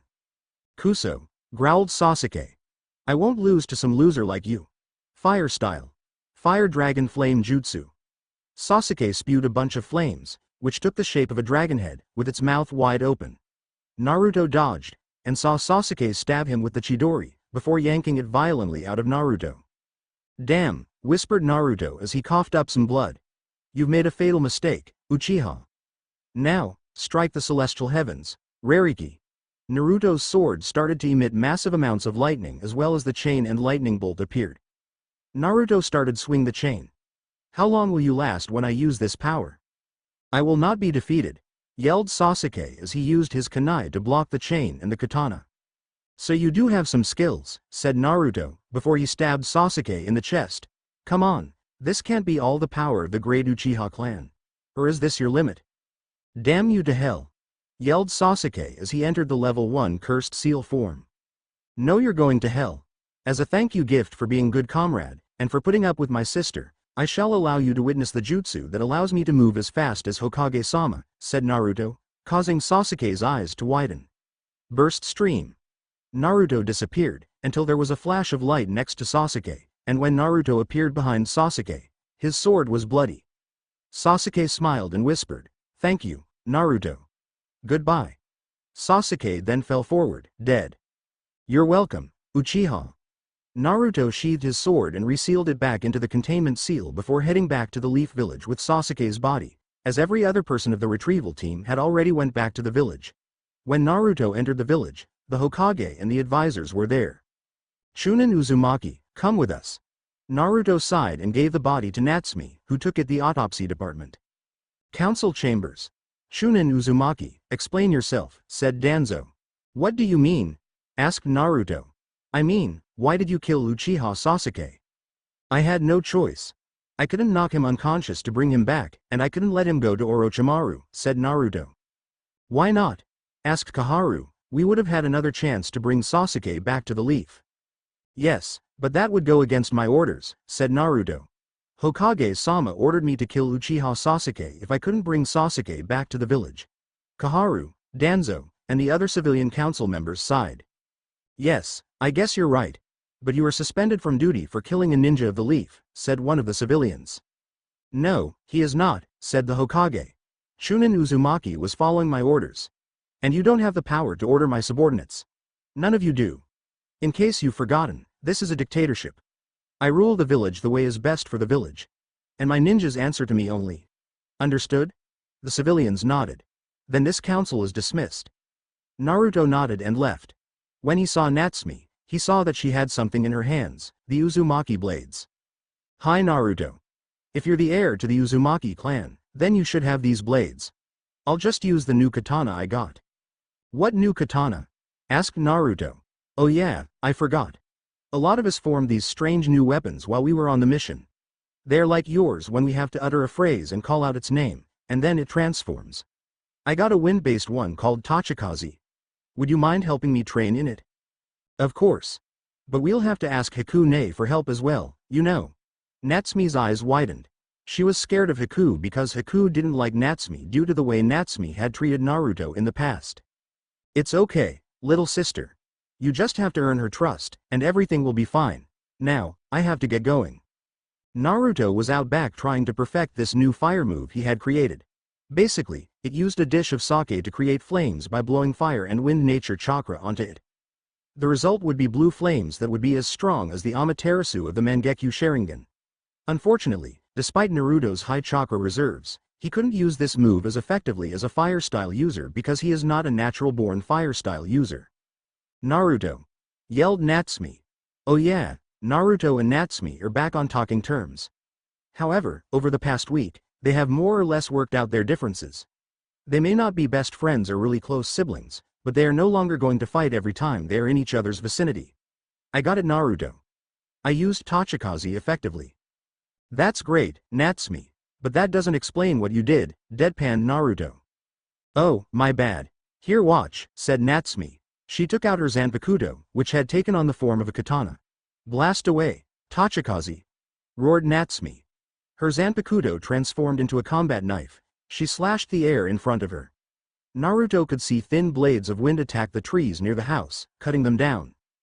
Good job, said Naruto warmly. It seems that the training with Hikune had paid off. Yeah, muttered Natsumi, if you don't count all the times that she tried to kill me. Natsumi had been training with Hiku the past week, although it was more of Hiku trying to kill Natsumi for hurting her little brother, and for making him feel like less than nothing when they were kids. Well, said Naruto, I'm going to go out. I'll see you later. Naruto grabbed his katana and put it in his belt and walked off. While walking, many people openly stared at him. Maybe it was because of his happy. Maybe he should stop wearing it. Nah, they can deal with it. Besides, it's not like it's that bad. As Naruto was walking, a scroll dropped on Naruto's head, bouncing into his hands. Ma, muttered Naruto. What's this? As he read, he saw that all the rookies that became Chunin were being called together to form a special platoon. Hokage's office. Hello, Hokage-sama, said Naruto as he walked in. Naruto glanced around and saw that he was the last one to arrive. Ah, Naruto, you're here. Now we can begin, said Minato jovially, before getting serious. I am forming this platoon for one reason. Your teamwork is exceptional. I thought about adding in all the members from the rescue mission, but I want to leave that up to you guys. Naruto glanced around at the others. I don't have a problem with Natsumi or Hinata. They don't have big egos. Well, Hinata never did, and Natsumi has gotten over it. I agree with Naruto, said Neji. Natsumi has gotten over her arrogant and "I'm better than you" phase. And Hinata has never been egotistical. All she needs to do is stop being so gentle and kind and she'll be a great shinobi. I second that, said Rock Lee. But what problem do you have with Kiba, Naruto? The problem with Kiba is his ego, growled Naruto. Do you not remember how much he argued with my orders during the rescue mission? Many of the Chunin present nodded. If he did that then, who is to say that he wouldn't do it again? If he's going to be in our platoon, he's going to have to be able to take orders without complaint. Naruto does have a point, said Shino. I myself to advise having Kiba in our platoon. I think it's best if we don't include him. What do you say, Shikamaru? Troublesome, muttered Shikamaru. I agree with Naruto and Shino. It is undisputable that Kiba is an excellent fighter, however, he will not listen to those he considers inferior to himself. And unfortunately for us, to him, all of us are inferior to him. I propose that we have a fake mission. What do you mean by that? Asked Minato. What I mean is that you station one of your Chunin, say Izumo or Katetsu, at a location with some hostages. Then with the 3 genin, we will divide into 3 teams of 3 with one of the genin coming along. As we reach the objective, we will observe how they act and if they should be on the platoon. When we reach the fight, we will tell them how to fight, and if they disobey in a way that compromises the mission, they are immediately off. Is that a reasonable suggestion, Hokage-sama? Asked Shikamaru. I think it's an excellent suggestion, said Minato. Also, I have provided you with a base of operations. It is located within the Hokage Monument. Seals made by both me and Jiraiya have reinforced the Hokage Monument. So you'll be able to stay there and train to your heart's content. It also connects to the underground so you'll be able to train there as well. Thank you, Hokage-sama, said Ino, but what are we called? I've named you the first response team. Your duties would be to go assist any teams that may need your assistance on a mission if you are here. You are authorized to go without my permission. But this will only be formed after you test Natsumi, Kiba, and Hinata. Understand? Yes, sir. Minato pressed a button on his desk to call his secretary. Please send Katetsu, Izumo, Yugo, and Kurenai up to my office please. After a few minutes of waiting, the 2 Junin and 2 Chunin arrived. All right, said Minato. I am forming a new platoon, but 3 members are genin and must be tested. All right, Hokage-sama, said Kurenai, but that doesn't explain why we are here. We are going to set up a fake mission. You will all be paid of course. Izumo and Katetsu will disguise themselves as enemy ninja who have no master. They will be holding you as hostages halfway between here and Nami, understood? Yes, Hokage-sama. And Katetsu, Izumo, you are only to go at half power so that the genin can defeat you too. Yes, sir. Now go, and prepare, commanded Minato. All the ninja in the room bowed their hands, before disappearing. Minato grabbed a scroll and started writing up a mission along with the payment. With Naruto arrived back at home in time to see Natsumi running off. Natsumi, called Naruto. Natsumi turned to see Naruto. Naruto? I thought you had something to do. I did, replied Naruto. But Hokage-sama has assigned us a mission. Junin Kurenai Yuhi and Yugo Uzuki have been kidnapped by 2 unknown Ronin of unknown skill. Meet me at the village gates in 10 minutes. That is how long you have to prepare. Naruto then jumped away, leaving a focused Natsumi. So you're going on a mission with Naruto, are you? Asked Haku from behind Natsumi. Yes, Haku-san, said Natsumi. Just know that if you make it out of this mission successful, it will be better for you, and remember what Kakashi and I have taught you. If you do that, then you will be a great shinobi, said Haku before walking away, leaving a bewildered Natsumi. 10 minutes later, Natsumi arrived at the gates to see Lee, Neji, Shikamaru, Ino, Shino, Naruto, Hinata, and Kiba gathered there. Once she arrived, Naruto stepped forward. All right, our mission is to rescue 2 of our Junin. This is not a frontal attack mission. We will slip in and slip out. Fight only if necessary. Understood? Why? Asked Kiba. Why not fight the people who abducted the Junin? I mean if we beat them, then we don't have to worry about them. Normally, you would be right, said Naruto, but we have no idea what their skill is. So we will be doing a snag and run operation. Is that clear? TCH, said Kiba, turning his head the other way. Akamaru, meanwhile, yipped his understanding. Good. Now we will be moving in 3 teams of 3. Shikamaru, Neji, and Natsumi, Shino, Ino, and Kiba. Lee, Hinata, and I will be the final team. Those are 3 teams. Shikamaru will be leading his team, and Shino will be leading his team. Ino and Neji are their seconds. At the moment, the kidnappers are camped out halfway between here and the bridge to Nami. So they haven't gotten far. Naruto then handed out earpieces to the captains of each team. This will allow us to stay in contact easily. Don't lose them. Now move out. The teams jumped into the trees, fanning out, so that they could have a position from 3 angles. As they were traveling, Lee made hand signs to Naruto. Kiba is almost out, isn't he? Suddenly, Naruto called for his team to come to a stop. Elsewhere, the other captains called for their teams to come to a halt. Hinata, Byakugan if you would. Hinata nodded. Byakugan. Veins appeared near Hinata's eyes as she scanned the surrounding area. The kidnappers are 15 feet. Ahead of us, 12 feet. To our left, said Hinata. Good, said Naruto. He put his hand to the earpiece. Do you guys have a lock on their position? Position confirmed, came Shino's voice. Position confirmed, came Shikamaru's voice. All right, here's the plan, said Naruto before he saw Kiba's fang over fang attack. Damn it. Kiba's attacked. Now we go back him up, then kick his ass. As they were going, Naruto switched to a different channel. Katetsu, Azumo. Kick Kiba's ass. He has disobeyed an order. Got it, Naruto, said Azumo. Naruto switched back to his channel. Lee, Neji, Natsumi, you guys go in hot. Shino, you back them up. You too, Shikamaru. Hinata, you and Ino are coming with me to get the Chunin. Go. They all leapt into action. When they got to the kidnappers, they saw that they had already beaten Kiba to a pulp. Fire style. Fire blast. Yelled Natsumi. An orb of orange energy formed between her hands, before it rocketed towards them. The one who was wearing a brown cloak pulled out a giant Zanbato from somewhere to block the attack, only slightly sizzling his sword. Meanwhile, Naruto arrived to free the sensei, who fled with Ino and Hinata. Everyone, pull back! Yelled Naruto. No, shouted Kiba. We're winning. We can win this fight. Naruto shook his head and appeared behind Kiba, knocking him out with a chop to his neck. Naruto nodded to Azumo and Katetsu, who fled. Naruto picked up Kiba and started running back with him to the Hokage's office.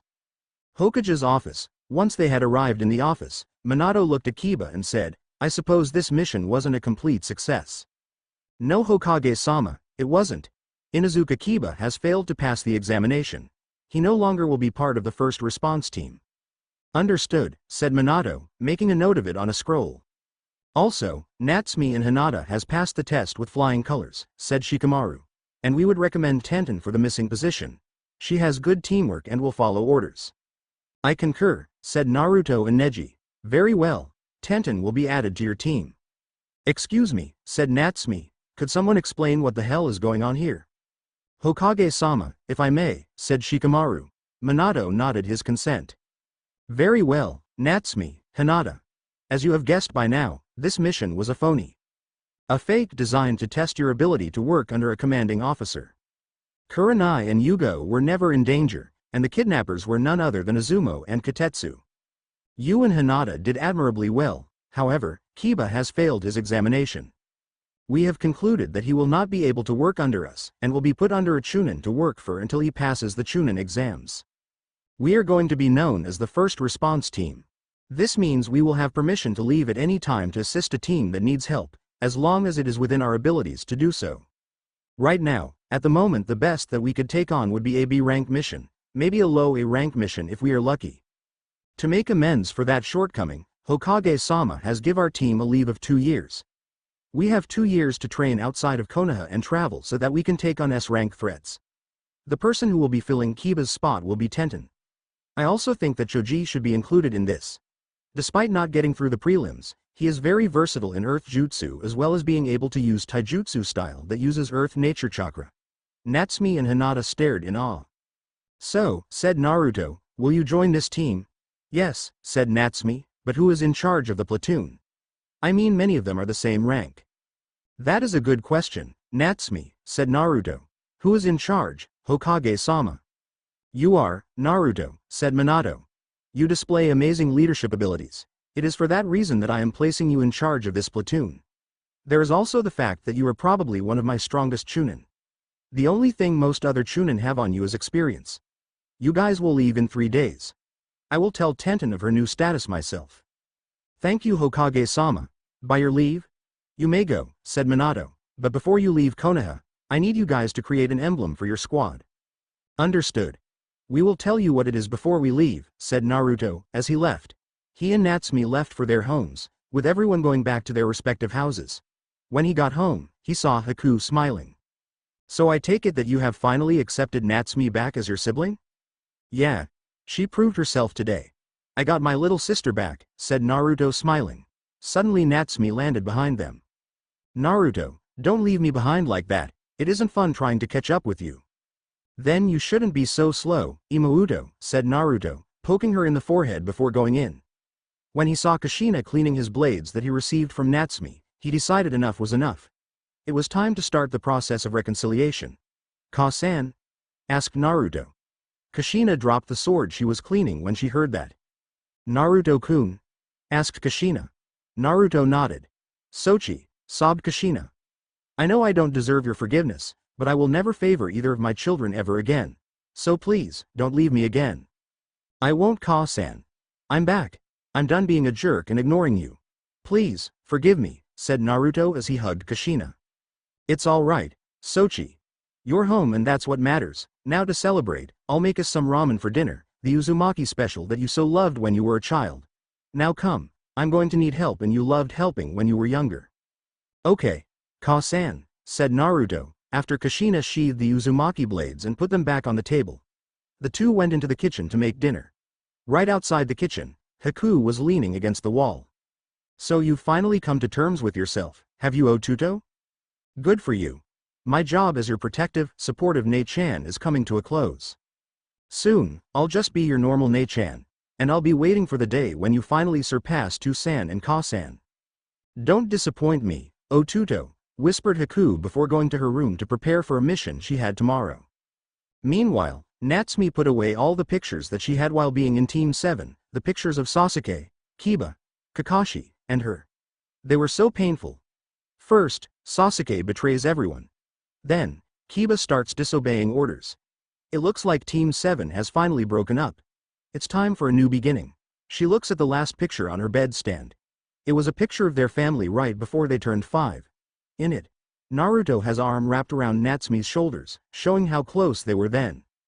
I wonder, whispered Natsumi, if I can ever make up for the mistake I made. I swear, I will help you in everything that you do. Naruto ni-san. After a while, she heard Minato flash in.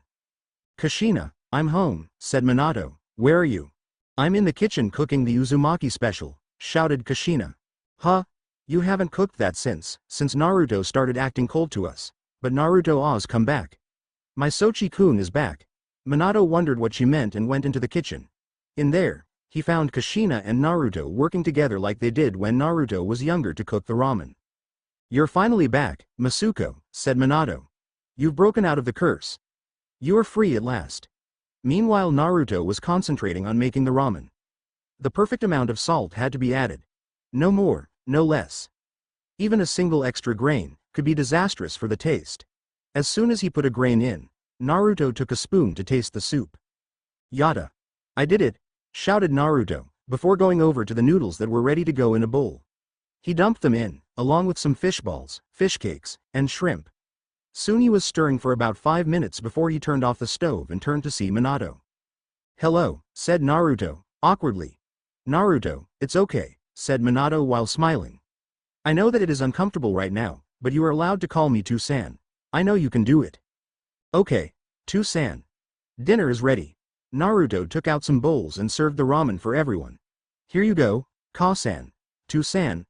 Naruto smiled a wild grin, which had not been seen since he was 4. Thank you, Naruto-kun, said Minato. Now, come, let's go set the table. The father and son went on to set the table for dinner. Now, call everyone for dinner, said Minato. After everyone was seated, the entire family had a great time during dinner for the first time in ages. After that, Naruto and Natsumi had a great time conversing and teaching each other about the trade they excelled at. Well, it was more Naruto teaching Natsumi, and Natsumi trying to find things to correct Naruto on. Despite this, the entire family had a great night. Next day, Naruto got ready and pulled on the clothes that he had worn to go find Tsunade. Once again, He had his Zanpakuto sealed onto the skin of his arm. But this time, he also wore a gauntlet on his right hand. It was a thin gauntlet that hugged Naruto's skin, but on the top it was pretty thick. But the special part about it was that it could launch kunai from the bottom, although the kunai had to be specially made by Tenten, as well as having a hidden sword.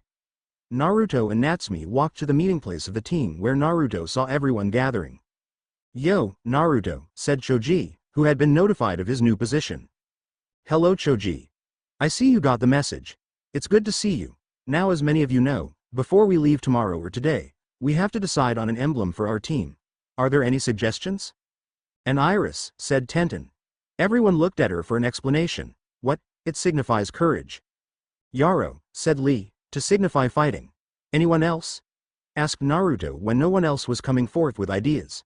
No one replied. "Well, I have one. The Kyuubi to signify that those who are our enemies will perish, but those who we defend shall never be harmed." This set off a lot of murmurs throughout the group. "Naruto," said Shikamaru, "you do realize that your sister contains the Kyuubi, right?" "Of course, but I still believe in what I said. Now let's vote if there are no other ideas." All of the members nodded. All in favor of the iris? Tenten, Ino, and Hinata raised their hands. Noted. All in favor of the Yaro? No one raised his or her hand. All in favor of the Kyuubi? Asked Naruto. Everyone but Tenten and Hinata raised their hand. Then we will have a Kyuubi, but should we also put an iris in his mouth? Everyone nodded. Then we are in agreement. We shall wear the symbol of the Kyuubi with the iris flower in its mouth on our backs. Oh, and when do you guys want to leave? Today, said Choji and Lee at the same time. Naruto nodded, then stood up and muttered, "Burst stream." Naruto morphed into the air, leaving surprised looks behind. "What was that?" asked Choji, looking at Shikamaru. "Beats me. I've never seen that before.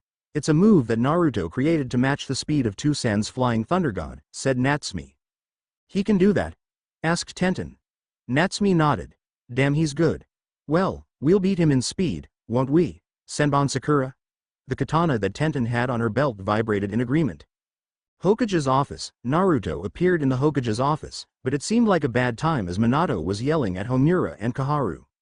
"I will not let my daughter or our son be inducted into Root," yelled Minato. "Oh, hello Naruto, what did you want?" "Just wanted to let you know that we came up with the final symbol of our squad," said Naruto. "And what is it?" sneered Koharu. "Kyuubi with an iris flower in its mouth. This image would also be imprinted onto a happy." "Very well. When do you guys leave?" asked Minato. "We would like to leave within the hour," said Naruto. "Very well. I'll have it to you then," said Minato. Naruto left the room. "Now," whispered Minato, "what was that about Naruto and Natsume going into Root?" "Nothing," said Homura, putting his hand over Koharu's mouth. "We were just on our way out. Thank you for your time, Hokage-sama." "Hokage Monument HQ, all right," said Naruto, "we'll be receiving our happy in an hour. Until then we can grab our things and prepare to leave. From tomorrow on out, we are on our own, so bring enough supplies to last. Also, bring some money." Naruto then disappeared again. The other squad members also dispersed to go grab their belongings. Soon enough, an hour had passed. The members of the squad appeared in the Hokage's office with all their supplies. "Here you go," said Minato, handing a happy to each of them. "Wear them with pride, for you are Konoha's first response team. I will send multiple missions to you through summons and Jiraiya. Naruto, just send them back your summons along with the heads of the targets, as all missions I will be sending you on are missions in which you will have to kill others. Is that understood?" "Yes, Hokage-sama," chanted the entire team. "Then you are dismissed. Go out and make a legend for yourselves. Become the best of the best. Team Naruto, you are dismissed." The entire team nodded, put on the happy, and jumped out the window and left the village. The parents of all the ninja who had left stepped out from the shadows. "Don't worry, they'll be all right. They have each other." "That's what worries me," said Inoichi. "But they'll get through it, for that is what that team symbolizes." Azumo and Katetsu were relaxing on guard duty when they heard, "You guys still sleeping on the job?" Azumo and Katetsu looked up to see Naruto wearing Enbu-style pants and sandals along with a red kimono top and a black happy with the symbol of the first response team on the back of it. On his sash, he carried a katana in a wooden sheath, unlike the others. However, the most noticeable difference was the scar ran underneath his left eye in a U-shaped fashion, which had an eye band coving it. Behind him stood Tenten, Choji, Shino, Natsumi, Ino, Neji, Hinata, and Lee. All of them had some kind of sword on them. Choji carried a naginta on his back, but the rest carried a katana on a sash tied around their waist. "Oh, so you're back?" asked Izumo. "Well, it's been a lonely 2.5 years without you. Hokage-sama wants to see you in his office ASAP." "Got it," said Naruto. The team started walking towards the Hokage's tower. As they walked, people pointed and said, "Look, there's the first response team. I heard that they were on a training trip. Look, it's composed of mainly clan heirs. Even the Yondaimi's children are on the team." The team ignored all the comments coming their way as they walked to the Hokage tower. As they were walking, they encountered a familiar face, Kiba. "So you guys finally decide to show up?" asked Kiba. "Well, it's a good thing. After all, if you've been out there any longer, Hokage-sama would have had no choice but to send me out to look for you. You guys are useless after all." Naruto just sighed and walked around Kiba, past him. The others did the same as well. "Hey!" shouted Kiba, turning around. "Are you guys even listening to me?" Try as he did, Kiba couldn't get a single reaction out of the team. Frustrated with his lack of results, Kiba left and went to go train. Soon, Naruto and Ko had reached the Hokage's tower. Naruto entered with his team and walked up to the Hokage's office. Naruto knocked on the door as he entered. "Hello, Hokage-sama," said Naruto. "Naruto," exclaimed Minato. "When did you get back?" "Just now. My team is ready for any mission. We are ready for whatever mission out there save for some S-rank missions and sulfur monosulfide rank missions. Those are the only ones that we might fail." "That is good. And your missions prove that you indeed speak the truth. But I wish to know where you believe your team is on average," said Minato. "Well," said Naruto, "our weakest member overall would be Hinata, but she makes up for that by being one of our best trackers and is able to use many moves from the gentle fist style, and has even created her own moves. She also is almost a master at water style." At this compliment, Hinata's face turned red from embarrassment. Next we have Shikamaru. As with Hinata, he's pretty much mastered the shadow element and can use wind chakra pretty efficiently. He has also perfected his on the battle thinking, which is thinking of strategies while on the run, and not standing in one place. Shino has mastered the use of his Kakaichu and had even built a hive. He has also gotten to an intermediate level of fire style. The only one better at it is Natsumi, and Tenten is a master with a blade and has become an intermediate level user of water and a master of wind. Neji has mastered the gentle fist style as well and mastered earth jutsu, and like Hinata has incorporated that into his gentle fist. Ino has created a new style of jutsu called flower just you, using different parts of flowers for jutsu, and has also mastered water jutsu. Lee has also mastered his iron fist style. He can now open the gates up to the 7th gate, although he can only keep it open for about 45 seconds. Natsumi has made great progress. She can fully utilize the Kyuubi's chakra and has mastered all 3 of her chakra natures, fire, wind, and water. "Fully mastered?" interrupted Minato. "Yes, fully mastered. Other than that, we have all become very proficient in using the special abilities of our swords.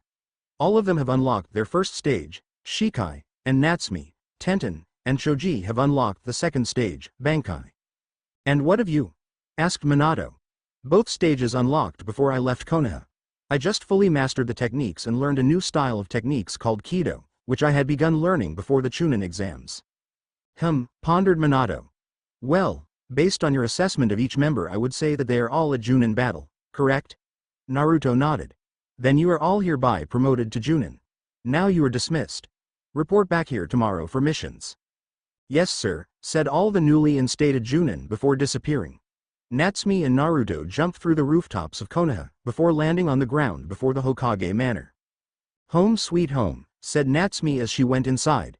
Naruto, however, stayed outside waiting for the familiar chakra that was on its way home. Soon Haku landed in the clearing and was surprised to see her little brother waiting for her. "Hello, Haku-ne," said Naruto as he hugged her. "Oto-oto," said Haku, "it's good to have you back. Next time you go on a training trip, please tell me. I was worried sick until Toussaint told me where you had gone." "I'm sorry Haku-ne, but you had already left for a mission, and I forgot to leave you a letter. I won't do it again."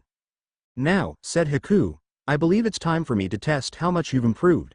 Can you fight right now?" "You better believe I can," replied Naruto as he put down his traveling bag. "Good, then let's go to the training field."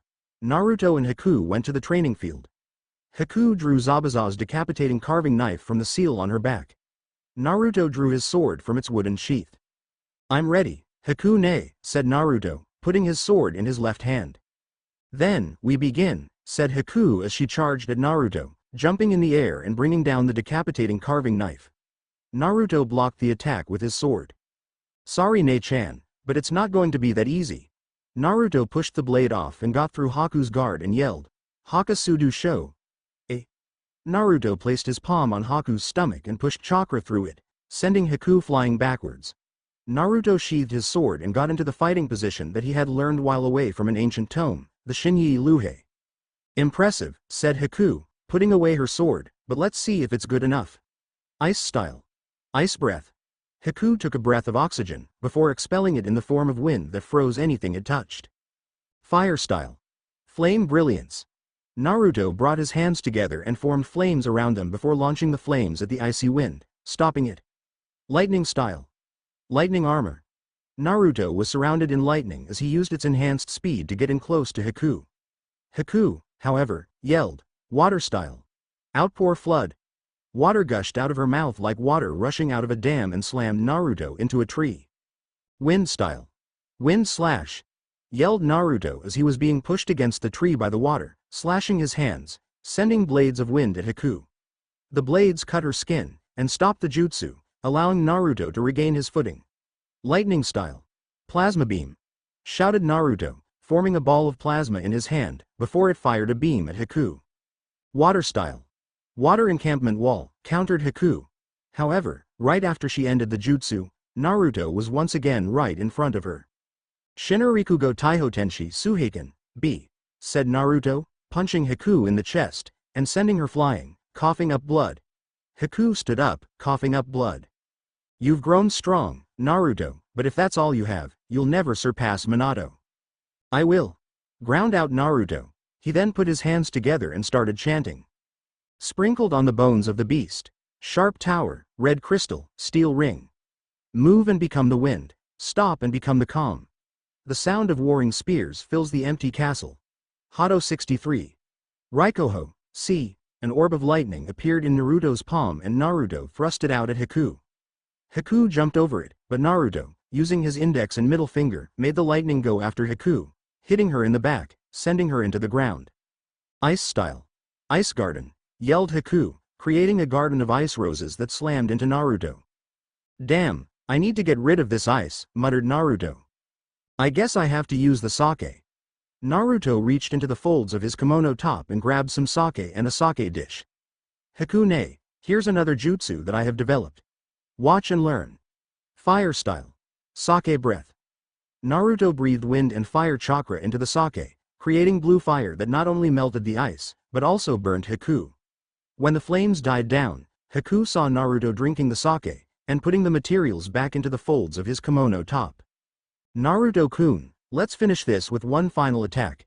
Your strongest, against mine," said Haku, with determination as she started weaving hand seals. "Fine, let's do this," said Naruto as he too began forming hand seals. Ice style. Icicle dragon. Storm style. Laser dragon. The two dragons, one made of ice, the other of pure energy, formed. Both fighters pointed with their palms at the intended target. Both dragons flew towards the target, ending up in a headlock. Storm style. Laser circus. Yelled Naruto. Haku's eyes widened as multiple beams hit her in the chest, sending her flying into a tree. As Haku's concentration decreased, the laser dragon bowled through the ice dragon and was about to hit Haku when it vanished. "Good enough?" asked Naruto from above Haku. "Indeed," said Haku as she took Naruto's hand. "You have improved. I am proud of you." "Thank you, Ne-san," said Naruto. Suddenly Naruto heard clapping from the side of the training field. Naruto looked over to see Kushina, Natsumi, and Minato clapping. "That was an impressive battle," said Minato. "Indeed," said Kushina, "but how were you able to do the storm element?" Naruto sighed. Yar. I guess it is time to reveal the secrets, which I have kept from all of you for so long. Can we go inside to discuss this?" asked Naruto. "And can I assume that this will never reach anyone else's ears or be written on paper?" "Of course. But first, Haku, I want you to go to the hospital. Can you make it there on your own?" "Of course I can. But Naruto-kun, I'll be expecting an explanation later, understood? Yes, Haku-ne, replied Naruto. The family of 4 went into the house as Haku took to the trees to get to the hospital. As they entered the house, Naruto picked up his bag. Once all of them were inside, Minato started making hand seals before the walls of the house glowed blue. Alright, said Minato, now you can talk without fear of being overheard. So let's hear what is going on. What have you been keeping from us? Well, said Naruto, you remember how one day I came downstairs with a katana in my possession? Of course, said Minato. How could I forget that? Well, that was a gift from one of my adoptive mothers, Yami, said Naruto, pausing to wait for his family's reaction. One of your foster mothers is Yami, a goddess? Asked Kushina, incredulous. Well, yes. The other one was Kami, replied Naruto. The 2 major goddesses are your foster mothers? Asked Minato. Well, yes, said Naruto. And is the sword that she gave you the one on your belt? Asked Minato. No, the one that I have on my belt is a gift from Kami. This blade, said Naruto as he drew the sword from its sheath, can cut through anything. It can even cut through the flesh of a tailed beast and can absorb chakra from those that it cuts and chakra-enhanced blades. That is one powerful blade, commented Kushina. Yes, now stop interrupting. The blade from Yami is like Natsume's Tachikaze. Yami just awakened mine much earlier than everyone else. That was Yami's gift to me. The Zanpakuto and the Kido, which are demon spells that I alone can use, as well as some other techniques, like Shunpo, Sonido, Hiero, Sero and its different forms, and Bala. The ones that I have not achieved of those are Hiero, Sonido, and Shunpo. The others I have achieved. Kami has given me godly power over lightning, water, and wind. I could literally create storms if I had enough control over my power. Right now, the best I can do when I use my power is to use the storm and ice element. I also use the lightning to help me in my burst when I use the burst stream. However, Kami-ka-san said that once I gain mastery over it, I could use this power to change the landscape with a swipe of my hand.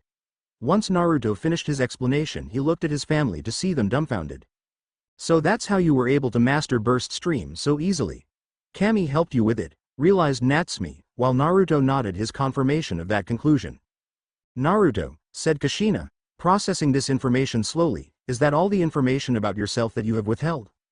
I guess this would be the best time to say that I am a Jinchuriki, right? Asked Naruto, scratching the back of his head nervously. You're like me?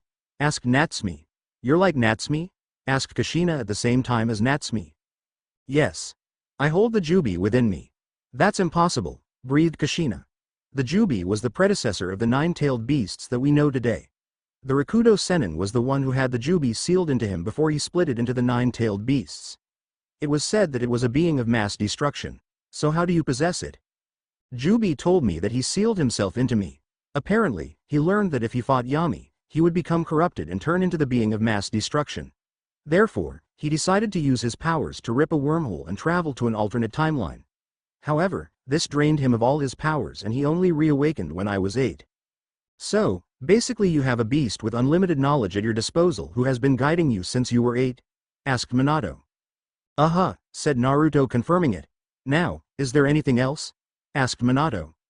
Nope, so I'm going to go get some rest. I'll come down for dinner. Naruto went up to his room and packed away all of the things that he did not consider essential for the trip. He then lay down on his bed. As he fell asleep, he felt himself being pulled into his mindscape. Naruto's mindscape. Naruto wake up to see Kami and Yami looking at him as he sat up. Kami was wearing a Konaha-style Chunin uniform, while Yami opted to go with a red kimono with white sakura blossoms on it. Is something wrong, Ka-san? Asked Naruto, tilting his head in confusion. We're just worried about you, said Kami. Why? Asked Naruto. If you're talking about me forgetting about you now that I have my biological family, then forget about that. I'll never forget about, alright? No, that is not what we are talking about, said Kami. We are talking about the Akatsuki. Why? Are they on the move? Asked Naruto. They are more than on the move. They are now actively hunting the other Jinchuriki. Already? Asked Naruto. Is it Itachi and Kisame again? No, it's not just them. All the Akatsuki members are on the move right now. It won't be long before they get Gaara and then come after your sister. Gaara? Is she okay? Asked Naruto. For now, but there's no telling how long until they make a move. Jubi is looking into why they're trying to take the tailed beasts, said Yami. Now, I believe someone is about to come into your room. Remember to do your best. Of course, Kami-ka-san, Yami-ka-san, said Naruto as he disappeared from his mindscape. Real world. Naruto woke up to see Haku entering his room. He sat up as Haku pulled up a chair. Hello, Haku-ne. I suppose you're here for the explanation, correct? No need, said Haku. I got the explanation. I was wondering why you kept it a secret. I understand why you kept it from the rest of the family, but why didn't you share it with me? You could have trusted me with the secret. I didn't tell it to you not because I didn't want to tell you, but because Kami told me that it was best if most didn't know until I had gained a decent control over my powers. I wasn't able to do the storm or ice element until about a year ago, and even though my control over it is still a little shaky. I understand, said Haku, but if you ever need to talk to someone about anything, I am always willing to listen to you, remember that. Of course, Haku-ne. And thank you for your support, said Naruto as he hugged Naruto before going downstairs for dinner. Next day, Naruto walked into the Hokage's office the next day after being called there. He was surprised to see Temari there as well. Temari. What are you doing here? Asked Naruto. I, said Temari, am the coordinator for the Chunin exams. But I was about to leave when I got called by the Hokage. Ah. So Hokage-sama, what did you need me for? Asked Naruto. Just yesterday, Jiraiya informed me that the Kazekage has been kidnapped by the Akatsuki and that Kankuro went after them. I want you to take a healer and 2 others as well as Temari and rescue the Kazekage. Is that understood? Yes, Hokage-sama, it will be done, said Naruto. Naruto turned to Temari and said, meet me at the village gates in 5 minutes. Naruto then jumped out of the window and onto the Hokage monument. He reached the secret trapdoor that led to the HQ. When he got there, he saw the people that he planned to take on the mission. Natsumi, Shino, Ino, you 3 are coming with Temari and Idasuna to rescue the Kazekage. We will also be in need of your medical skills, Ino. Understood. How long do we have to prepare? 2 minutes, said Naruto, before grabbing a prepared scroll for A-rank missions, and going home to grab his gauntlet and the sword he received from Kami. Naruto then shunsigned to the gate. When he got there, he saw Natsumi, Ino, Temari, and Shino waiting. Alright, let's go. The 4 took to the trees, jumping from branch to branch, at their top speed. For 3 days without rest they traveled until they made it to Suna. Once they got there, Temari was immediately told by a dust ninja, which was Suna's version of Konaha's Anbu, that Kankuro was in the hospital. All 4 of them rushed to the hospital. There the medics told Temari that Kankuro was going to die if they couldn't remove the poison. Step aside, said Ino, I'll get rid of the poison. When the ninja guards tried to stop her, Temari waved them off. She's been sent to help. Besides, if we can't do it, then at least let her try. Besides, do you not recognize her? She's Ino, one of the ninjas that stayed with us for at least 2 or 3 months. Yes, Temari, said the ninja. Meanwhile, Ino worked her magic, using a jutsu that she had developed to look inside Kankuro's body, and found the poison. Carefully, she made her hand intangible and scooped out the poison, by making the poison intangible as well, before making her hand tangible after the poison was out, dropping it into a vial that she produced from her person. Thank you, said one of the ninja. We're not in the clear yet. There are still traces of the poison in his bloodstream. Is there any herbs here that I can use? Asked Ino. Of course, said one of the ninja as he led her away. About a minute after Ino had left, Kankuro awoke. When he saw Naruto conversing with Shino, he started coughing. Naruto turned to see Kankuro awake. Hello, Kankuro, I see that you're awake. You should get some rest. I will, coughed Kankuro, but there is something you should know. The people who kidnapped Gaara were Sasori of the Red Sand and Deidara the Mad Bomber. I see, said Naruto, pondering what this meant. And I have a piece of clothing from Sasori, said Kankuro as he pointed to where Crow was lying. Naruto grabbed the piece of cloth. Thank you, Kankuro. Now get some rest. Kankuro complied and closed his eyes. Naruto went outside before using the summoning jutsu. A puff of smoke appeared before a scouting monkey appeared. Hey Anishi, how are you? Good, do you have any chips? Not today. I was wondering if you could help me with something? Of course, as long as it involves scouting, said the monkey. Naruto handed the piece of cloth to the monkey. Can you trace this smell and find the location of its wearer? Of course, replied Anishi, you can count on me. The monkey took off out of the village, intent on finding the source. Naruto also wrote in a scroll, which would immediately reverse summon itself to the Hokage's office. Hokage-sama, I need you to send over Tenten, Lee, and Neji. After finishing writing the note, Naruto placed it on the ground and channeled chakra into it, desummoning it.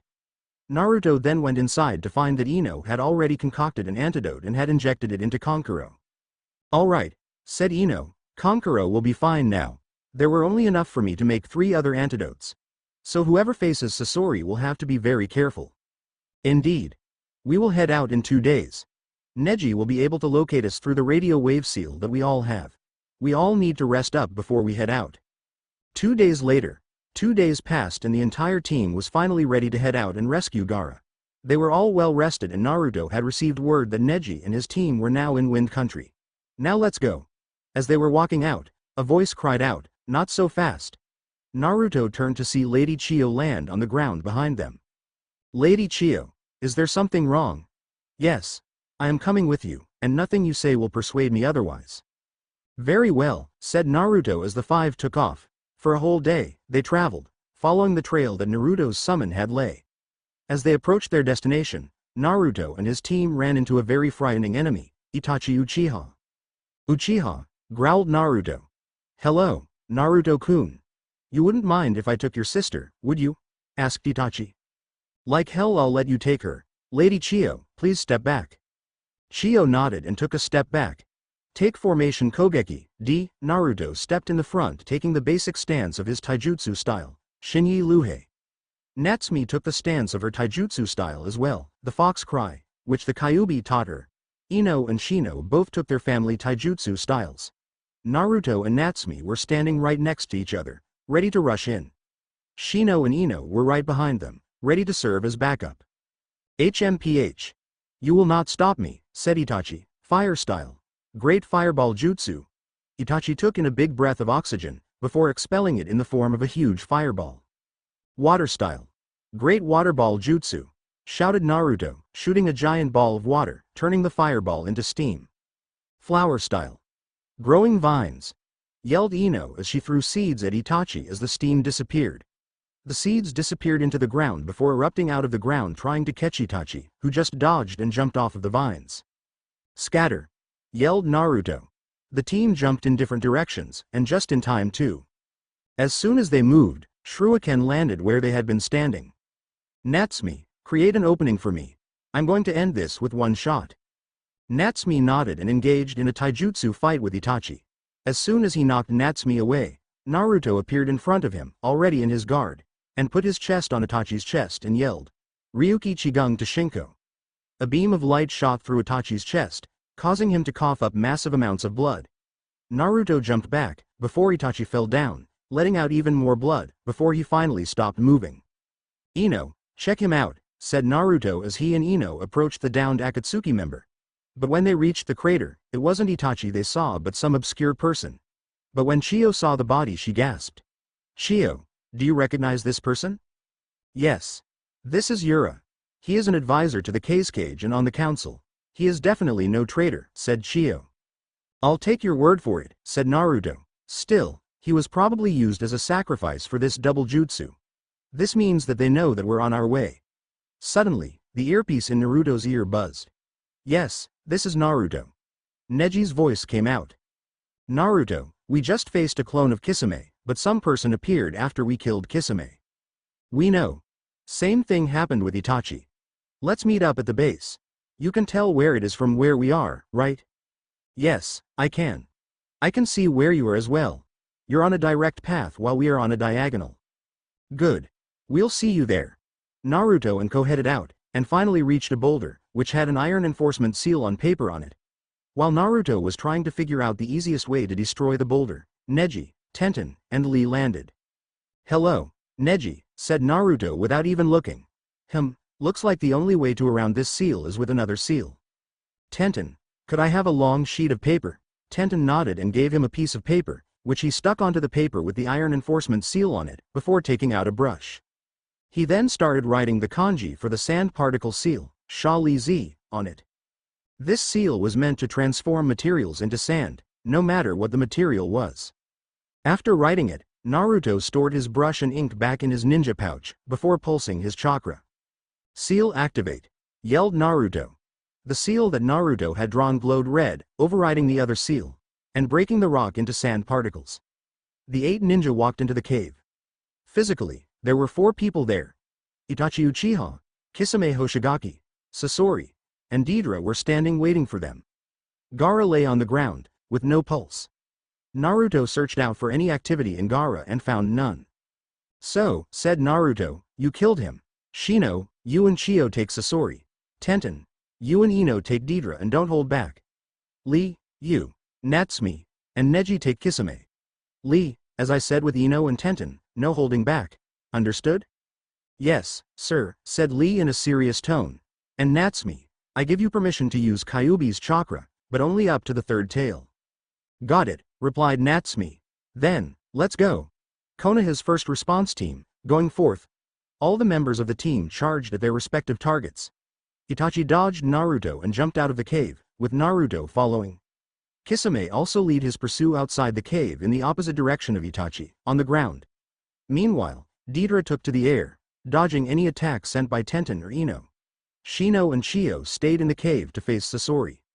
So, said Naruto, I will get to face the real Itachi now. Indeed, Naruto-kun.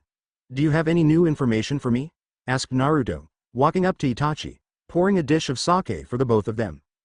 Yes, said Itachi, a smirk spreading across his face. Pain, leader of Akatsuki, is finally moving out into the open.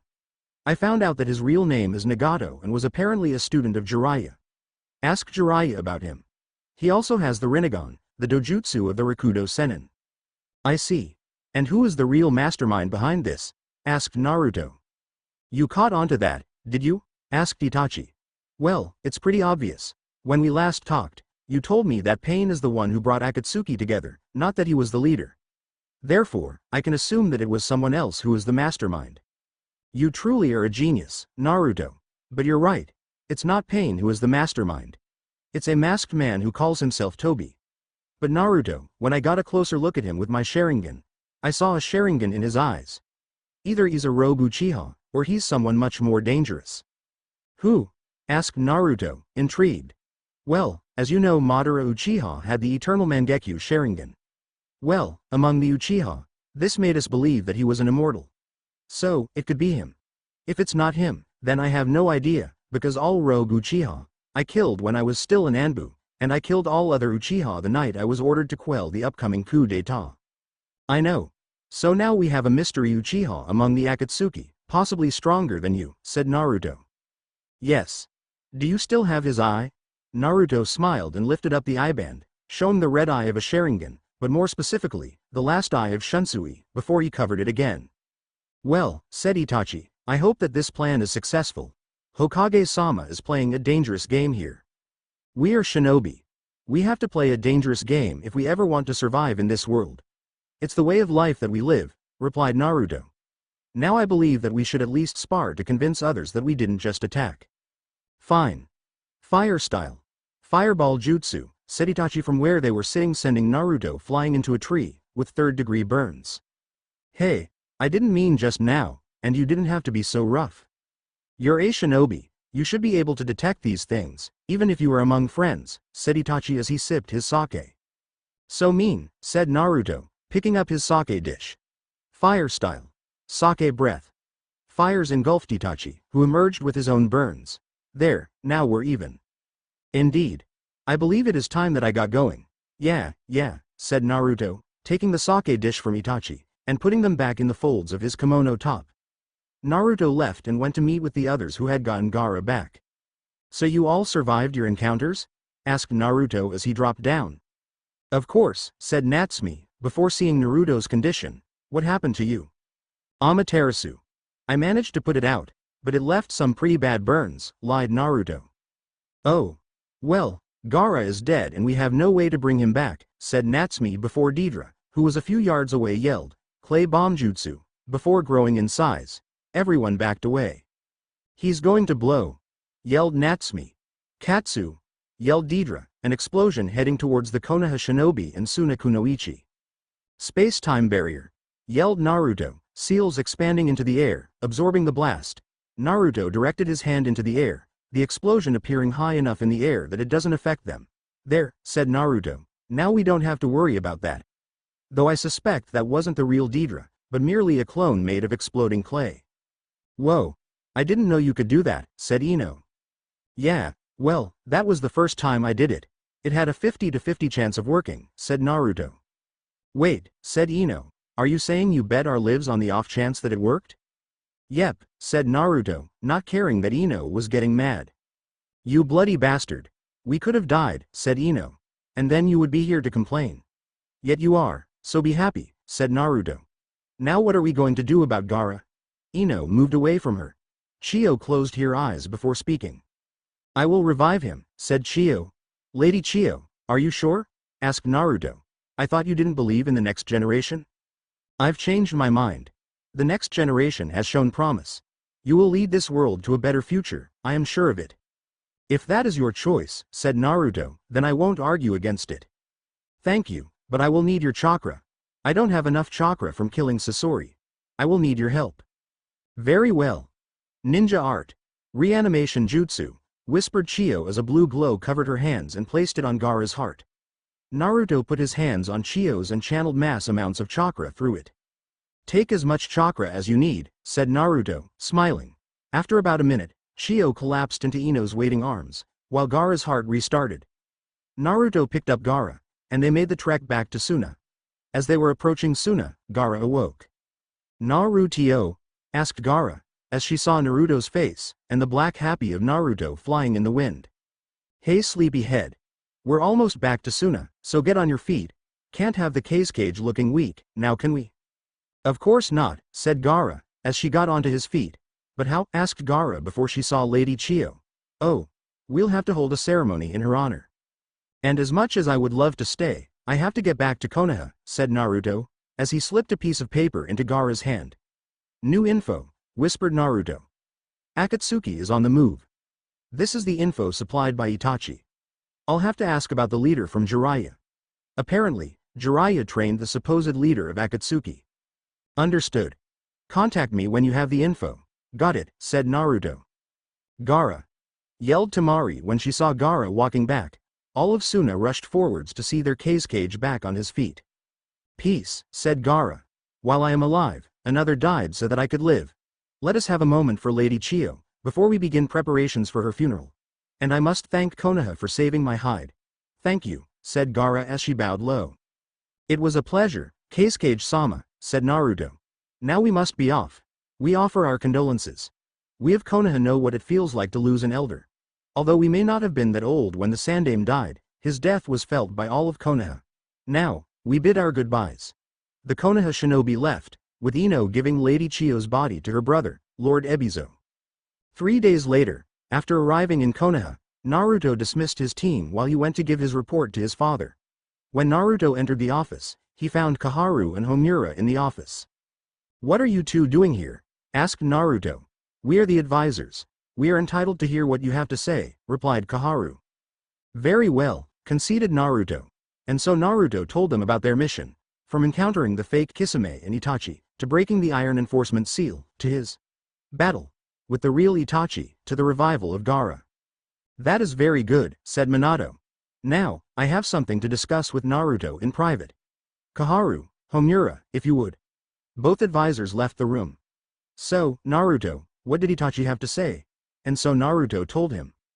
Hokage-sama, can you bring Jiraiya here soon? I need to speak with him about one of his students that he taught before you, said Naruto. He taught students before me? Asked Minato, surprised. Yes, and one of them is the leader of Akatsuki. I need to speak with him soon. I'll see what I can do, replied Minato. Naruto nodded his thanks before leaving. As he walked, Naruto thought, this is going to get ugly. The end. Thanks for watching. Also remember to subscribe and like this video. See you in the next video.